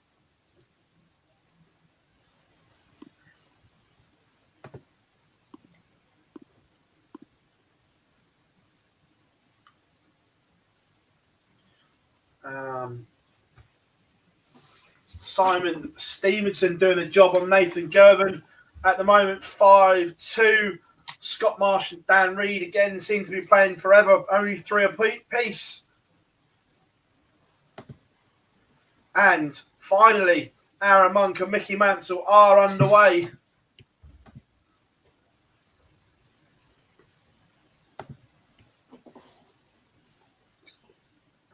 As a result for Simon Stevenson, beats Nathan Gervin 6-2. Got a couple of interesting ones. Effectively, Kevin Burness and George Killington is a shootout. Also, an interesting dynamic. Mick Fulwell and Robert Owen, both in and around similar positions, both on 3 points. The winner would go to 4. Any win for Owen would take him above Jared Cole. Scoreline depending, Nick Fulwell could also go above Jared Cole.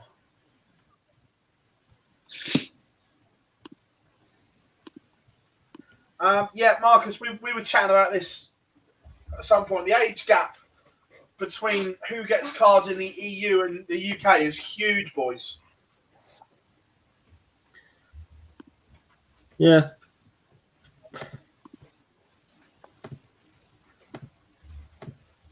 I suppose it makes sort of sense. There you go, Charlie, my man. I was just going to say, Scott, just quickly, sorry to interrupt you, just say there's big moments in the game between Roby John and Danny Jansen. Roby John missed a dart to break Jansen's throw in the last leg and is now needing to reel off 3 straight legs. He'd have to hold, break, and then hold if he is to win. But he's still in a decent position in terms of the tour card position. He's now on 4, so a good run tomorrow will should get him over the line. But it's still not 100% how Roby will come out of this week.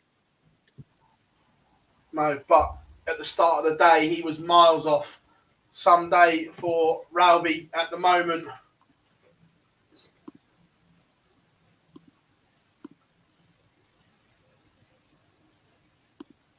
Again, Jesus Nogueira still there as well.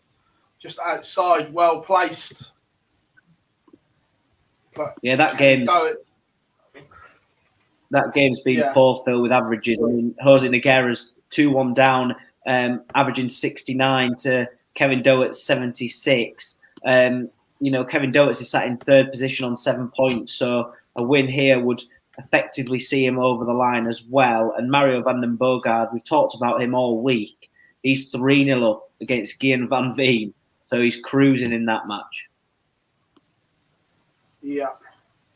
Mickey Mansell has missed darts in the opening leg, and lots of them to beat Aaron Monk at the moment. Monk 96 for an unlikely hold, and doesn't. So Mansell coming back. People are asking about John O'Shea. John O'Shea's already on 4 points. And, of course, he is still in today. So 4 points plus 17 as we speak. Mickey Mansell has bust 12.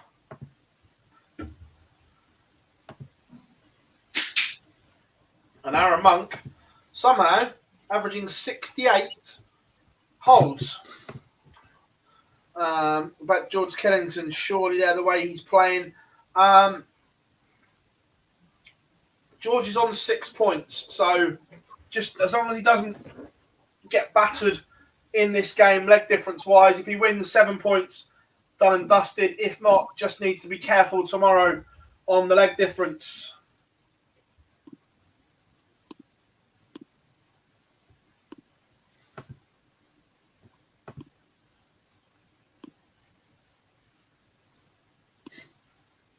Stanley says the average of UK Q-School in phase 1 and in phase 2 is 4 to 5 points higher in averages than the EU. Strategic advantage for people taking part in Europe. When you look at it like that, yes, mate, but look, that's just the way it is.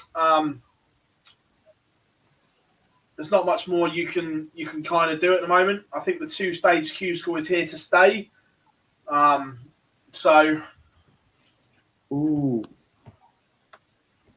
I talked about Roby John needing to win 3 straight legs, Phil. He's won 2. So he's brought it back to a noble and has the darts in the deciding leg. We'll see. And he opens up with a ton 40.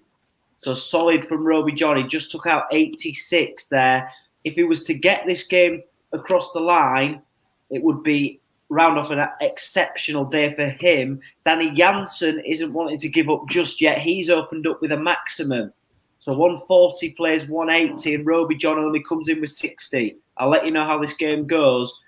But both players involved in a noble leg as Jose Nogueira levels up at 2-all.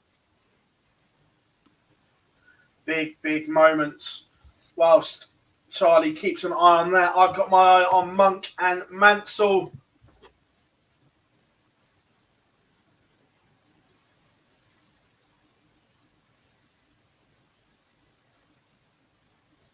So Danny Janssen is sat on 85. So he's gone 180, 140, 96. Roby John has gone 140, 60, 100 to leave himself on 201. And then has only put in 58. So this is a chance now, Danny Janssen, to take out 85. And he does. It goes in 3. Ice cold from Danny Janssen. He gets over the line, 6-5. Roby John will be disappointed he got himself back into that game. He's still sat on 4 points. And as you say, Phil, from where he was at, it's a pretty decent day for him.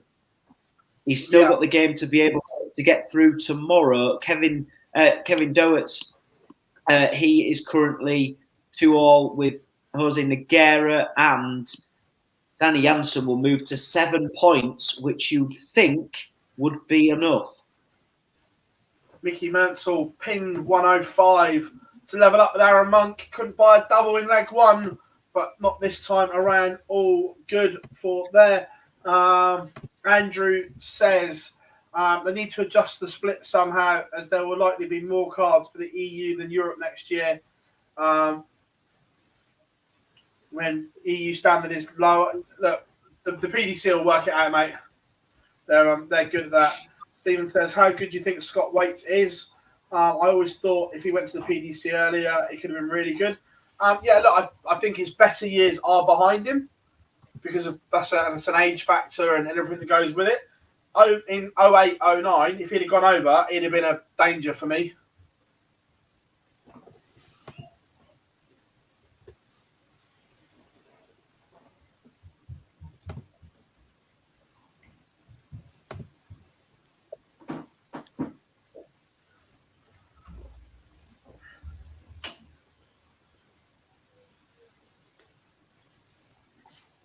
Some absolute huge ties warming up. Jamie Clark stretching his legs as well.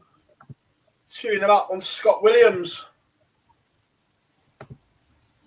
People asking, has Thibaut Tricol done enough? No, not yet. He needs a big day tomorrow. Currently a point outside.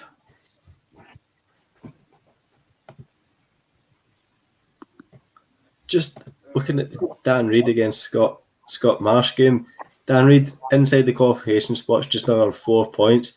Was 5-3 up, but it's completely lost his scoring power here. Scott Marsh has the darts in this one and is looking good to go 5 each. Dan Reid would much rather be on 5 points, knowing he had a couple of results, than stuck on 4. So the next 3-4 minutes for Dan Reid could be huge. Yeah. Marcus says EU normally produces better players. Disagree with that, mate.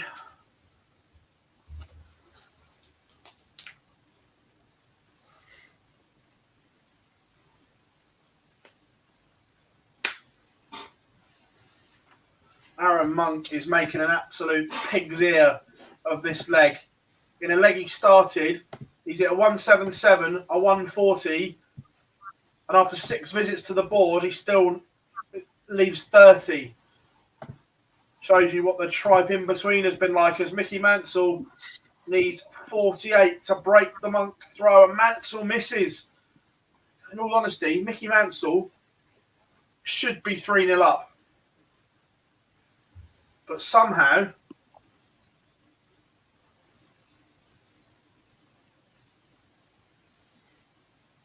see if Monk hits this first.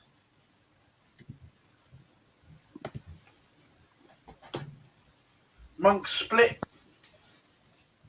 and missed. So surely Mickey Mansell will go 2-1 up now. He should be 3-0 up.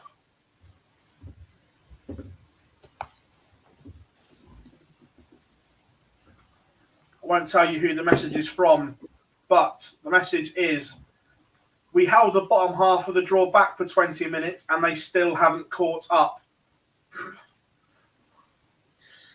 Yeah.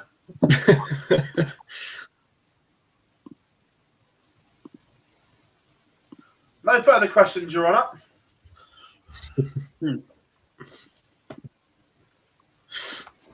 This is pretty big for Dan Reid.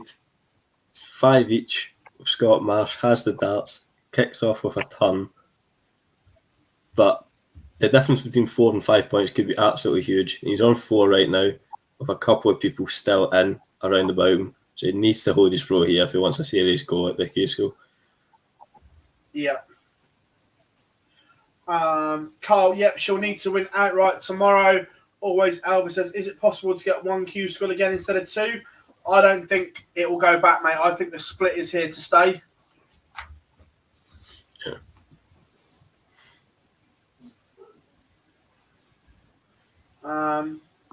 Dylan, what do you mean, how do they? If you mean how do they hold it back, they just don't start the games. The same as it when one or when the quarterfinals finish, 9 times out of 10, they'll hold the semi-finals until they're both ready to go. So they start at the same time. So they just didn't start any games in the bottom half for 20 minutes.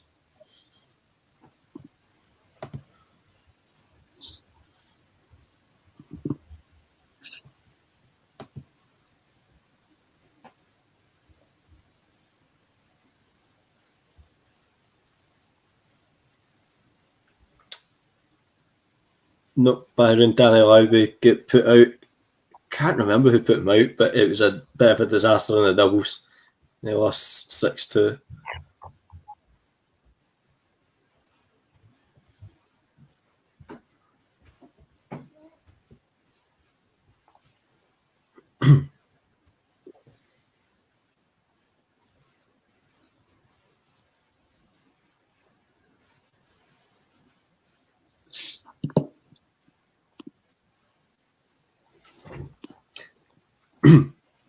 Great leg here.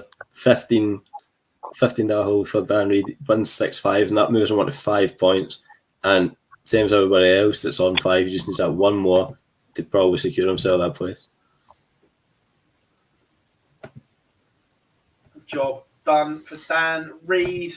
Jamie Clark is 2 legs away from extending his run at the top of the table. Somewhat of a surprising run from Kevin Lane today. I'm just going to have a look at what his averages have been, because nothing really jumps out. You don't remember a wow performance from him. Gutman's live now.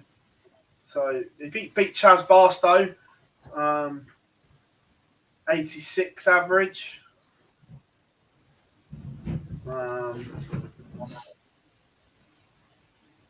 Beat Danny Lowby with an 82. leave budging with an 84. That's right, 85. At the moment, Kevin Lane is doing an Aaron Beanie.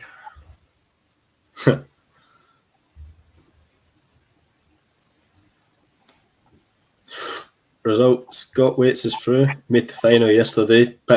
It's guaranteed himself the tour card anyway, but he beat Daniel Day, 6-4.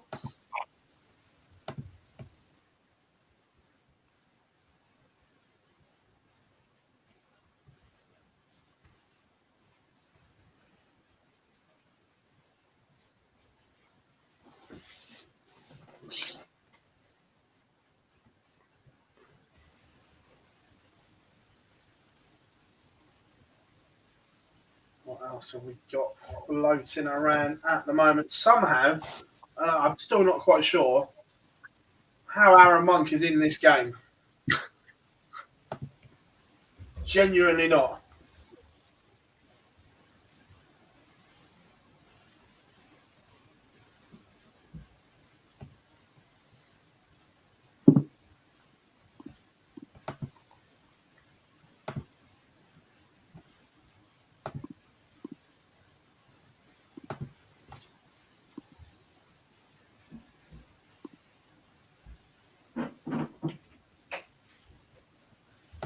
Mansell looking at 80 to break the Monk throw again.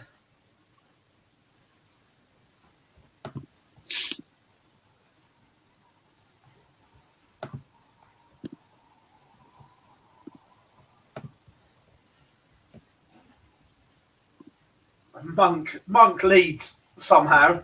I genuinely got no idea.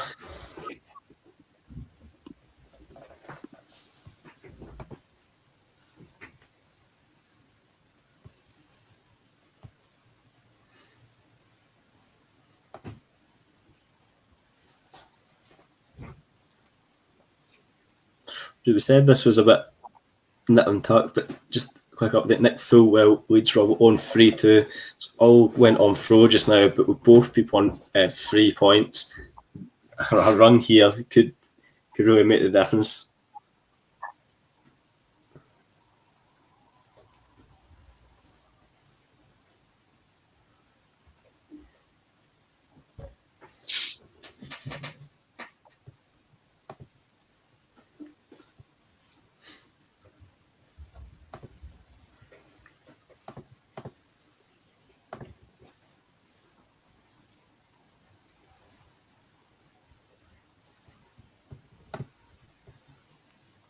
Big moment missed from Kevin Burness. Had a chance at a turn plus checkout to break George Killington, but he's going to get a chance at 75 himself. Remember, Killington shoot already. I've done enough, but Burness is the one chasing. He's going to get another 2 darts to break, so if he can do that, he'll put one hand on the tour card himself. And big moments in Niedernhausen. Just wait and see how. And there we go. Hats off to Mario van den Boogaard. He has got through another match and will take his points tally, to 10. So Mario van den Boogaard needs to shake whoever's in Niedernhausen, who's ever having a nap, and get his name into dark green, because he will be on the tour. Impressive from Mario. He continues his incredible week with a 6-3 victory. And what an impressive performance from him.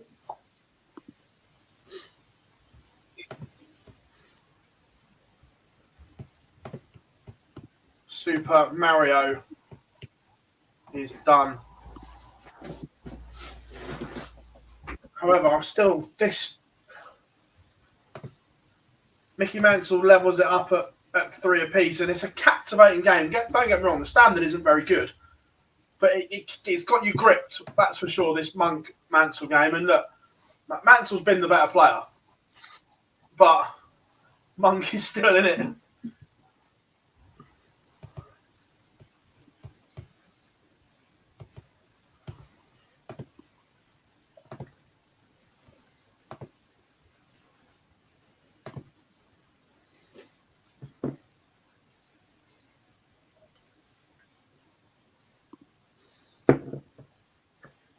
So the quarter-final games in Niedernhausen, 2 are done. Kevin Dowitz beats Jose Nogueira at 6-4. And, of course, Danny Jansen beats Roby John Rodriguez 6-5. In the other one, Patrick Peters is 3-0 with Luke Peters. Now, having said that, there's one still to go. Now, Mario van den Boogaard, who was just finished off his last 16 game, will then play Dirk Telnikers in the quarterfinals. So that will presumably be coming up next, which means we might have a little bit of a wait before the semi-finals get underway. But that game means a lot more to Telnikers than Van den Boogaard.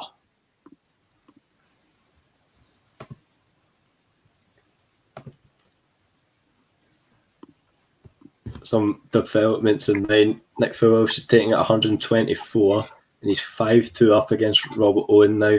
Both of these guys on 3 points, so Fullwell is the man hoping to stop Owen's run and extending his own. And Kevin Burness has found the break, so it's Burness 4, George Callington 2. Callington should already be through. Burness looking for that 6th point. Ansel may have the door ajar here slightly. Leaves 1-4-1. Monk not on a finish, but 82. This is a chance now for Mickey Mansell. Aaron Monk on 110. Mansell 1-4-1. This is a chance. When you're involved in a slugfest at 3-all, this goes down as an opportunity.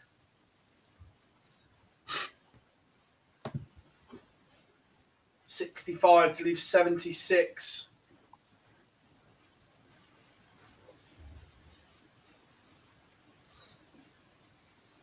Monk 110 and makes a hash of it.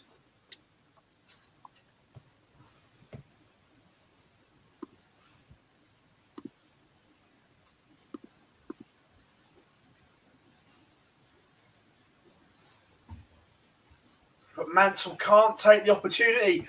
And this has been the story of the game. Mansell has had opportunities, but cannot take them. Monk now looking at 65 to lead again. And he's gone round the houses and missed. And he has had 2 darts. He's gone inside tops and inside tens. So surely this is the break chance for Mickey Mansell.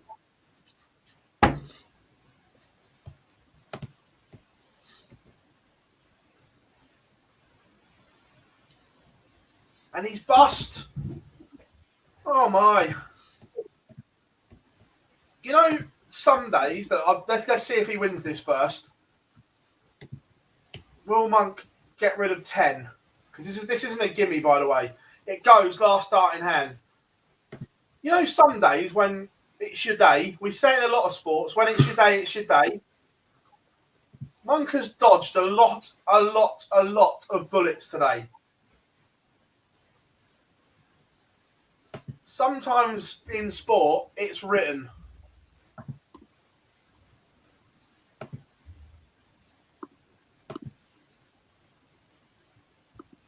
Richie Burnett, John O'Shea. Oh, hold on to your horses. What a game that'll be. It's a 14 dart break in the opener for John O'Shea. So who's won now with the break? It obviously means a lot more to him than it does Richie. Look, if the Joker wins it, that puts him on 5 points. And again, minimum if he wins, plus 18. It's a very good position to be in. Mm-hmm. We've got a result in Niedernhausen. Another side of the semi-final is ready to be filled. Luke Peters has beaten Patrick Peters by 6 legs to 3. How that'll affect them? Well, Patrick Peters is sat in 17th position on 3 points. And Luke Peters is in 24th. So it's a big game that for Luke Peters. Well, big game for both players. And Dirk Telnikers and Mario van den Boogaard are warming up at the moment. So that will be the semi-final. Will be Kevin Dowitz, Danny Jansen, Luke Peters, and then it'll be either Dirk Telmakers or Mario van den Bogaard in the semi-final. To be fair, Jar, Van den Bogaard's there already, mate. He ain't getting caught on 10 points. He could lose, have tomorrow off, and still be fine. Feet up in the hotel.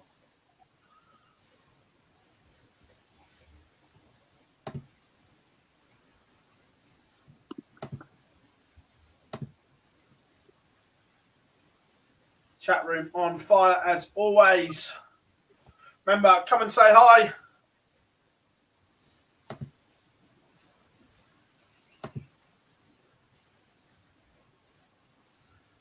And Aaron Monk has just broken the Mickey Mansell throw.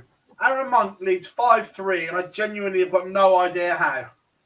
And he kicks off with a 140. Said it earlier, sometimes in sport, funny things happen, and when it's your day, it's your day. Just looking earlier on, he's dodged bullets all over. He's dodged bullets all Q-School, to be fair. Yep. But again, 6-5 against Jim McEwen, 6-5 against Sean Griffiths. And again, McEwen missed chances. I'm not sure, can't remember about the Griffiths game, but again, nothing between them. But Aaron Monk is on the verge of winning. There's a few games in the last week deciders here, Phil. Mick Fullwell has the darts, but has essentially lost the throw against Robert Owen. Both of those guys on 3 points. That's a huge one for those two. Kevin Wayne 5-4 down to Callum Francis, but looks good to take his to the decider there. And Kevin Burness has just missed at least 3 darts in that last leg. The way they had him the advantage and the break, but didn't. 5-4 down to Killington. And we're again looking likely to go to our last week decider with the way this week's panel now. A couple of great comments in the chat room. Monk, talk about saving your best till last. 140, 57 ton, 180 to leave 24 after 12, and he's going to send Mansell packing for the day. I say, look, Mansell, I think 6 points plus 21. He can be happy with his work. Johnny, not a problem, mate. Glad you're there. And Aaron Monk defeats Mickey Mansell 6-3. And again, I've got no idea how, but Monkey's there. There's a couple of good ones in the chat room. Jesse says, would you like to see Monkey back on tour? Absolutely.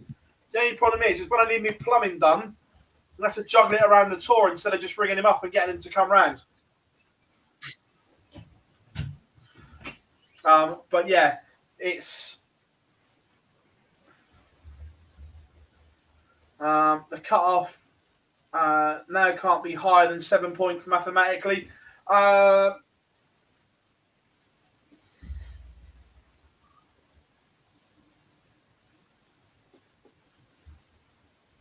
Also, some great stuff in the chat room as always. How many points does Monk have now?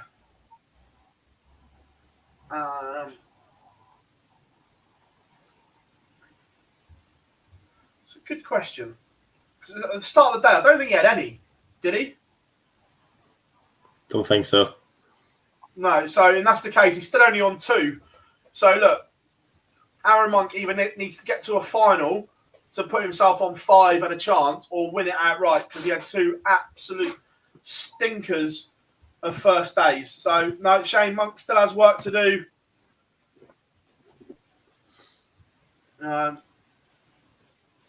2 points, Mace, because that board is miles behind. That was only a last 32 game. So now he goes into the last 16.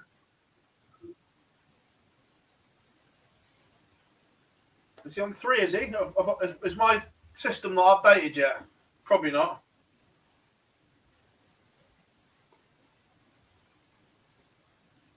No, I think he's only got 2.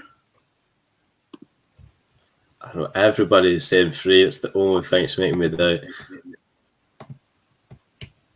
Let's see. He had none at the start of the day, and he's only in the last 16. I think he's only got 2. So For just once, I quick think I'm result right. here. Nick Fulwell's beaten Robert Owen. So Owen will be stuck on 3 points, but Nick Fulwell moves on to 4. Kevin Wayne beats Callum Francis with a 104 checkout.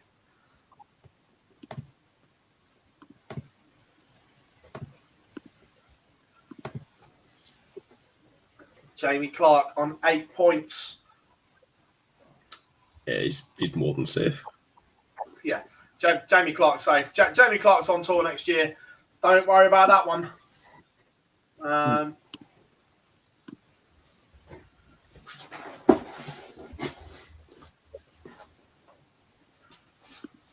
Look, Aaron's got all the ability in the world. Look, and I'm talking serious ability. However, he's got the mentality and the brain sometimes of my doorstep. And that's the difference. That ability-wise, he's genuinely right up there with the best. But temperament and everything like that is his downfall.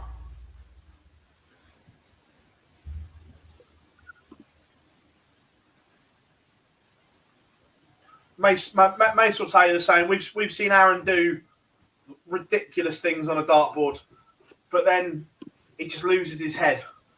And whilst there's only one game underway, I'm going to tee up a feature game for us. Kevin Burness has just pinned double 10 and has beaten George Killington by 6 legs to 5 in a noble leg. So he gets over the line there. Kevin Burness moves to 6 points now. Impressive from him today.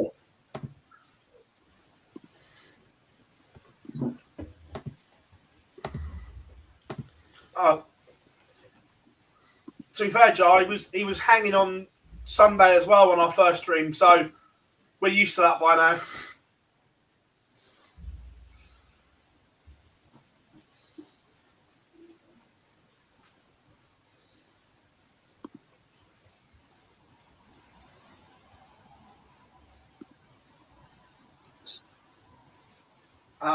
Colin's dad is so much smarter. Yeah, Colin's a good, and Colin can still throw a decent dart as well. To be fair, for someone that picks them up every now and then, he still throws a mean dart.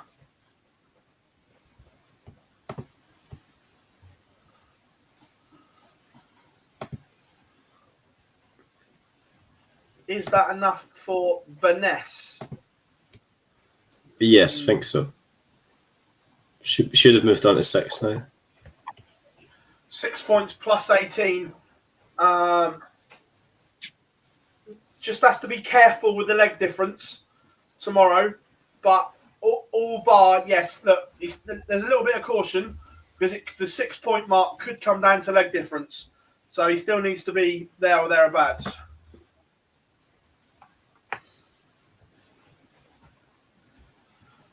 Jonathan, I wouldn't take too much notice of that.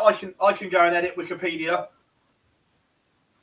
I can go and put Gob in the Premier League.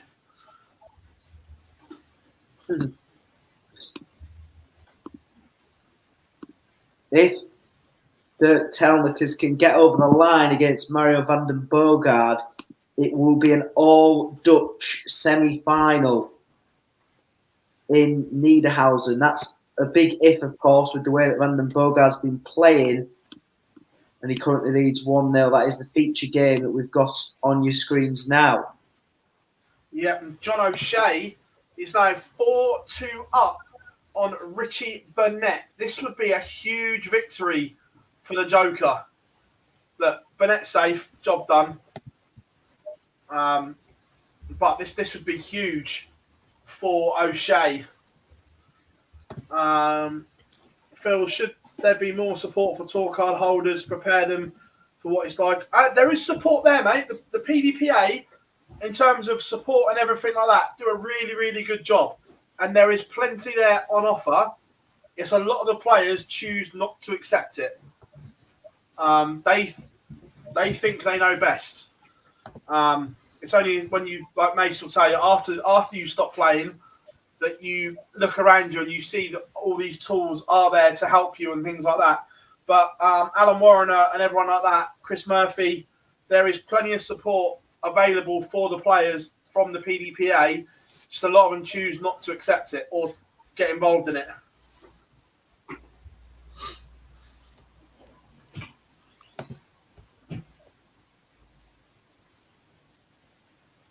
Oh, I'll tell you what, it's a tiny little one. Aaron Monk against Scott Waits. And look, Aaron Monk isn't going to get away with what he did in the last one against Scott Waits, that's for sure.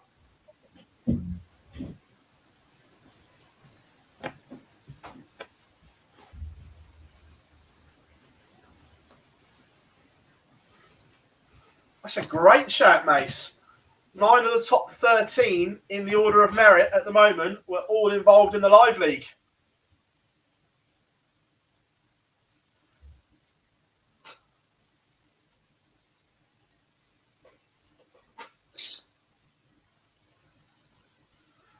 Do you believe that 6 points will be enough in the UK? Yeah, I still think 6. It might come down to leg difference. We're not saying 6 points guarantees you. It might be 6 points and good leg difference. So that's what we mean. People have still got to be careful. But yes, I still think 6 points is the magic number.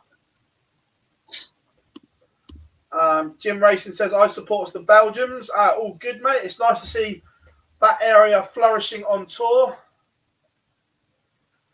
Neither Ross Montgomery or Simon Stevenson had any points going in today. But no, 2 proven players, though. It's not a shock. Both of them, Simon's played on the tour before, had good runs in the UK Open. And Ross, many years in the BDO. So not a surprise they're doing well. Jar says the Live League is just a way for bookies to make make money, though, PB. Yeah, that was the line that was used an awful lot on social media. Yeah.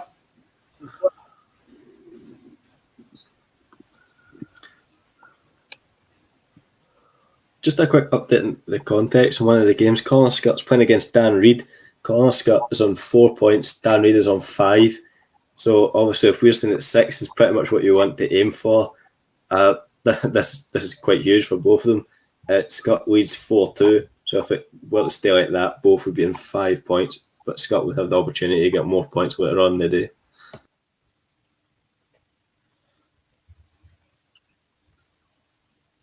Yep, Super Mario is on fire, averaging a ton right now as he's 3-0 up on Dirk Towneckers, as you can see in the feature game. Not too fast. Bugging me a little bit. I moved it by mistake. I'm going to fix that.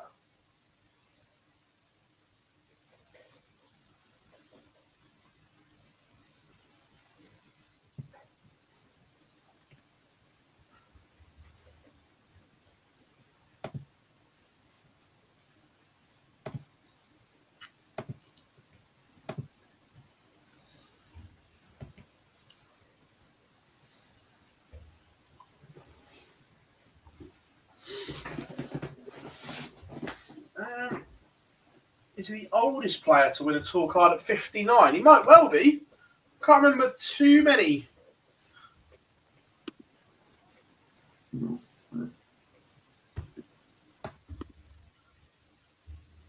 That have done it.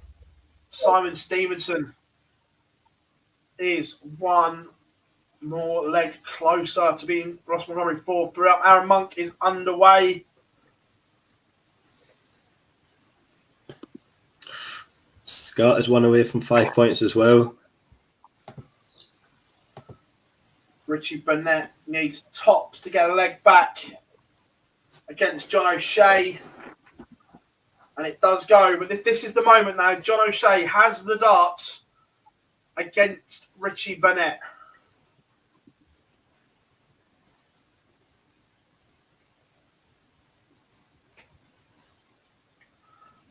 Andrew, it's a good point. Oh, my. John O'Shea only starts with 26.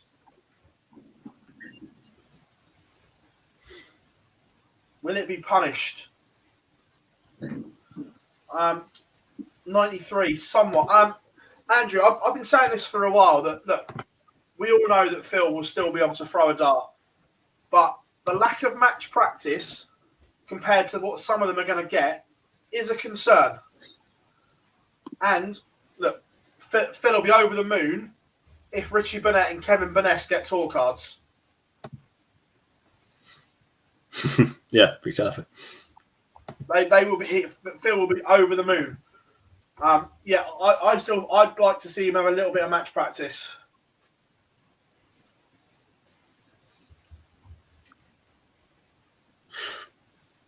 Might be sweating away for John O'Shea here.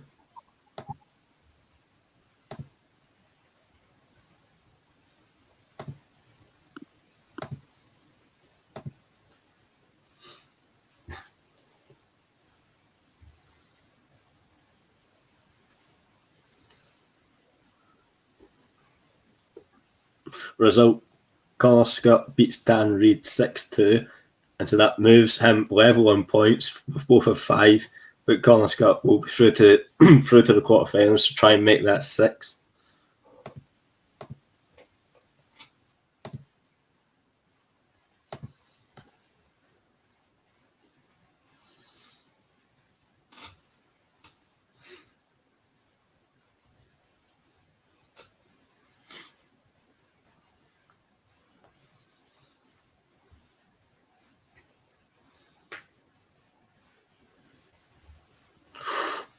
Burnett comes inside twice. So 101 to move you on to 5 points for John O'Shea. Everybody practices 101. Not everybody gets it. John O'Shea takes it 6-4.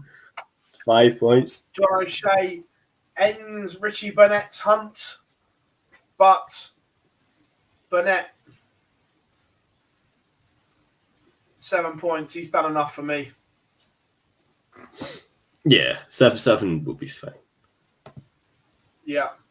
Scott Waits has taken the opener against Aaron Monk.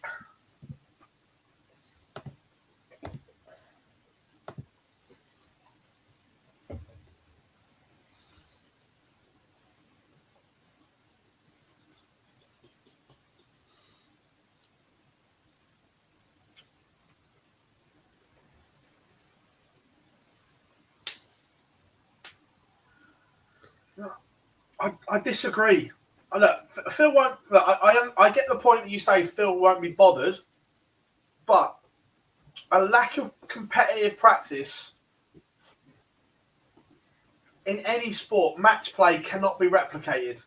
You can practice all you want, and in football, you can get yourself physically fit, but there's just nothing like match sharpness. And people that have been playing in the live league and then on to Q-School, just there's that shell, that toughness around them.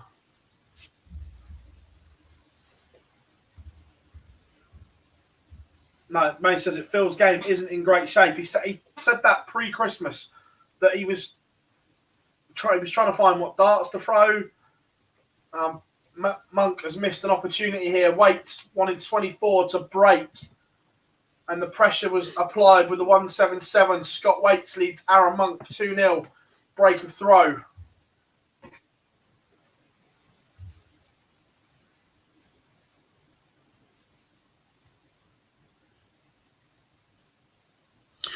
There's a break in the other game that's going on for Ross Montgomery 5, Simon Stevenson 4. So Montgomery's going to have the darts here to go forward into the quarterfinals.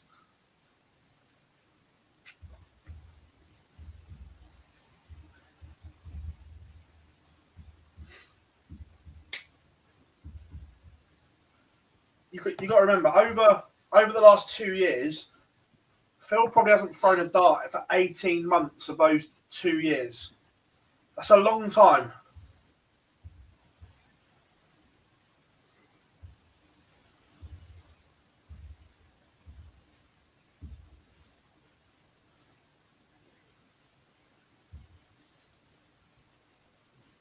Certain players will still fear him, but people like Wolfie won't.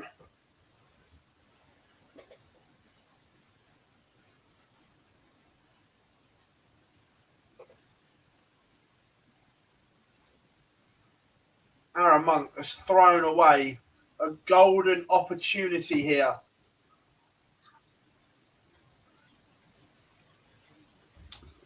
He had the weights throw under pressure, and then 2 poor visits has handed all the momentum back to Scott Waits.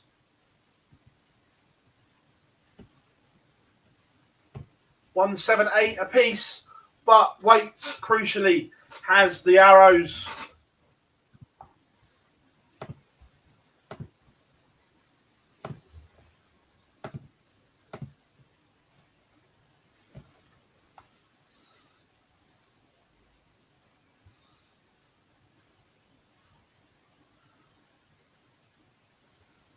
So Waits looking at 78 for 3-0.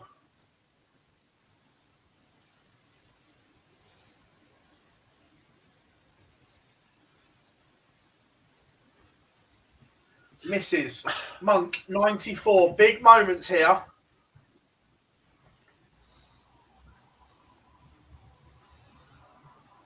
If this doesn't, he's gone aggressive as well.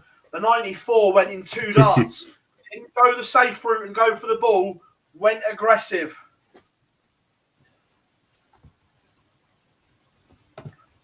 Just seen a comment there, Phil. I'm just checking. They're right. Cameron Menzies is now 11th in that table. So out of 13 places, he has to produce tomorrow. There's no doubt about it anymore. Cameron, surely not. Like we said earlier, tell me Cameron Menzies is playing without tell me Cameron Menzies is playing. Right. Surely not. Ross Montgomery's through a great run just out of nowhere, to be honest, today. So he's through the quarterfinals. So we're just waiting on Waits and Aaron Monk's game to finish, and then we'll have the full quarterfinal lineup in the UK. And let's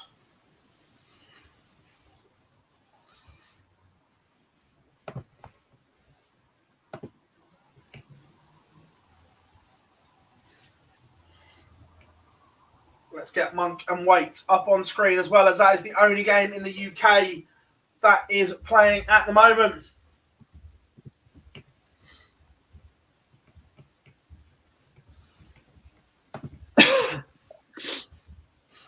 Warming up, Nick Fulwell, Jamie Clark, Kevin Burness against Kevin Lane. Darren, all will be revealed in the next couple of days, mate. All the announcements are all scheduled, ready to come out. How many points does O'Shea have now? O'Shea is on 5.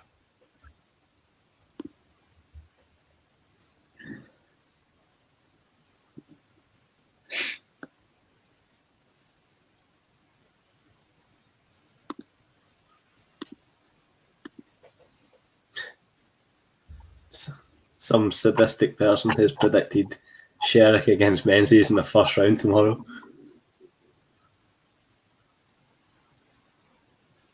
Oof, done first check. From Aaron Monk, 94 and a ton. We're level at 2 apiece. Could you actually imagine that, though, if those two were drawn against each other? Oh, could you imagine the conspiracy theories? Well, yeah. Can you imagine? It's not like... It's just not like Cameron Menzies is obviously safe, is he really? So no, he still has to bring. He still has to bring out his best performance, and she's got to play. She's got to have an amazing day. So you're basically for them two. It's a tough position to be in. But could you imagine that? Oof. I'll tell you what, this one's getting spicy now between Monk and Waits.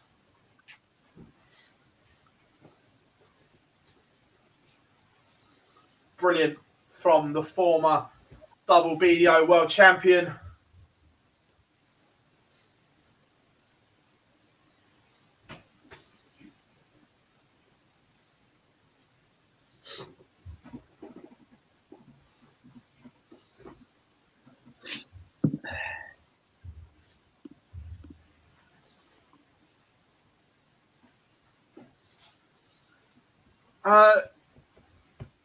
Chuck, we were talking about this. That he says if 177 from Monk to apply pressure. Let's see if this goes first, and then we'll come to that talking point because it's a good one. We'll get the chat room involved as well.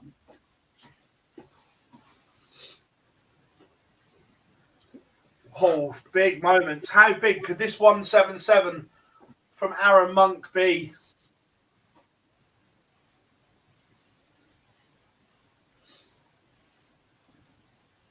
Oof. Huge. Again, Aaron Monk dodging bullets.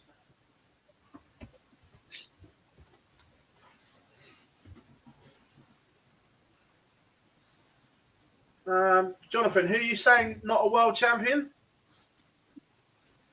Going back to Chuck's comment. If Mario doesn't win the final, he's mathematically certain to get a call. Is he mathematically certain to get a tour card tomorrow? We think so. We're double checking the maths. But here's one for you. If you are mathematically safe, do you still play tomorrow? For me, no. Yeah, I don't either. I've been playing that for 3 days, maybe even 6 days in a row. I don't need another day of practice, etc. I just go home. But have you not got a right and a responsibility to play? And I say this because someone then gets a bye. I know there's buys anyway, but we knew there would be 3 buys come day 4. There's an extra buy, meaning someone will get through, and there's no change to the leg difference scenario. Does that make sense? When you could have beaten them or X, Y, and Z, have you not got a responsibility to play?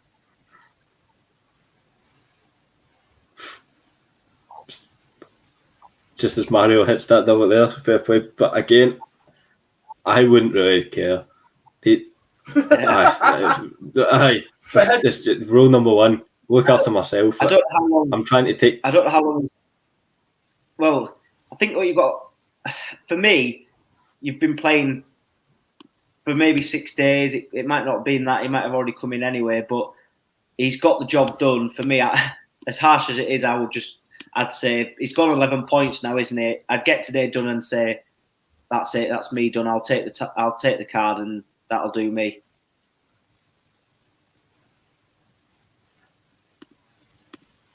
Monk is now 4-2 to the good from 2 down, 4 in a row. 100%. There is argument each way. I'm not saying that there's a right or a wrong here. I'm just putting it out there that what would people do and everything like that.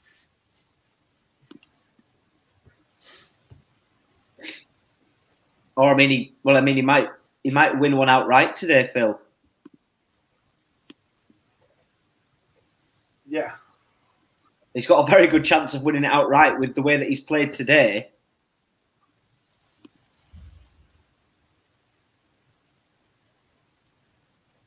Yeah. Chat room is on fire as always, and thank you very much. Remember, if you haven't subscribed yet, make sure you do and drop us a like. Remember, we've got a competition running in the chat room and on Twitter.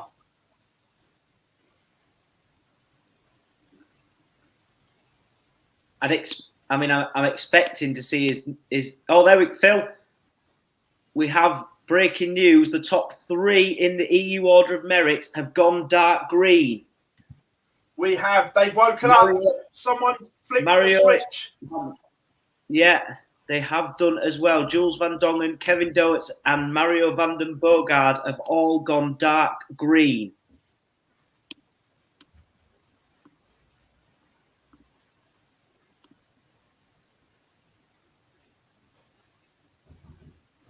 Yeah. 2 seconds, please.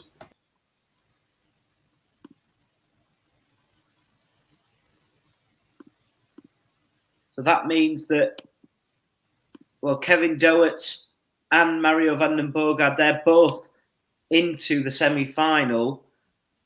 Now, the others that are still in, Danny Janssen is on 7 points.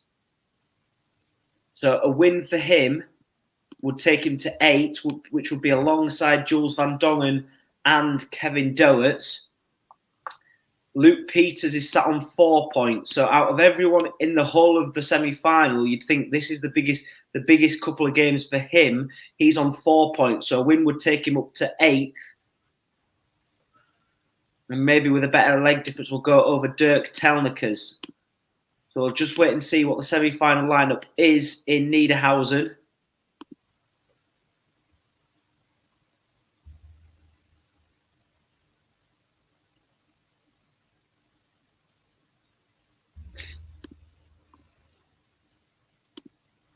Semi-final lineup is Kevin Doherty against Super Mario, Luke Peters, Danny Janssen. But that first semi-final is irrelevant. Both of them have a tour card. It's a weird one, that. Yeah, semi-final, but you're playing for nothing. Yeah, you've literally just found out that you've now. Well, I don't know whether I presume they'll have found out that they've officially now won a tour card. Both of them will just. I mean, whether they're going to try and prove a point of going through automatically or anything, but it is just those two that are now in the position of being. Well, they're in a very, very fortunate position of already winning their tour card through exceptional days of play. Yeah. Scott Waits can't buy a double. Aaron Monk has won 5 legs on the spin, and this would be the icing on the cake.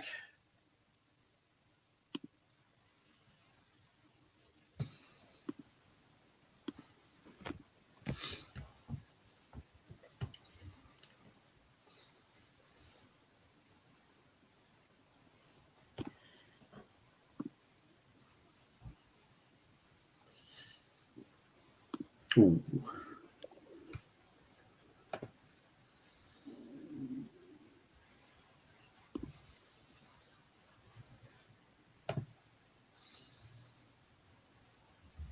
So here we go. It was a break of throw, and it stops the rot.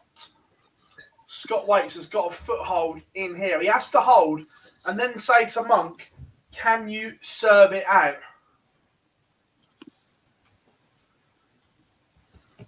Sorry, I don't know if I'm really slow here, but did you just know that there's the ranking feature on Dart Connect itself? Yeah. I did not know that. So if anyone doesn't want to go to the Darts ranking there on Dart Connect, I know it's there, but they haven't got the posh dark green feature. There's no dark green. That is it's a dark grey. I do not know. So yeah, even on theirs, right now, theirs doesn't tell us the top 3 have got tour cards. So although it's good, still got work to do. Dart Connect must try harder.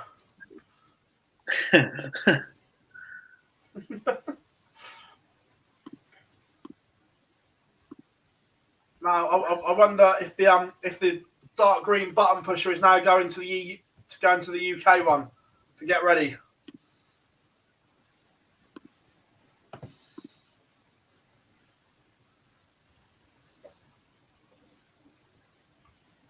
Right. This is where it gets nervy. Monk on the brink to sum up this match. Waits won the first 2 legs. Monk peels off 5 in a row somehow, but he did. Waits has won the last 2. Now this is all or nothing for Aaron Monk, and he starts trebleless. Surely this game couldn't swing again, boys. Turn 40 and you think it might? Not punished as much as what it could have been.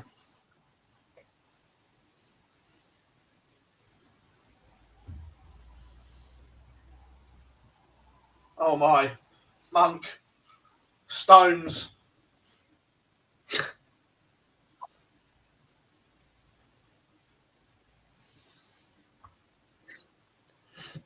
Not enough. No. Not enough.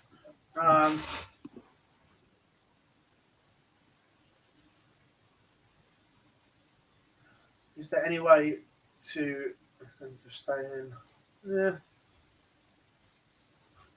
Aaron, Madman Monk. Oh, he is mad. You're right there. He is mad. Mad as you like. But he's 130. Oh, that's a great setup. See, that's what we say about board management. The 130, no need to attack it. Scott Waits, nowhere near a finish. Just set it up. And that's what we said about managing the situation. Aaron Monk is on the charge. It might be his day. It might. It just might be Aaron Monk's day.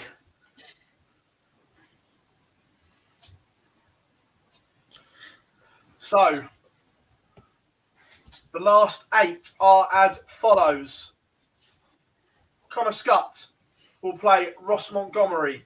John O'Shea will play Aaron Monk.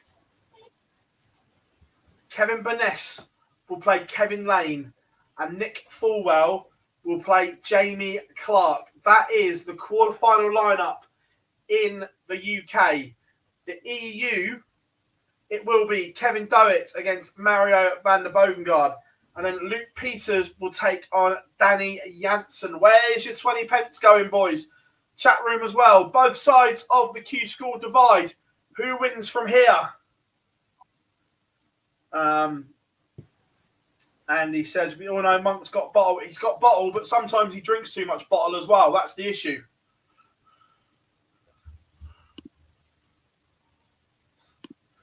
We've said it for a long, long time. Monk has all the ability in the world. But at times, he needs a new brain. Aaron Monk's arm with someone else's brain would be amazing.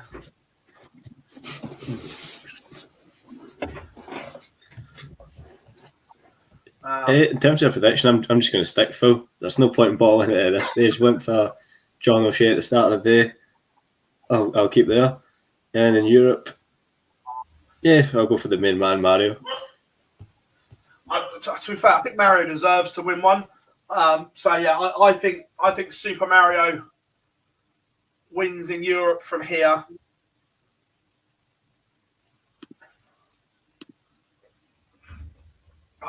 Do I do it? Do I curse him?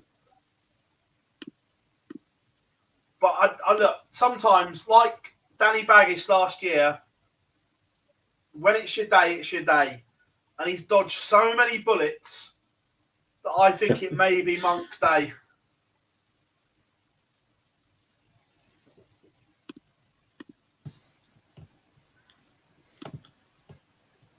Already warming up, which is what I like to see.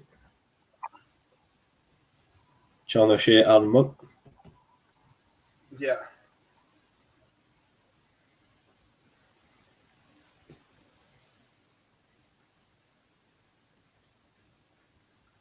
Oh, no, Scott. Scott, next time you see him, ask him the one person that he wouldn't want to drink with and just see what his answer is. You'll be surprised. Because he can sink them, but just ask him who the one person he wouldn't want to drink with is.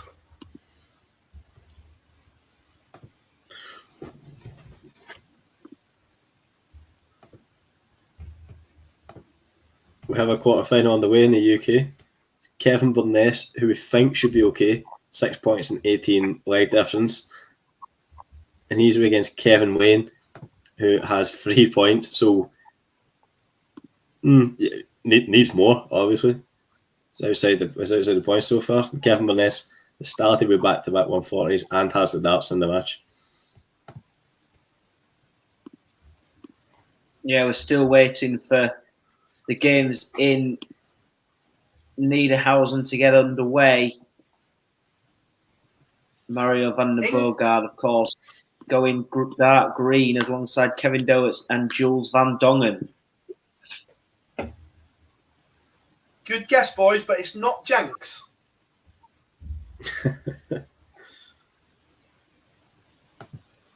Andy says, do we think Dan Reid will get a tour card? He's got work to do. 5 points is a fabulous position going into the final day. Plus 13 leg difference, that may need to come up. He's in a great position, but has work to do. And a lot depends on the draw tomorrow. Could you imagine, I'm playing devil's advocate here, that some of these in green draw each other in the last 1, 2, 8 tomorrow? Maybe tears.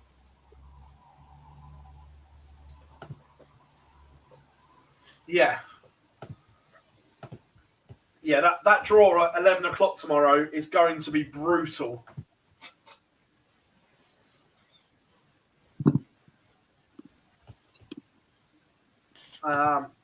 Nick Fulwell, Jamie Clark is underway. Oh, we're underway in Europe as well, Phil. Luke Peters and Danny Jansen in the semi-finals. Checking, no one's gone dark green yet. No, he's not Simon.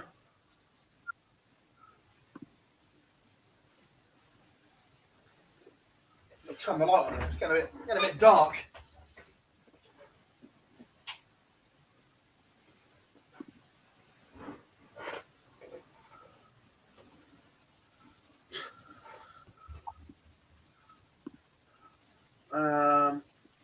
Jason Heaver is a source animal. Is Peter Manley at the seniors? Yes, he is. Lauren, is 7 points enough in the UK? Mathematically, right now, no.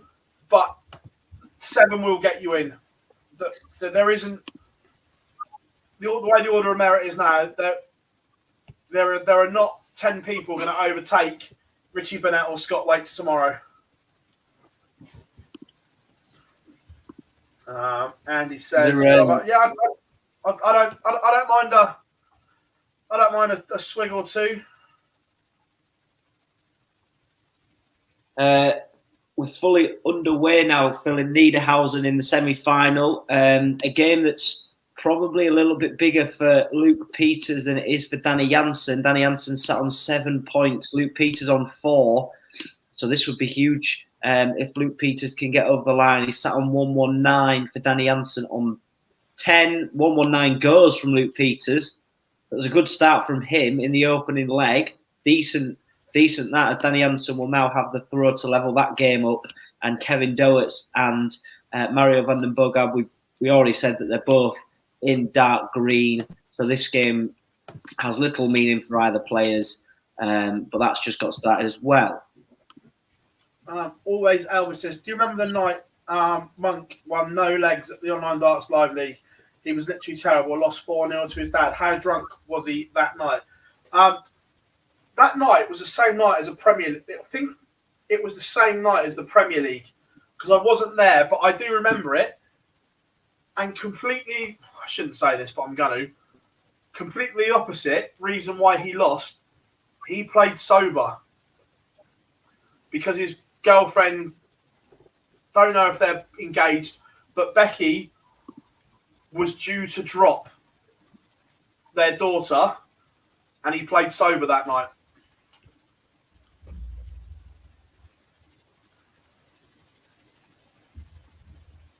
Little one for you.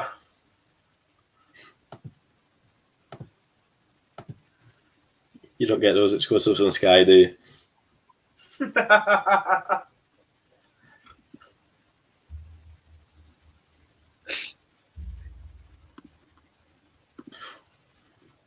Connor Scott takes the opener against Ross Montgomery. Ross, 0 points at the start of the day.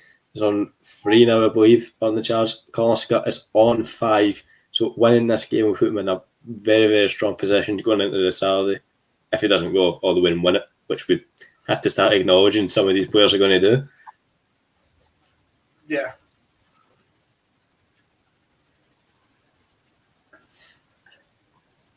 Luke Peters, he's gone 2-0 up in his match against Danny Jansen. So predict if Danny Jansen was to win this game, he will also go dark green before we come off air. He's 2-0 down in that one. And Mario van den Boogaard, averaging a straight-up ton, has taken the opener against Kevin Doertz as well. Pricey is in the chat room. Hope you are well, mate. All good. What do you think, Phil?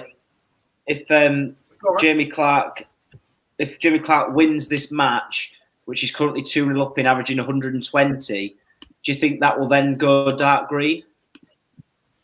Yeah, I think so. Yeah. Alvin said he played sober. He was averaging 50 something. It was in August or so, so I thought he'd got the chance. It might not have been for whatever reason. I 100% know he played sober, mate.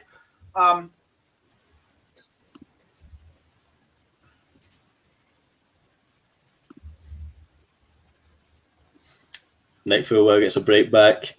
He really needs this. Jamie Clark is already through, as we will 99% say, but Fulwell's just broken. He's 2-1 down. They need to find another break if he wants to move on.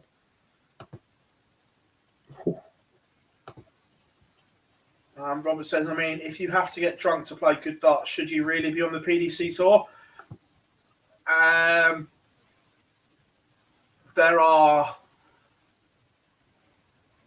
I'm not going to go into it. We all know what goes on tour, and that let's just say that most are in the same boat. Yes, it's getting better with the JDC and whatever, and more youngsters coming through, but most of them, yeah. See, Mace says, there you go. He didn't drink. He was there. I say, I'm sure I was in Milton Keynes, but I know for a fact that night he didn't touch it because he drove and everything like that. So I know he didn't have any that night, and that's why he was rubbish. Andrew says, do you play better sober or after a few? For me, I don't. I've never drunk when I've played, and the reason is because I played from a young age, so I always played and practiced without having a drink. So started playing league darts at 15, and never needed to, obviously because you're only 15, didn't get away with it. So I've always played league darts and everything sober.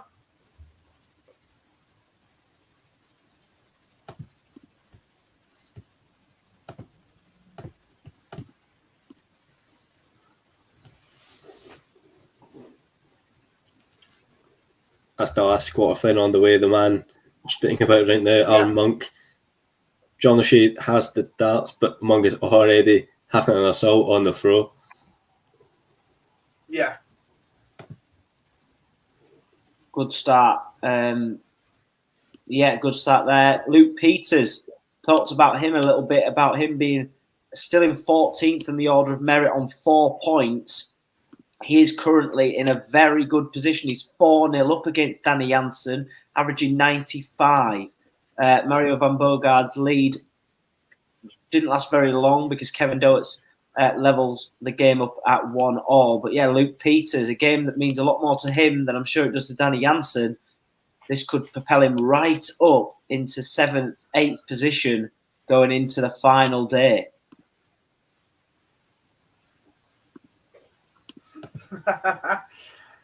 No, I was never that good, but I just used to enjoy playing. Andy, you used to play a bit. Well, when I could play and let go of them, I was all right. Got the hips and it all went wrong.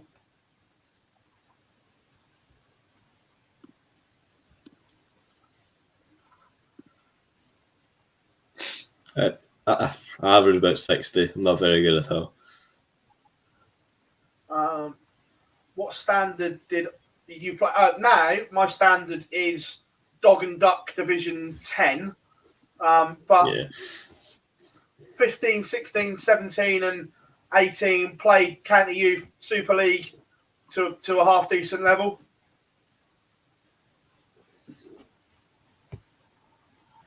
That's a good point. I probably did play too much as a kid, to be fair.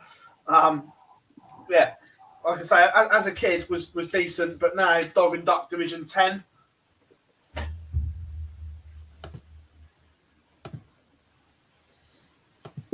Two guys that we think are already through or running away with their games against people chasing. So Kevin Burness leads Kevin Wayne 4-1, and Mick Fulwell was 4-1 down to Jamie Clark. Both Wayne and Fulwell are trying to chase this down and are having the door smacked in their face. To be fair though, true fact, in the quarterfinals in MK, Kevin Burness will have a cup of tea on the go. True fact. Yeah, good on him. It's working.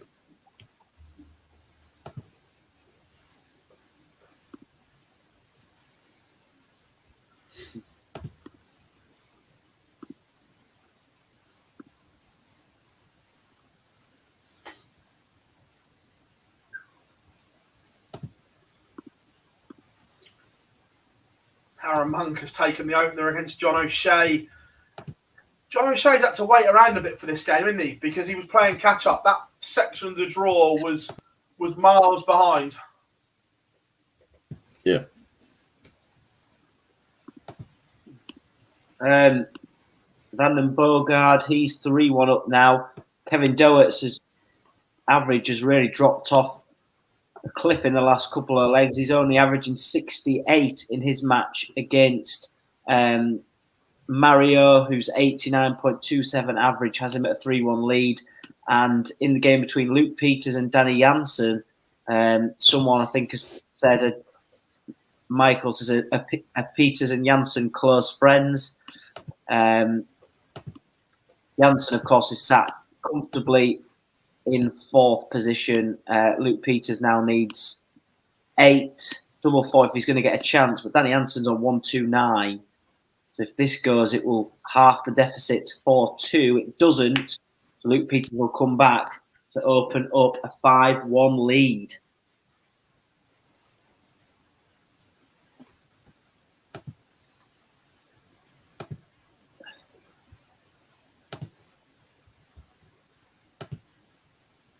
Goes in 2.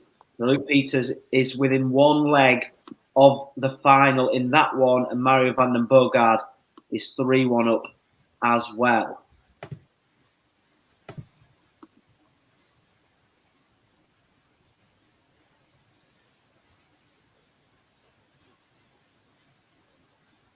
Kevin Burness has teed up a double.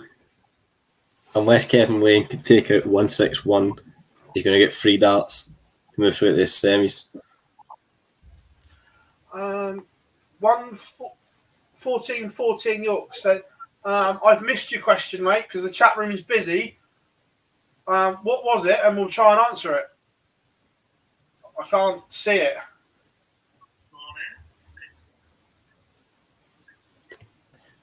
That's Burness through 6-1. Kevin Wayne going to have to win at least 4 games tomorrow. Burness through to the semi-finals. Burness will have a good old cup of Yorkshire tea on the go.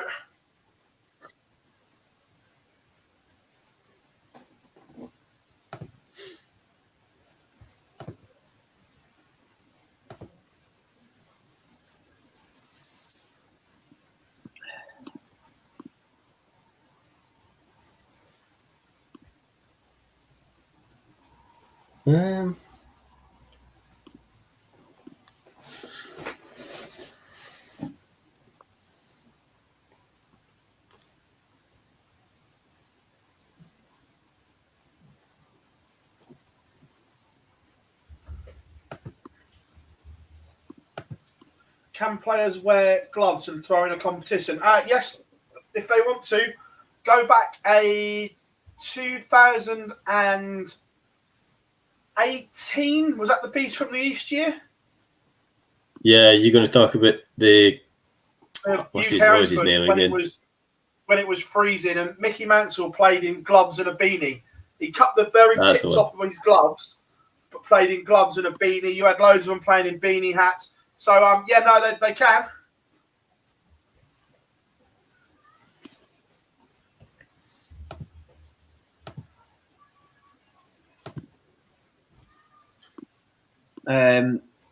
Three-leg lead now for Mario van den Bogard. He's averaging 15 points more than Kevin Doert's. I think Doert's now, of course, knows that he's got through and got a toe card. Luke Peters, 5-2 now. He's just had his throw broken and that might go to 5-3 in a minute. But of course, he'll have the darts still to round off that match. It's important that he gets the points on the board, Luke Peters, who is still sat in 14th position on 4 points. So wants to put himself in the best possible position come the end of today. But Danny Jansen is on 128 with Luke Peters on 142, and this would be just for a hold of throw. The Joker is in control against Monk.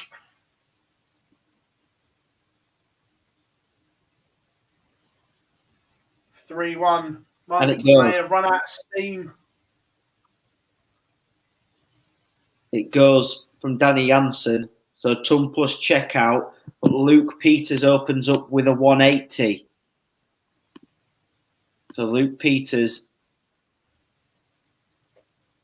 continuing to impress. He's gone 180 and a ton as Kevin Dowitz gets a leg back against Mario van den Boogaard.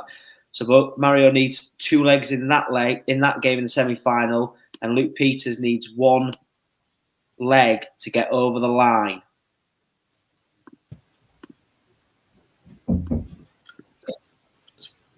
Bad one here. Nick Full Welsh just bust 82. Sorry, he's bust 40.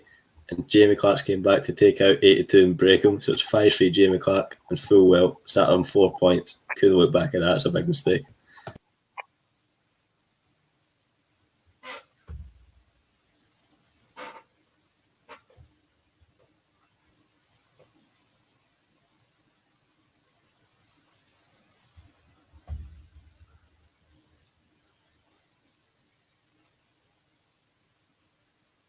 Oh, we're not done yet. We're not done yet in the game between Luke Peters and Danny Jansen. Jansen has just gone back-to-back ton plus finishes, has broken the throw, and it's now 5-4 in that all-Dutch affair. In the other game, of course, Mario 4-2 up. So Danny Jansen has not started very well either. Jansen's come in 60 with Peters on 40, starting with 41. So will we be seeing a noble leg in this one?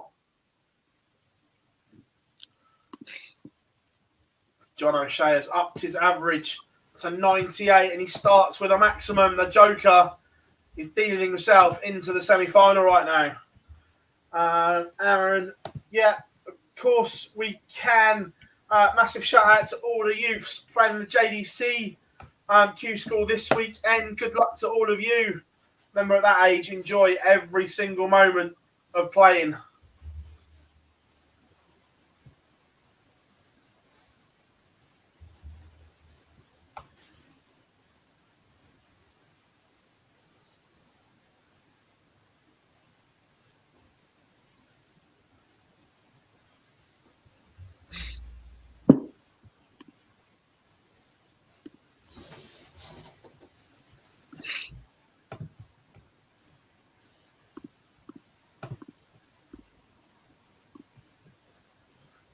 Can Fallon still get a tour card? Yeah, absolutely. She needs to win tomorrow. Johnny, what happened with the hammer yesterday? He lost, had an altercation and was escorted off.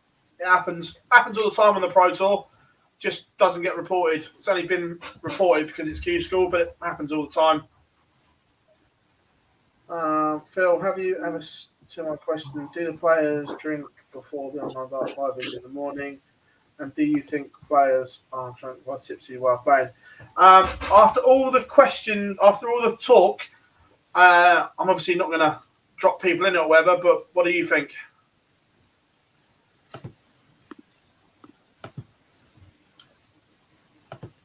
Jamie Clark beat Nick Fullwell, by the way. So Fullwell stuck on 4 points. It's a bit of a dodgy position, and Jamie Clark looks beyond doubt at this point to go through. Yeah, and not just that, Peters. Jamie Clark is officially dark green. Brilliant. Jamie Clark has a tour card. Talking about players that are dark green, Danny Jansen, who of course before this game was sat in 4th position. He's not yet dark green. He's just been beaten by Luke Peters, a 1:16 checkout. That's 3 consecutive legs with a ton plus checkout in this one. And Luke Peters goes through to the final. He will go and play against Mario van den Boogaard. So as it stands, Luke Peters is up into 7th position on 5 points with a +9 leg difference. And Mario van den Boogaard is in a position now where he may be able to see the leg out and get himself into the final.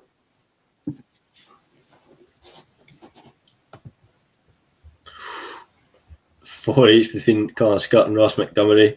Connor Scott, I believe, is on 5 points, so this is huge to try and get him on that 6.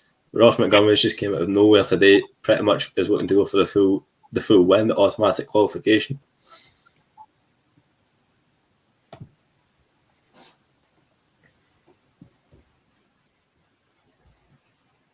Burnett has 7 points, and it, by all accounts, should be good enough. Right, we'll catch the last couple of darts in this one potentially.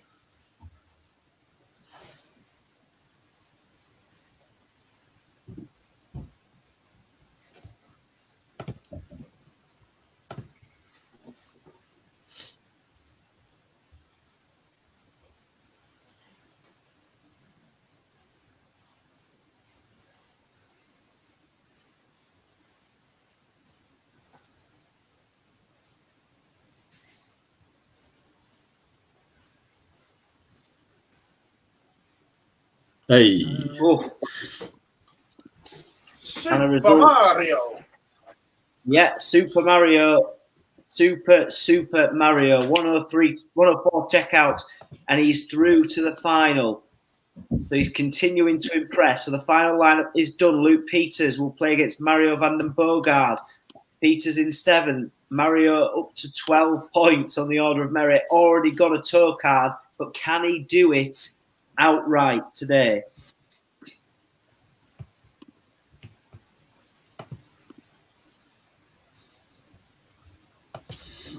There we have it. And with that, give me a second.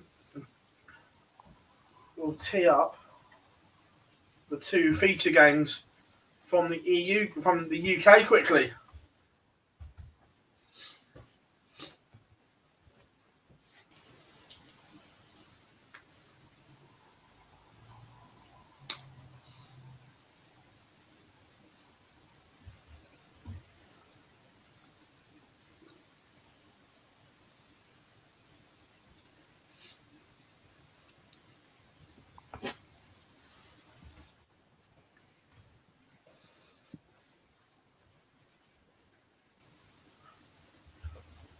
Huge moment in that final that you're just about to see.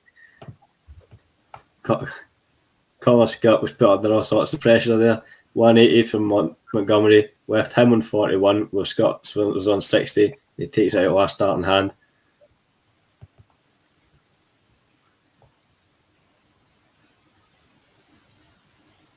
So we have one in dark green in the UK, 3 in dark green in Niedernhausen.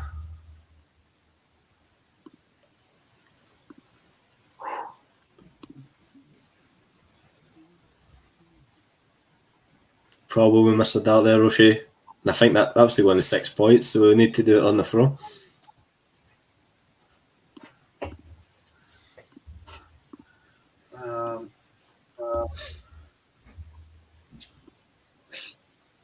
Someone says, does Cameron Menzies struggle under pressure, or was it just a lack of belief in his own? He's just so hot and cold. Like we've said, his A game is tremendous. B game, non-existent.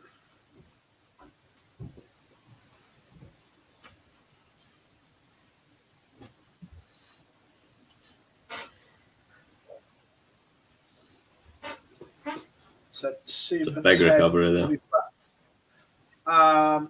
Yeah, if with the players that are left, the only way Super Ted won't be back in green is if Aaron Monk or Ross Montgomery win the day.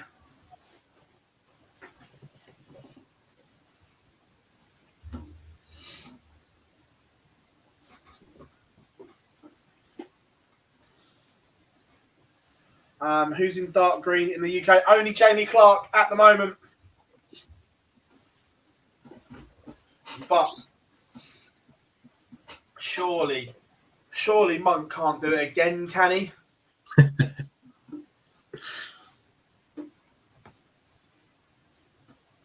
Can he? He's got 6 darts to break here. And then it's essentially on throw. Yeah. Oh, he doesn't need 6 to get him free. Oh. Opponent not in a finish, by the way. And he decides to do that.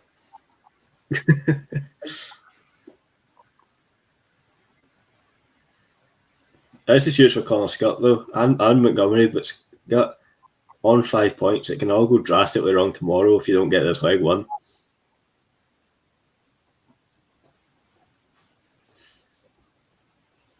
O'Shea will want to get this done here. He won't want to go to a deciding leg. What's Monk got left in the tank?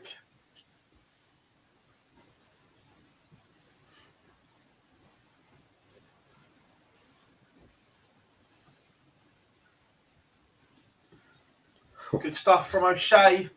But again, he's on one of those numbers. Counting has to be good here, O'Shea. 81's not enough from Aaron. Not enough on throw. 2 trebles here, and John O'Shea is on the verge of victory.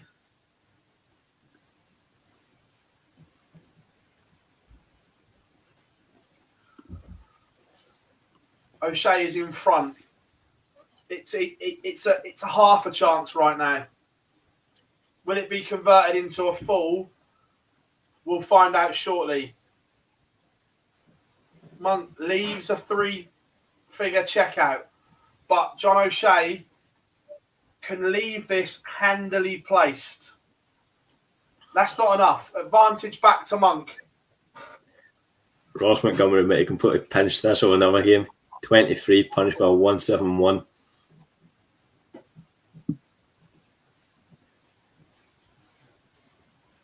Aaron Monk has missed the ball, but will it be match start from Montgomery, boys? Probably gets 6 if he needs it. He gets another 3. Wow, that's a big blow for Costco. Remember, all on this one. Aaron Monk has missed the dart at the ball to send us to a noble. Now, can he polish off the Devil's finish? Is Aaron Monk in charge of this game? Yes, he is. 5 apiece. Remember, John O'Shea was in a commanding position. But we are now 501 points from a winner. And O'Shea has the darts.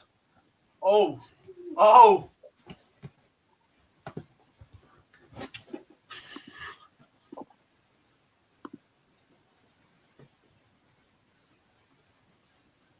Not punished. It might be as enough. much as it could have been. It might be. But when your opponent kicks off 40, you're dying for a 2 treble visit. Don't get me wrong. In a shootout, every big treble is like a nugget of gold. But you'd always like one more.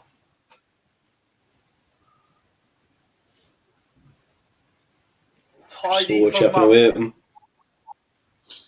Tidy. John O'Shea needs to find a big visit.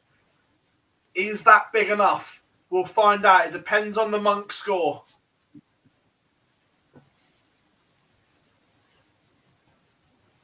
Yes, it was big enough. Advantage, John O'Shea.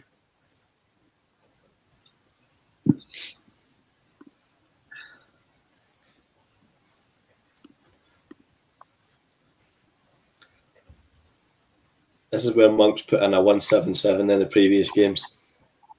Yeah. Oh, he can't, can he? Maybe. He can't. Oh.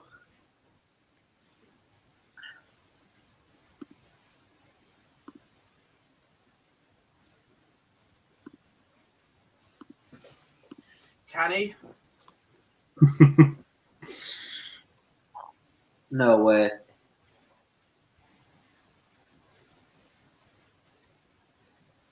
The suspense. He's missed the dart at top for it. Aaron Monk has missed the match start. Oh. But so's John O'Shea. John O'Shea has missed two. Is this Danny Baggish all over again? When it's your day, it's your day. Is this the Danny Baggish story all over? No! Monk has missed. Surely John O'Shea is not going to let this one slip again, boys. It's taking its time, though. Aaron Monk has missed 4 match starts. Oh, last start in hand. I was going to say Aaron has missed 4. John O'Shea has missed match starts, but it is the Joker who goes into the semi-finals. Wow, guys. Oh, my. Oh, Just my. One too far for Aaron Monk. Just 3. But that's a 4 that missed starts, wasn't it? Because he came with 1 tops. Yeah, he missed one at the ball, at the 1-2-4. Ouch. Oh.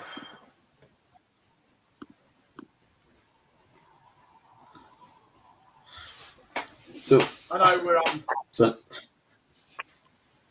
but I kind of wanted Aaron to win that one.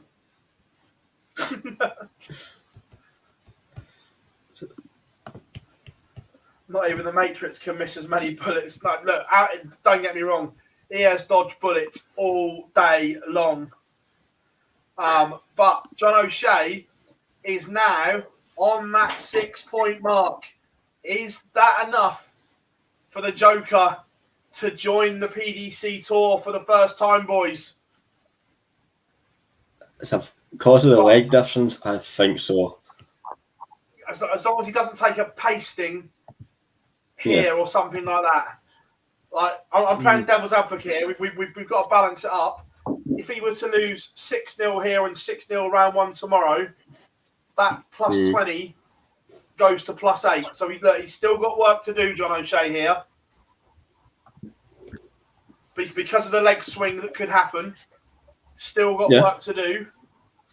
But in a great position. But Aaron Monk at the start of the day had no hope. Now he's still there. He's still fighting.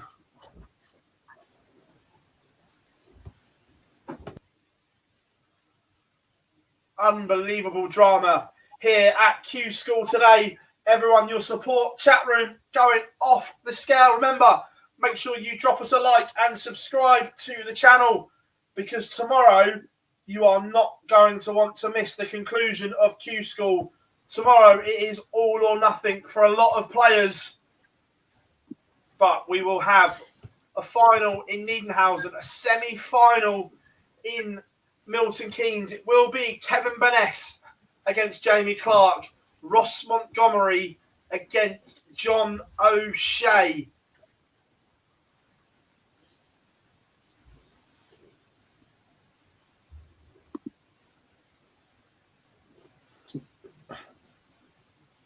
So, quick run through of the quarterfinal results.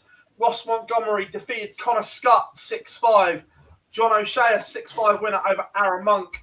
Kevin Burness swept aside Kevin Lane 6-1. And Jamie Clark, 99 average, best average of the quarterfinals in a 6-3 victory over Nick Fulwell. And over in Niedernhausen, Mario van der Bodengard, 6-3 win over Kevin Doet's 95 average. And Luke Peters beat Danny Jansen. Not much between them in the averages, both well over the 94 mark, boys. That final is going to be tidy.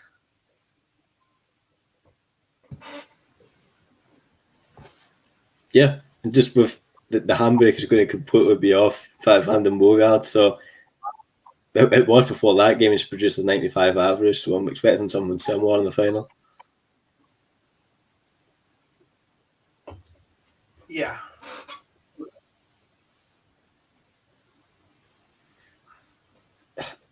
The other one, the UK one's quite interesting because Kevin Burness and Jamie Clark, you're thinking they're both through, not really much on that.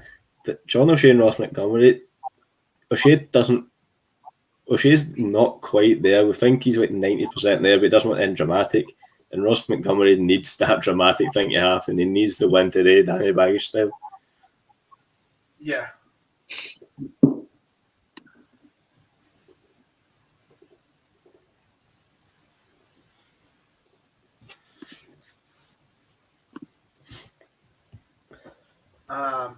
Right, we shouldn't be too long in wait. I'm expecting this final to pop up any minute now because it's been a fair wait. Yeah. Someone says in the chat room about Cameron Menzies sinking fast. If Ross Montgomery was to win the semi-final, would go up to 5 points, and that would then potentially knock or put him potentially in a very close position to slipping out of the green. So it's still all to do for Cameron Menzies tomorrow as the final gets underway in Niedernhausen.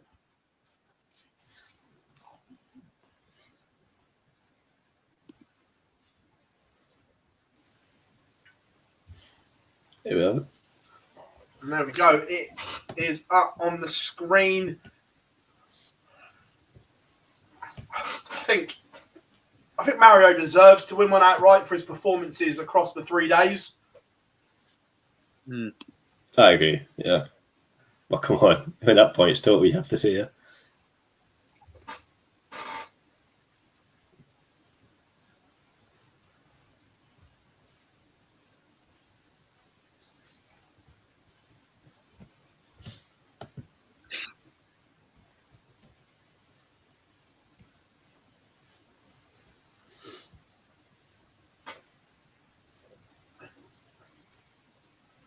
What else have we got? Both games warming up now in Milton Keynes.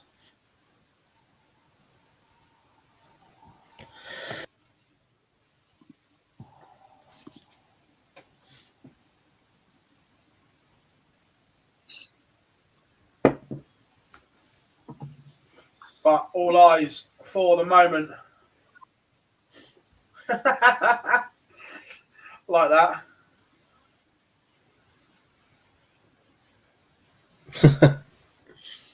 That's sad because it's true.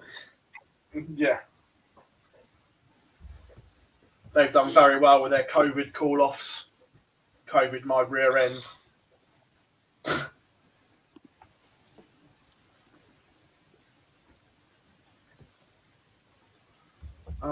Roger says, why all the talk about Menzies fella? Is he some new super talent that I've missed? Not a super talent, mate. Cameron Menzies has been around for a long time, and his A game is brilliant.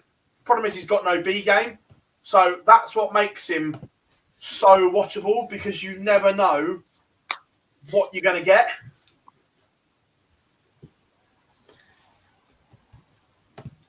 That's one of the semi-finals on the way, Phil, in the UK. Burness against Jamie Clark. Oh, turn the wrong one off. My bad. 2 secs. Yeah, There we go. that's underway. And in the final in Niederhausen, Luke Peters has missed a handful of missed darts there against Mario van den Boogaard, and Van den Boogaard has taken the opener, as you can see on your screen.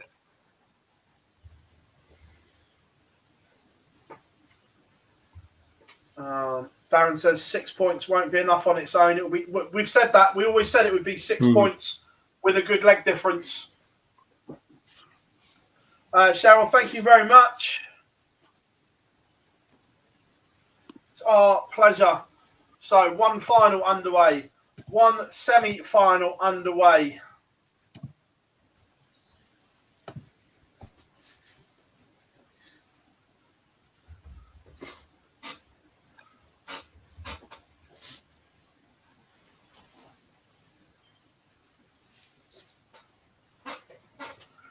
Remember, we have a ticket giveaway going on, which I will sort out shortly.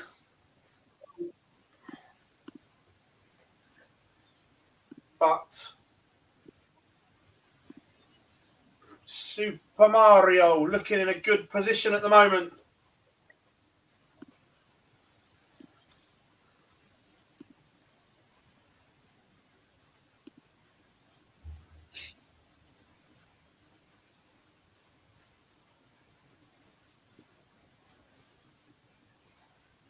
Jamie Clark breaks Kevin Burness in the UK semi-final on double free of all places, but 1-0 Jamie Clark has the break.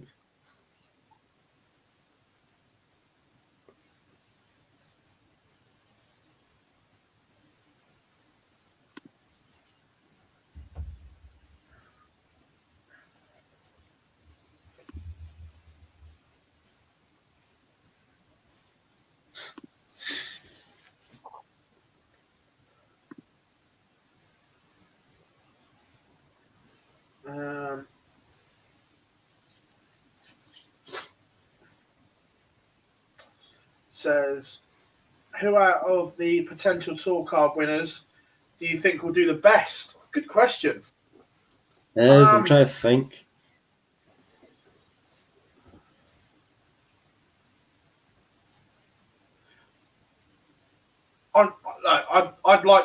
I'm interested to see. Like, he hasn't got one yet, but I would like to see Cameron Menzies and Connor Scott for a couple of years on tour to see where they can go from the UK one at the moment.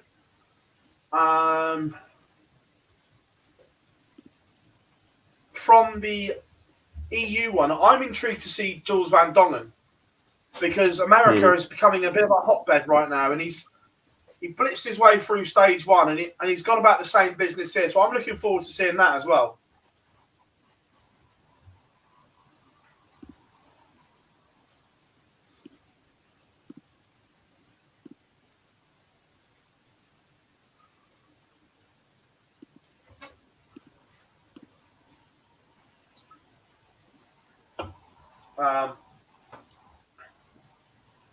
Of course, and Richie Burnett. Who doesn't want to see Richie Burnett on tour?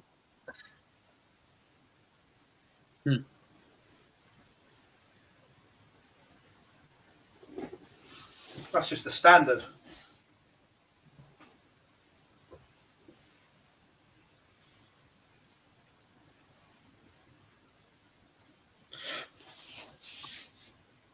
Break back from Kevin Burness. Both these guys have been quite dominant in their past 2 or 3 games, so it's interesting to see them coming up against each other. Just obviously back up in his room. Connor, hope you are good, mate. Another good day today, mate. Take the positives. It was another good one. Good points on the board. Keep it going, mate. Yeah. Luke Peters has got a leg back against Van den Boogaard, as you can see on your screen. It was just a hold of throw, though, so he would need to break the Van den Boogaard throw in order to take any lead in this. And he opens with a 180, so that's the perfect start for Luke Peters. Of course, a massive game for him. If he's to progress, he's on 5 points at the moment with a +9 leg difference, so a huge final this will be for him. That's the last semi-final on the way, John O'Shea against Roth Montgomery.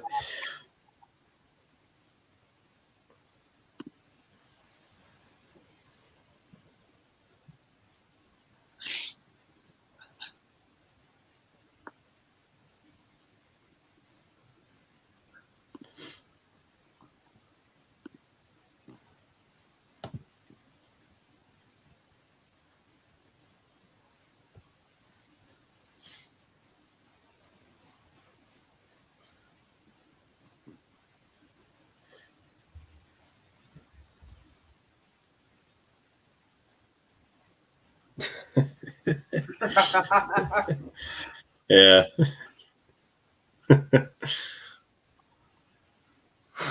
John O'Shea and Ross Montgomery is also just underway. As soon as the final in Niedernhausen is done, we'll put them both as feature games as well. But everyone, absolute, what an effort it's been today from you all in the chat room. Remember, hang around. Right, quick one. Let us know in the chat room. Well, 2 seconds. It says the real Connor. Yeah, it's the real Connor, mate. He often jumps in on the shows quite a lot.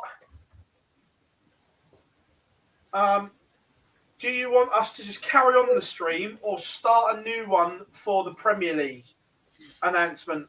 I suppose it depends what time these get done.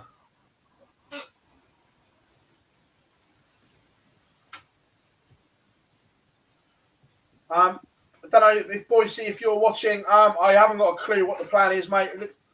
By the sounds of it, we are just going to absolutely wing it.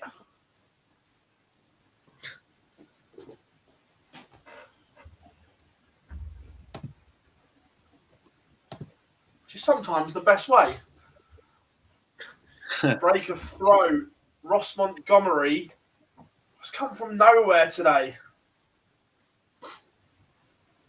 There's always someone just doesn't show any signs and then finds himself on the tour.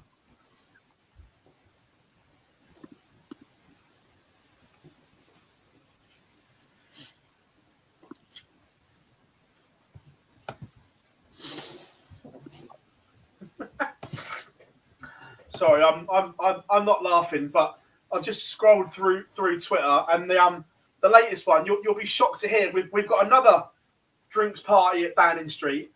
I'm just intrigued to see what days we didn't have drinks parties on in Downing Street. It sounds like every day is a lash up, but anyway, you can't make this one. Lockdown parties, right? The head of the government's COVID task force held a drinks bash in London under Tier 3 restrictions. We are absolute mugs. Every single one of us, we are mugs. Oh.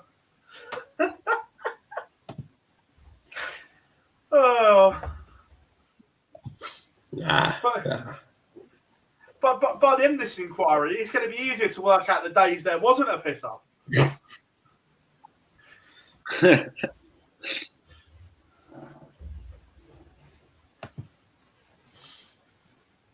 Charlie says, "Stay on, lads. Start a new stream. Will be over by.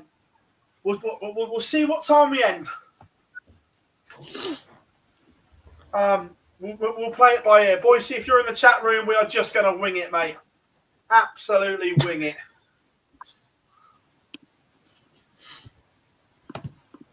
Oh, 100%, mate. Like, we've been saying it for ages.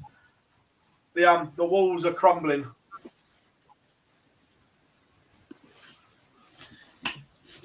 No, stick it on.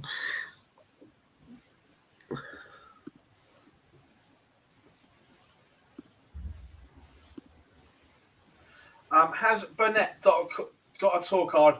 Mathematically, not yet, but yes, he has. 7 points will get you a tour card.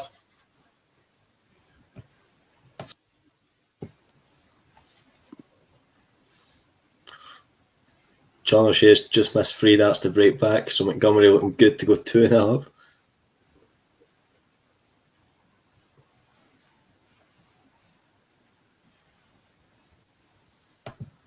Not a problem, Anthony. Our pleasure. Great to have everyone involved, and the fact that there's still only 600 of you watching after nearly 6 hours of live streaming, and we are down to this many. Absolute kudos to you all, and thank you for your continued support. I know I keep banging on, but if you haven't yet, make sure you subscribe, because we're etching closer to that 20k mark.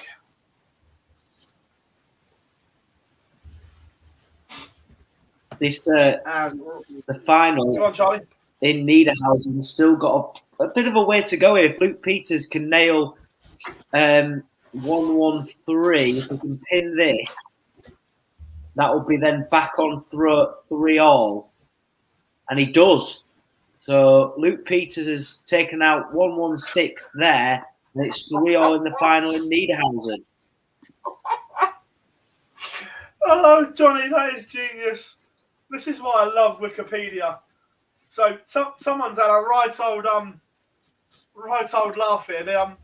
obviously been edited away. At the moment, the current Premier League lineup, according to Wikipedia, is Gary Beasley, Ted Bundy, Michael Van Gerwen, Stuart Kellett, Michael Smith, Johnny Clayton, Eric Bristow, Ryan Searle, Nigella Lawson, and Brendan Dolan.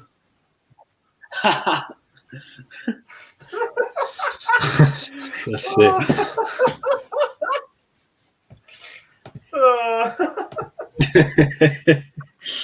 However, then we've got week 1.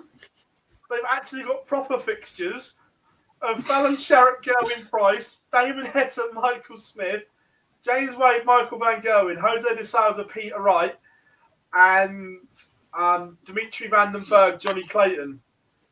Look, traditionally, I know we don't know the lineup or anything like that, but I would imagine that Michael Smith Peter be Wright alright. and Michael Smith will both be in the Premier League. That it's normally a repeat of the World Final for the opening night.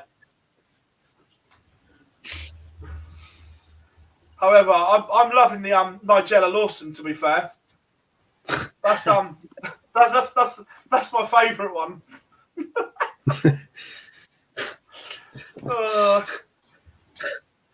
I love Wikipedia.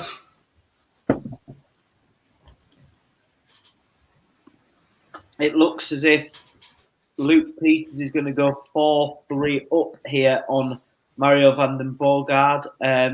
He's left himself double 16. So he's in a very good position here. All that Van den Borgaard can do is leave a decent finish and puts a 140 in, so leave himself on 44. Richie, And it goes. Pleasure, mate. Go on, boys. No, just saying it's gone. He's obviously 4-3 up now. Yeah. Richie says, you've got me through a few days of boring work. Oh, pleasure, mate. Glad.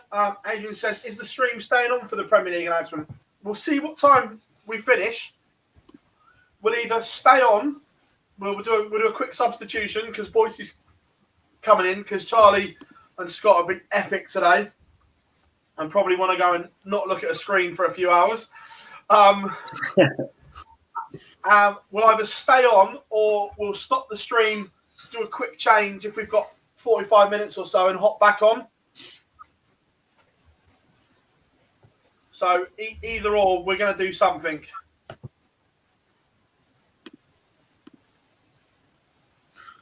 John O'Shea's got us back on throw. Yep, back on throw, and that was a break. So 2 each, and he has the das. This is tidy between Jamie Clark and Kevin Burness. 7, Jack, the PDC have said.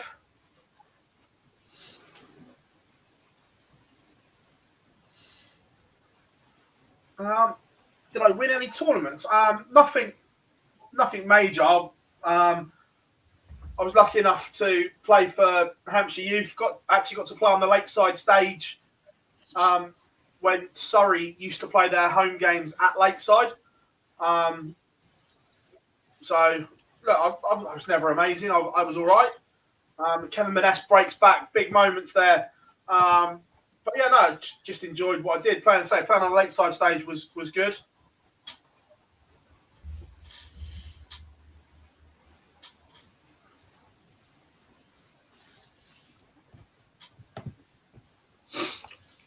John O'Shea moving through the gears, boys. Yeah, stronghold. We've 1-2-1 after 9. It's a proper Johnny Clayton move, isn't it? Yeah. The Joker is going through. And I know the O'Shea clan watch along at home. I think it's time to start celebrating. John O'Shea is heading towards the PDC Tour.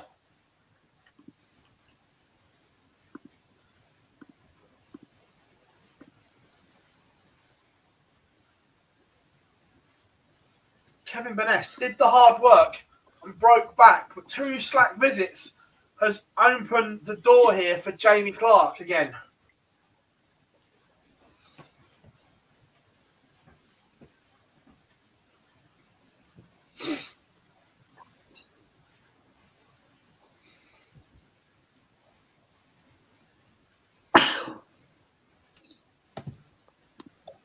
3-2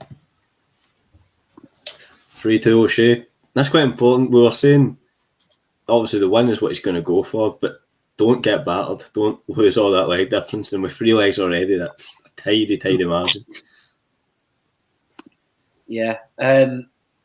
Luke Peters is involved in a real battle with Mario van den Boogaard,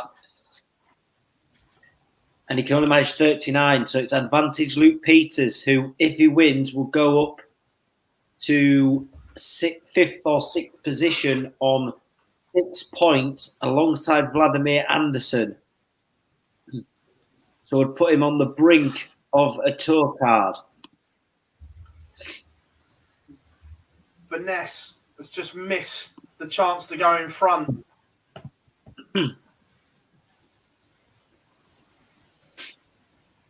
Jamie Clark is in front again.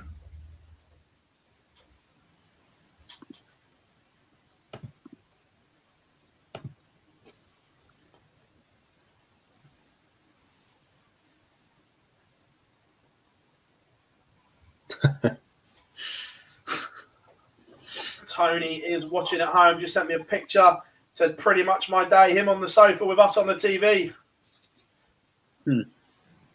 Top man. Be interesting though, Phil, if Luke Peters gets over the line in this game, what will Mario van den Boogaard do? Because he's sat on 12 points. Does he play tomorrow? Does he have it off? It's an interesting one. I have the day off. If I'm him, I have the day off. Oh, Jamie Clark, what a leg to throw in here. You've just broken the Kevin Vanessa throw, and you go 1, 2, 3, 140 to the 58 after 9. Sensational young man. Hello. Sensational scoring, but definitely was a bit overexcited there, maybe.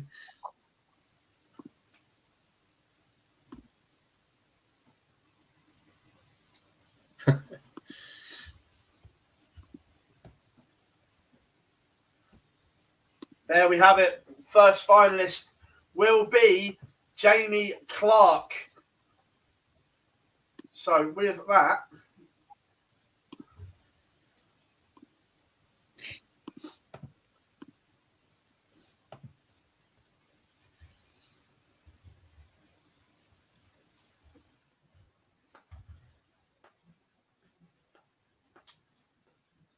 we will go to the conclusion of Ross Montgomery against John O'Shea. Yeah. We might have a conclusion in Niedernhausen as well. Luke Peters is on 62. What can he set up from this position to give himself a chance against Mario van den Boogaard? It doesn't go. So Van den Boogaard will come back for double 8. It's a real mess, and this will be taken to the So only get a dart of the ball from 62. Is that all right? Balls up. Yep. Oh, Mario.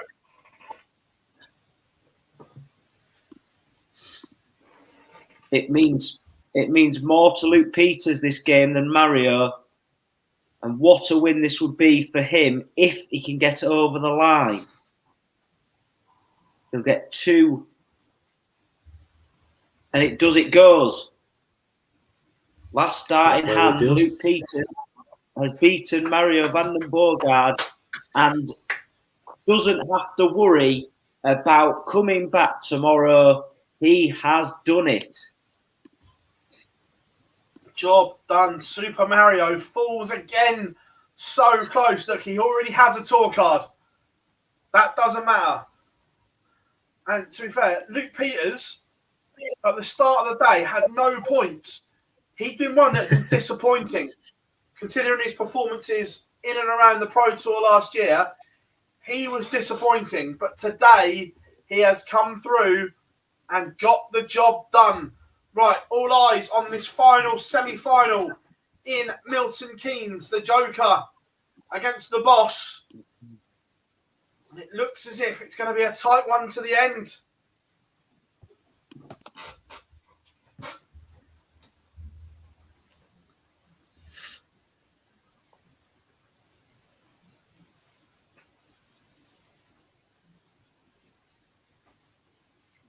What? Evening, Missy. Hope you are good. Let me see. Ross Montgomery didn't have any points either, didn't he? Not? I don't think. No, He didn't. did. Again, he's come from nowhere. What would be the odds? Two players getting through with 0 points at the start of the day. Oh, Laura was in, watching from behind the sofa. Hope Maisie is watching at home as well.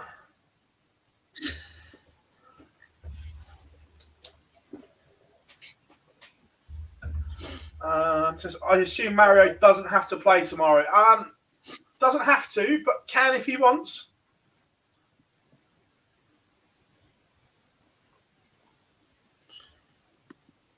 The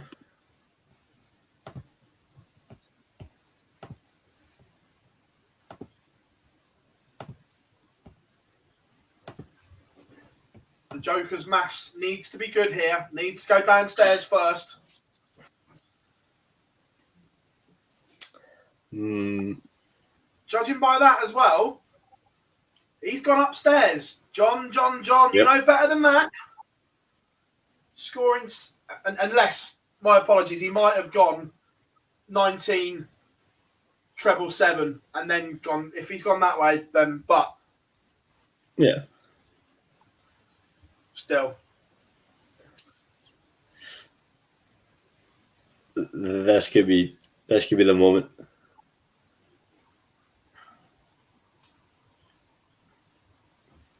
Well, so what's the highest Q-School points tally? We think 12.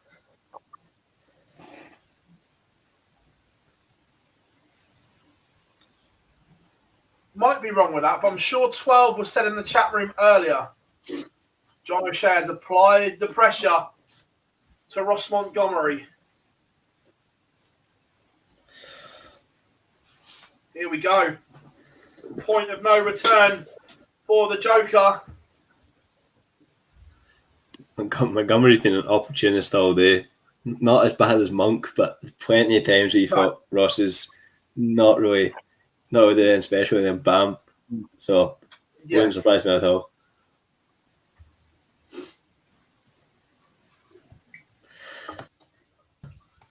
What has the Joker got left? Has he still got that ace up his sleeve?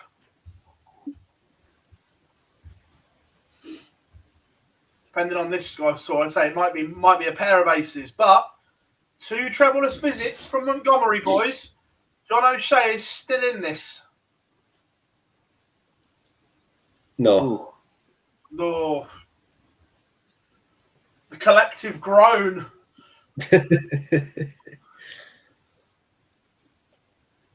Well, he's not short of opportunities here.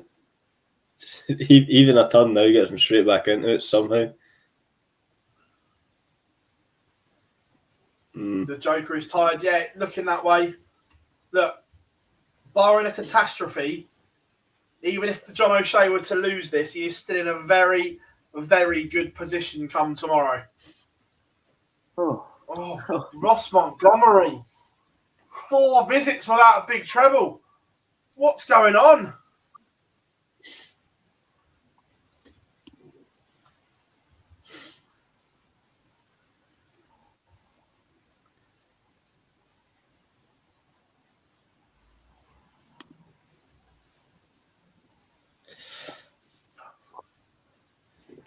Probably needs to clean this up in 6 darts, John.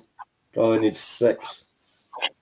Yeah. Oh, tired leg from both.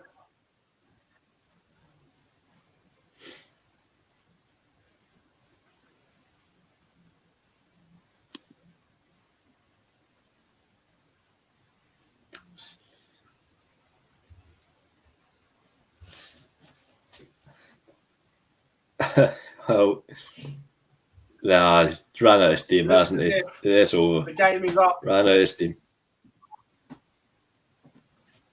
We have a final. Yeah. Ross Montgomery has beaten John O'Shea 6-4 in the semi-final. It looks as if the Joker just ran out of steam. However, just judging on these averages, just looking at the two today, if Jamie Clark plays the type, this could be one-way traffic in this final. 100%, and under no pressure as well. This means a lot he's for already got his Montgomery. Doesn't scorecard. really mean a lot. No pressure. Yeah. This could be a massacre in the final. Good. Where was Jamie Lewis today, lads? We don't know. He didn't play. If you didn't play today, I can't see how you're going to play tomorrow.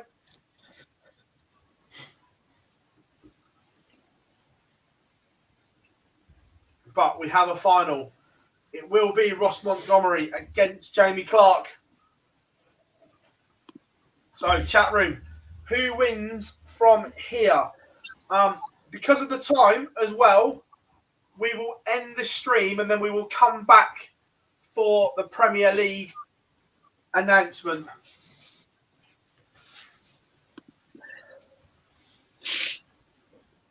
I'm on the boss. Look,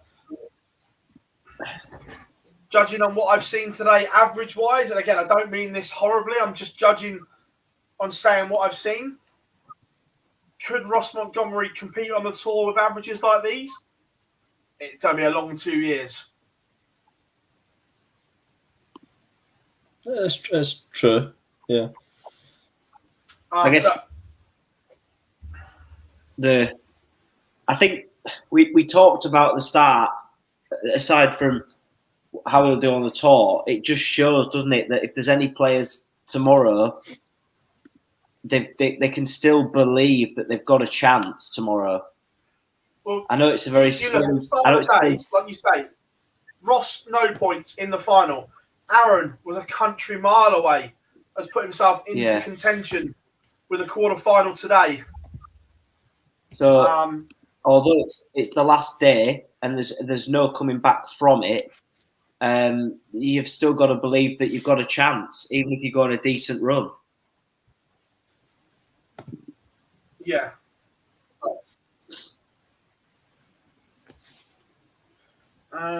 Got to be in it to win it, Phil. No, I disagree. I'm not in that in it to win it malarkey.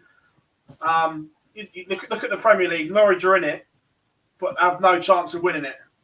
The sport is all about levels. The football Premier League, you mean? Yeah. Yeah. Not the darts Premier League. Judging by Wikipedia, it could be the darts one. So just in general, sport is all about levels for me. And although there are upsets every now and then, because that is the nature of sport, 9 times out of 10, the better player team win. Yes, there are upsets along the way, but across a season, the better players, better teams, in whether any sport, win.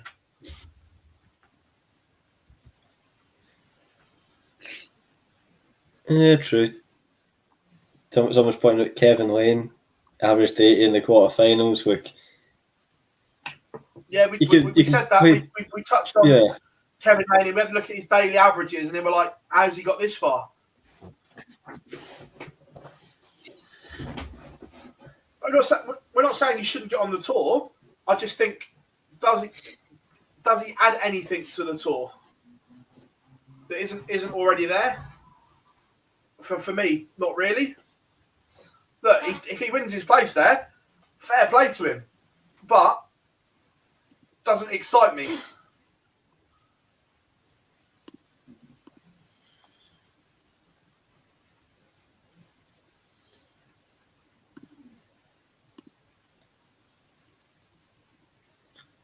And judging what I've seen here, do I think he keeps his card after 2 years? No.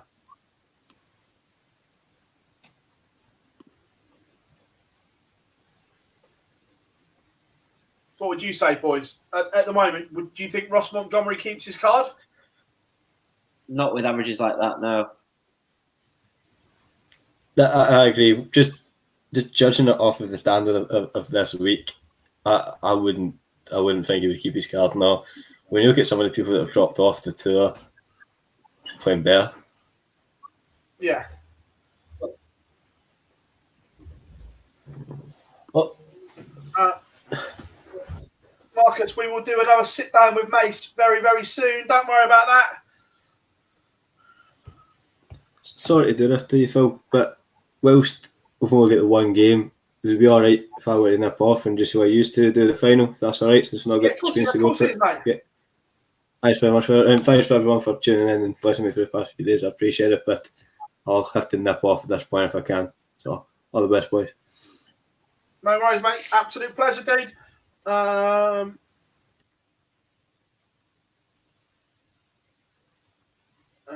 got to say, Phil, I'm not that excited about Jack. That's what sport's all about, Stephen, and I like that. I don't want people to all be the same and want the same thing. And if we were all excited about the same players, then sport would be boring. Nico Kurtz has got a back problem. That's why he pulled out. No, I agree with Mace. I just don't think Ross Montgomery, his level might improve, but I don't think his level will improve enough to compete.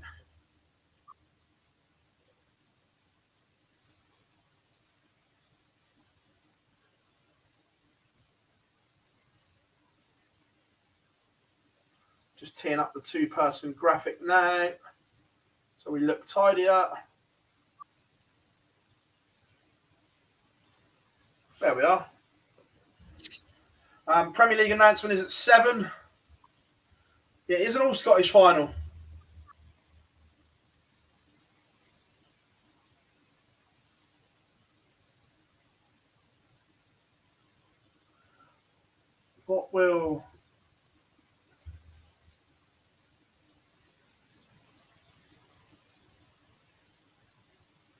What average competes? Just to be competitive on the tour, you're looking at 94 up just to be competitive.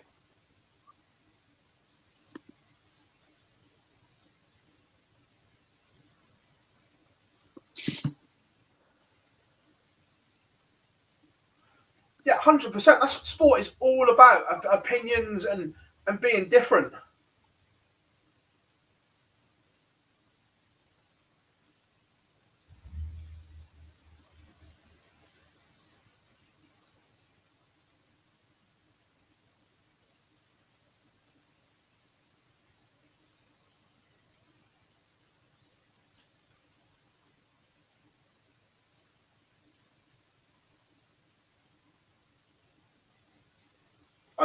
Yeah, that man is just an anomaly.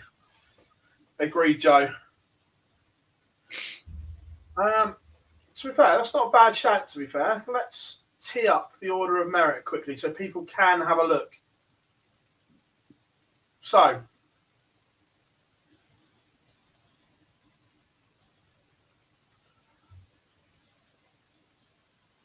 that's the wrong one. 2 seconds. I need to interact it.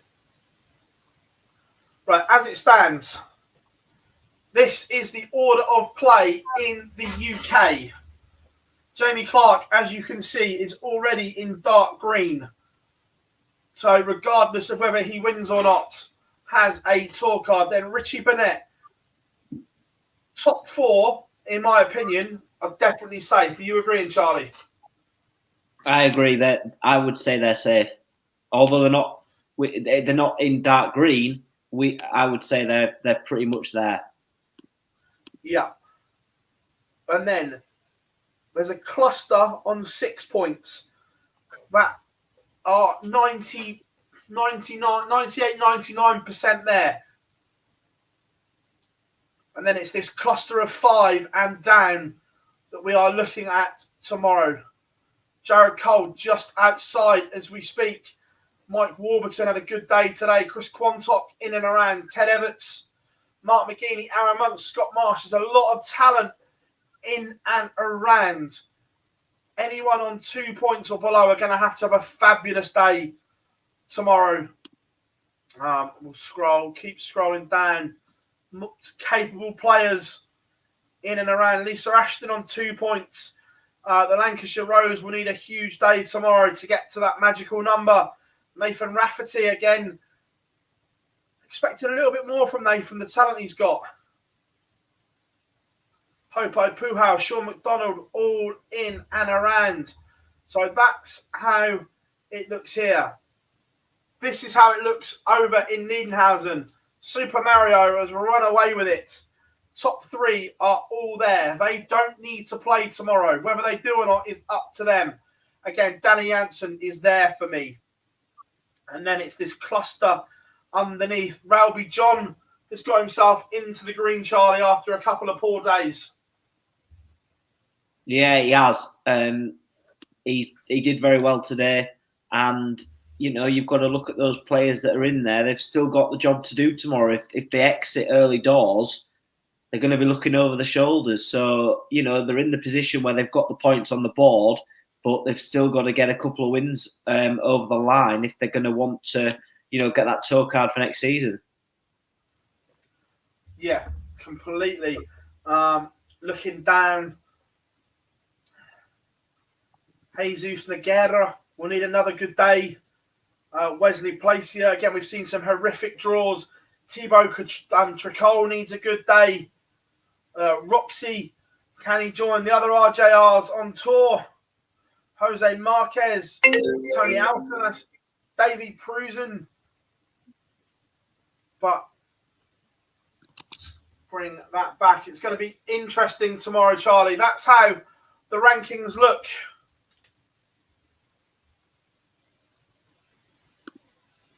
We're in for a big day tomorrow. Could go either way for players.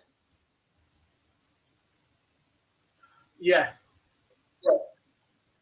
Elvis, our pleasure as always. Fallon is still pointless at the moment. Liam is in. Hope you are good, mate.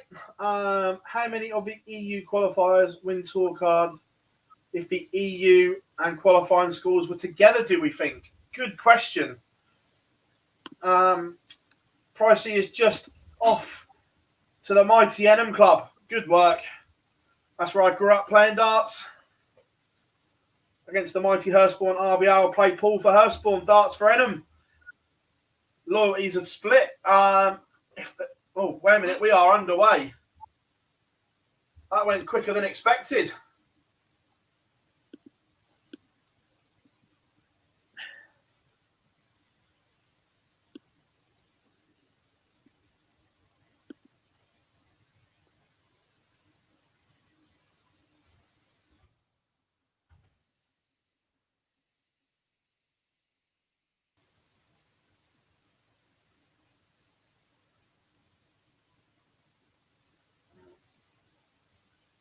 So there we have the final.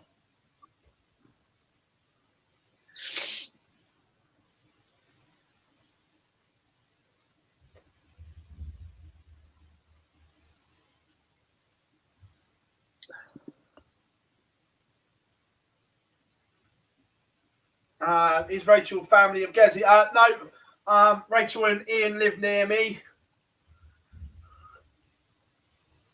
Will Barney keep hold of his tour card? Yeah. He had a great first year back on tour.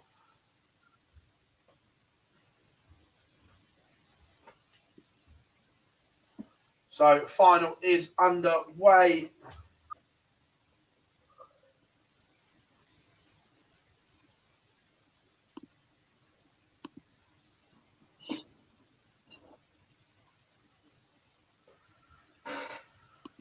What do you think, Charlie? Have you changed your mind? On the final? Yeah. No, I think I'm going to stick with Jamie Clark. I did go Cameron Menzies the last time I was on, and you saw what happened there. So I'm going to stick with it though today. I'm going to go with Jamie Clark. I just think he's been too good all day. But you know that missed darts there. So this is an opportunity early doors if he can get himself on a finish from 87.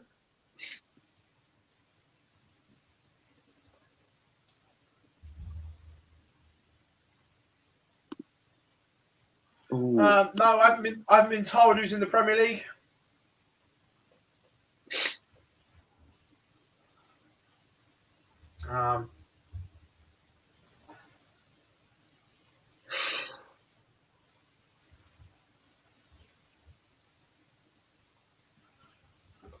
Our pleasure, Pete. Thank you very, very much. Is that a chance? That is, yeah. You missed darts at a double. You're given chances to take it and you don't. That's what happens. Jamie Clark has broken in the opener in a race to 6.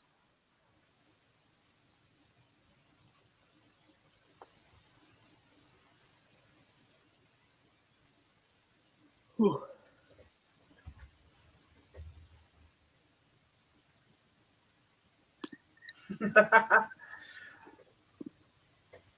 Charlie, I'll let you take this leg. I'm just going for a quick toilet break and we'll come back to do the final rest of it with you.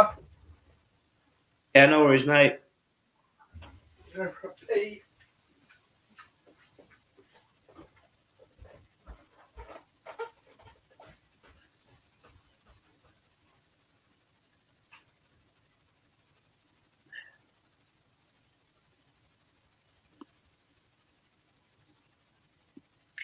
So still work to do for Ross Montgomery in this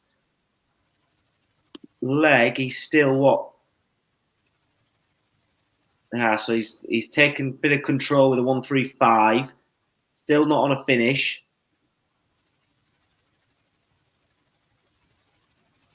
But we'll get 6 darts from this position. So he's got to set himself up here, Montgomery, and this is for a break back.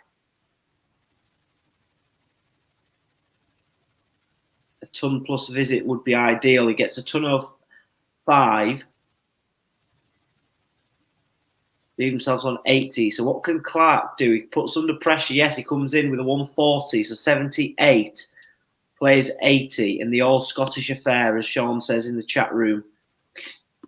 And Montgomery, what will he go for here? Doesn't he? Gets a shot.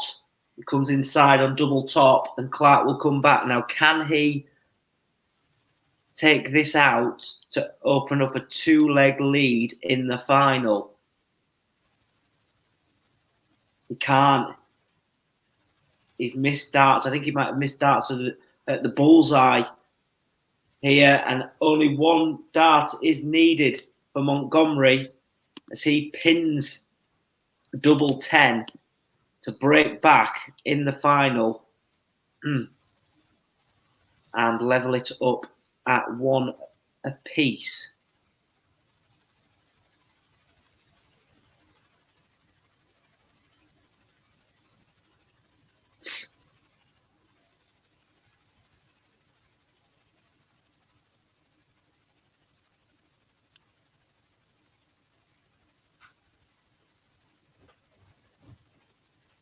So 406 plays 402, 101 all in the final. 2 breaks. Clark broke Montgomery. Montgomery then broke Clark.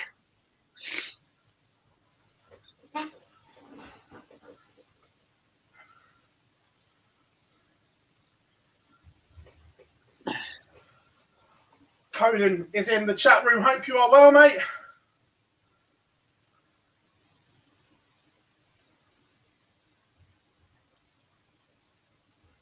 Ooh.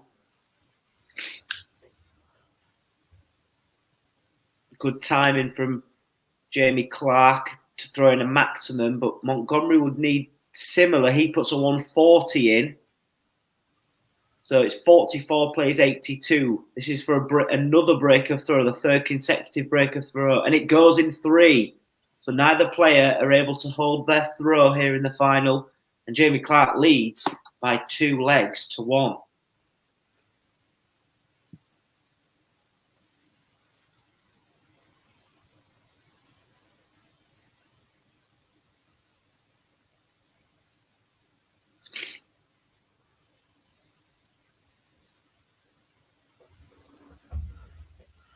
Again, chat room absolutely on fire today.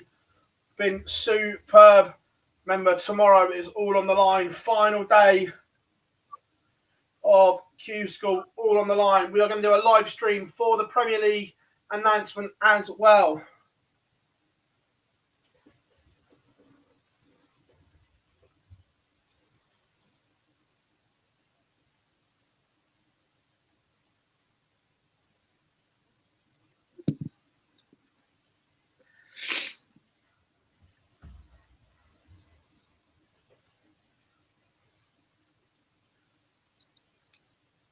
Chat room on fire, which is great. Jamie Clark breaks a throw and then can't produce on throw.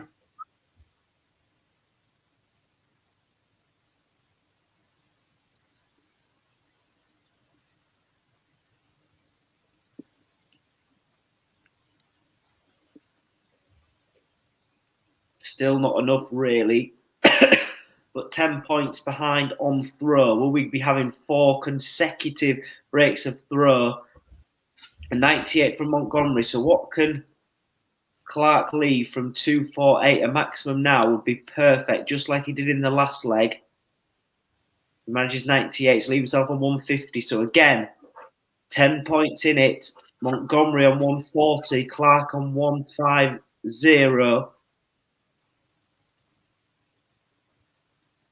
Manages a ton, so leave himself on double top. If this went, it would be a bit of a killer for Ross Montgomery, but we haven't had a hold of throw.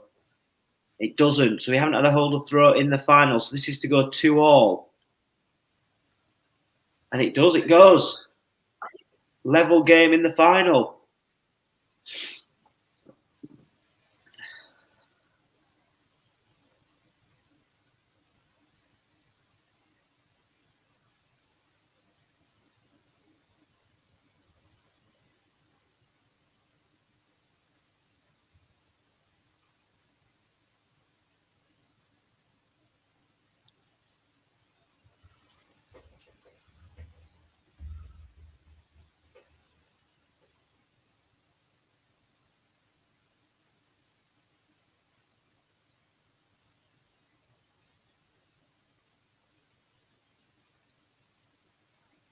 Again, Clark. Fits and starts.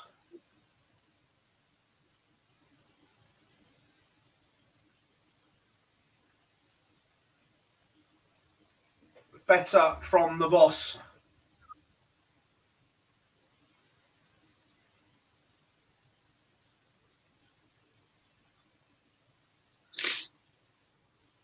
Yeah, but it's just both players can't seem to get away on throw. Yeah. But a 135 puts Montgomery in with a chance of holding for the first time in the match. Can Jamie Clark set himself up from 190? He only manages 95, so 106 plays 103. They quite literally have been neck and neck throughout this final. Neither player has held throw. No, it's not as one-sided as what I thought, but it's only Jamie Clark's average is miles down to what it's been all day, and that's why it's close. Yeah.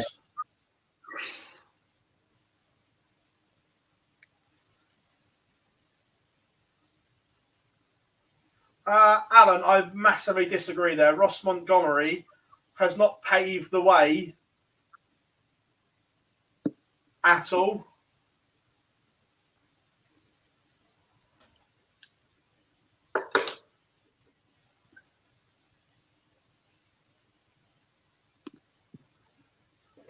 Why was there an interview with the Jammy Dodger who won yesterday and nothing from the Demolition Man?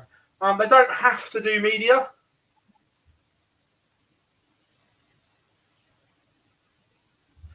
Good lad, Conan. They're not obliged to do media. It's good. He may not have wanted to.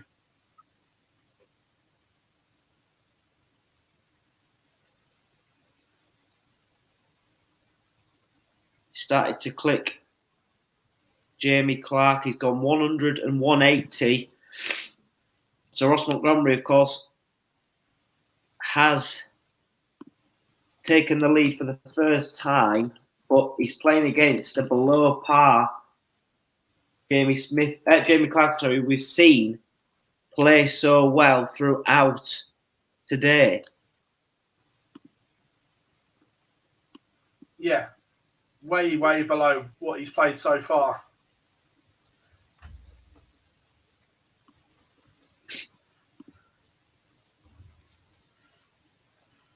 Yeah, Liam summed it up in one there. He is wading. Correct.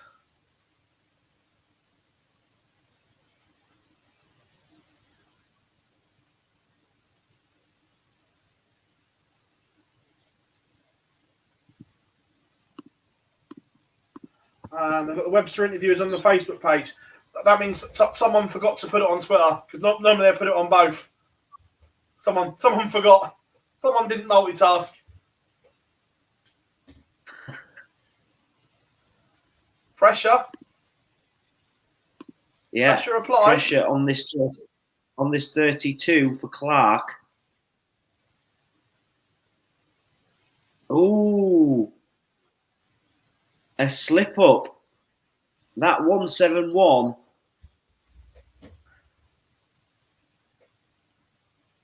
could be what's going to cause Clark to slip up, and it does.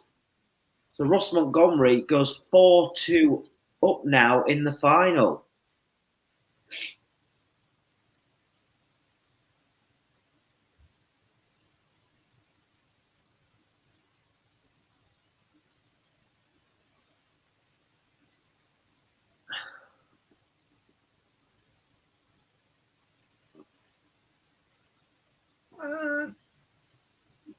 It's not disrespect. I'm just telling the truth. And Mace's as well. When you listen to interviews with Martin Adams openly admits he doesn't like him and he's not well liked.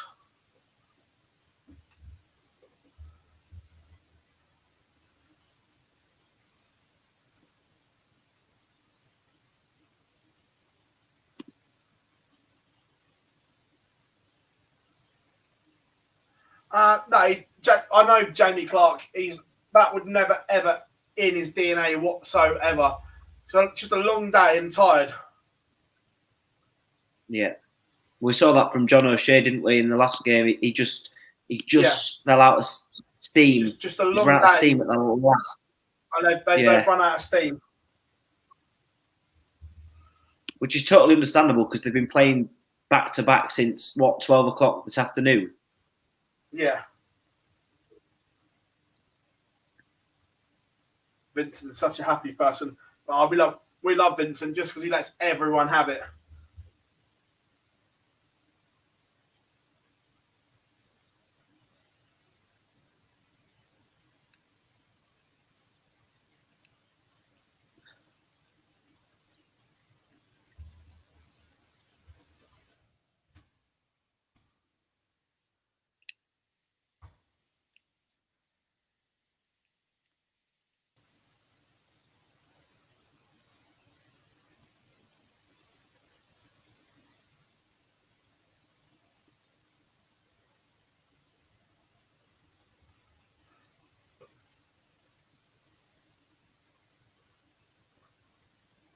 Just my opinion, I don't see how you can be an icon when you've never won one of their majors. One of the three, you've never won one. Best was a semi-final. I struggle to see how anyone in a sport can be an icon if you've not won anything. But Ross Montgomery is one away.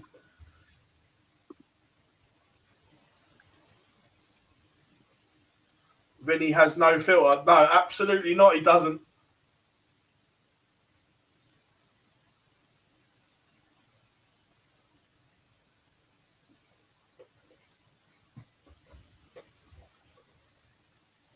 Tony O'Shea, isn't there? I agree. Is Tony O'Shea a great player and a great character? Absolutely. But to label someone an icon, you have to do something special. Are you agreeing, Charlie, or not? 100%. To be an icon of a sport or an organisation, you have to be on a pedestal. Yeah.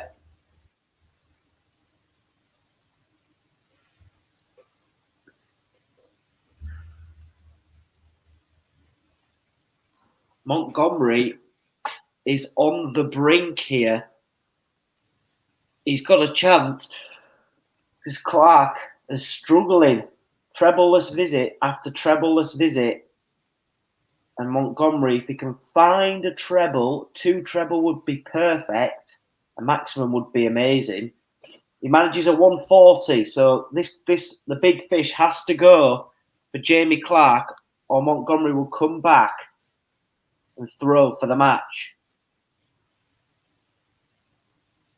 I meant to be neutral. I'm just giving my opinion. I'm here to give an opinion, not. Oh, and it goes. Job done. Ross Montgomery is the latest addition to the PDC Tour. Shock win. Don't mind saying that. Looking at the stats, you wouldn't have fancied that before play had started. But Ross Montgomery, prime wading, getting through and doing what needed to be done. Charlie.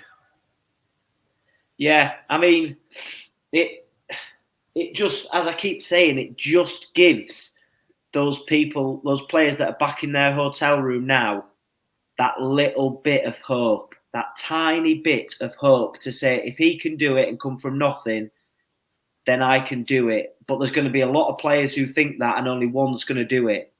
So we're in for an interesting day tomorrow. You don't want to be turning away from your screens tomorrow, whether it's on TV or whether it's on your laptop or wherever. You do not want to be turning away from it, because you're blinking, you'll miss it tomorrow, because players will be going left, right and centre, and there'll be some that matches mean more than others, and it'll be turning dark green more than ever. And look, we're in for a great day tomorrow, and it really is the last chance saloon for players. The tears are flowing, all the haters. I'm not a hater. I just don't.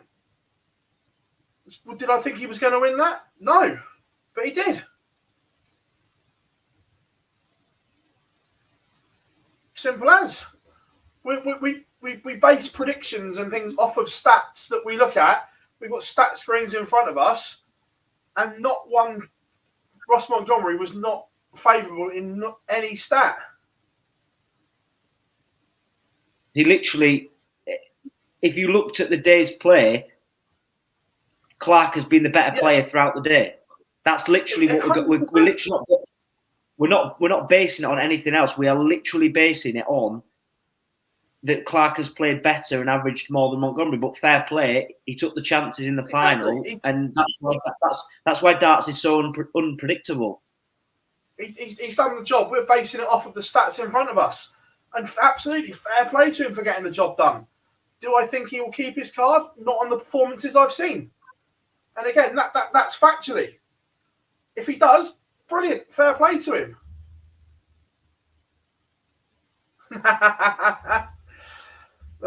Brilliant, guys. Right, we are going to jump off for 45 minutes or so, but we will be back with a live reaction to all the Premier League news, which is going to be good. Obviously, there's a huge twist in the tale we think is coming, so it's going to be good. Everyone, massive thank you for those that have joined us. It's been absolutely sensational. We will announce the winners of the comp shortly as well on social media. We'll go through and get all the hashtags and they're from it, so it will be good. Charlie, absolute pleasure. What's that? Sorry, Marcus, my fault. Yeah. But yeah, no, it's been an absolute pleasure having you all along for the ride. So we'll be back in about 40 minutes or so. So that is us signing off for now, and we will see you all very, very soon.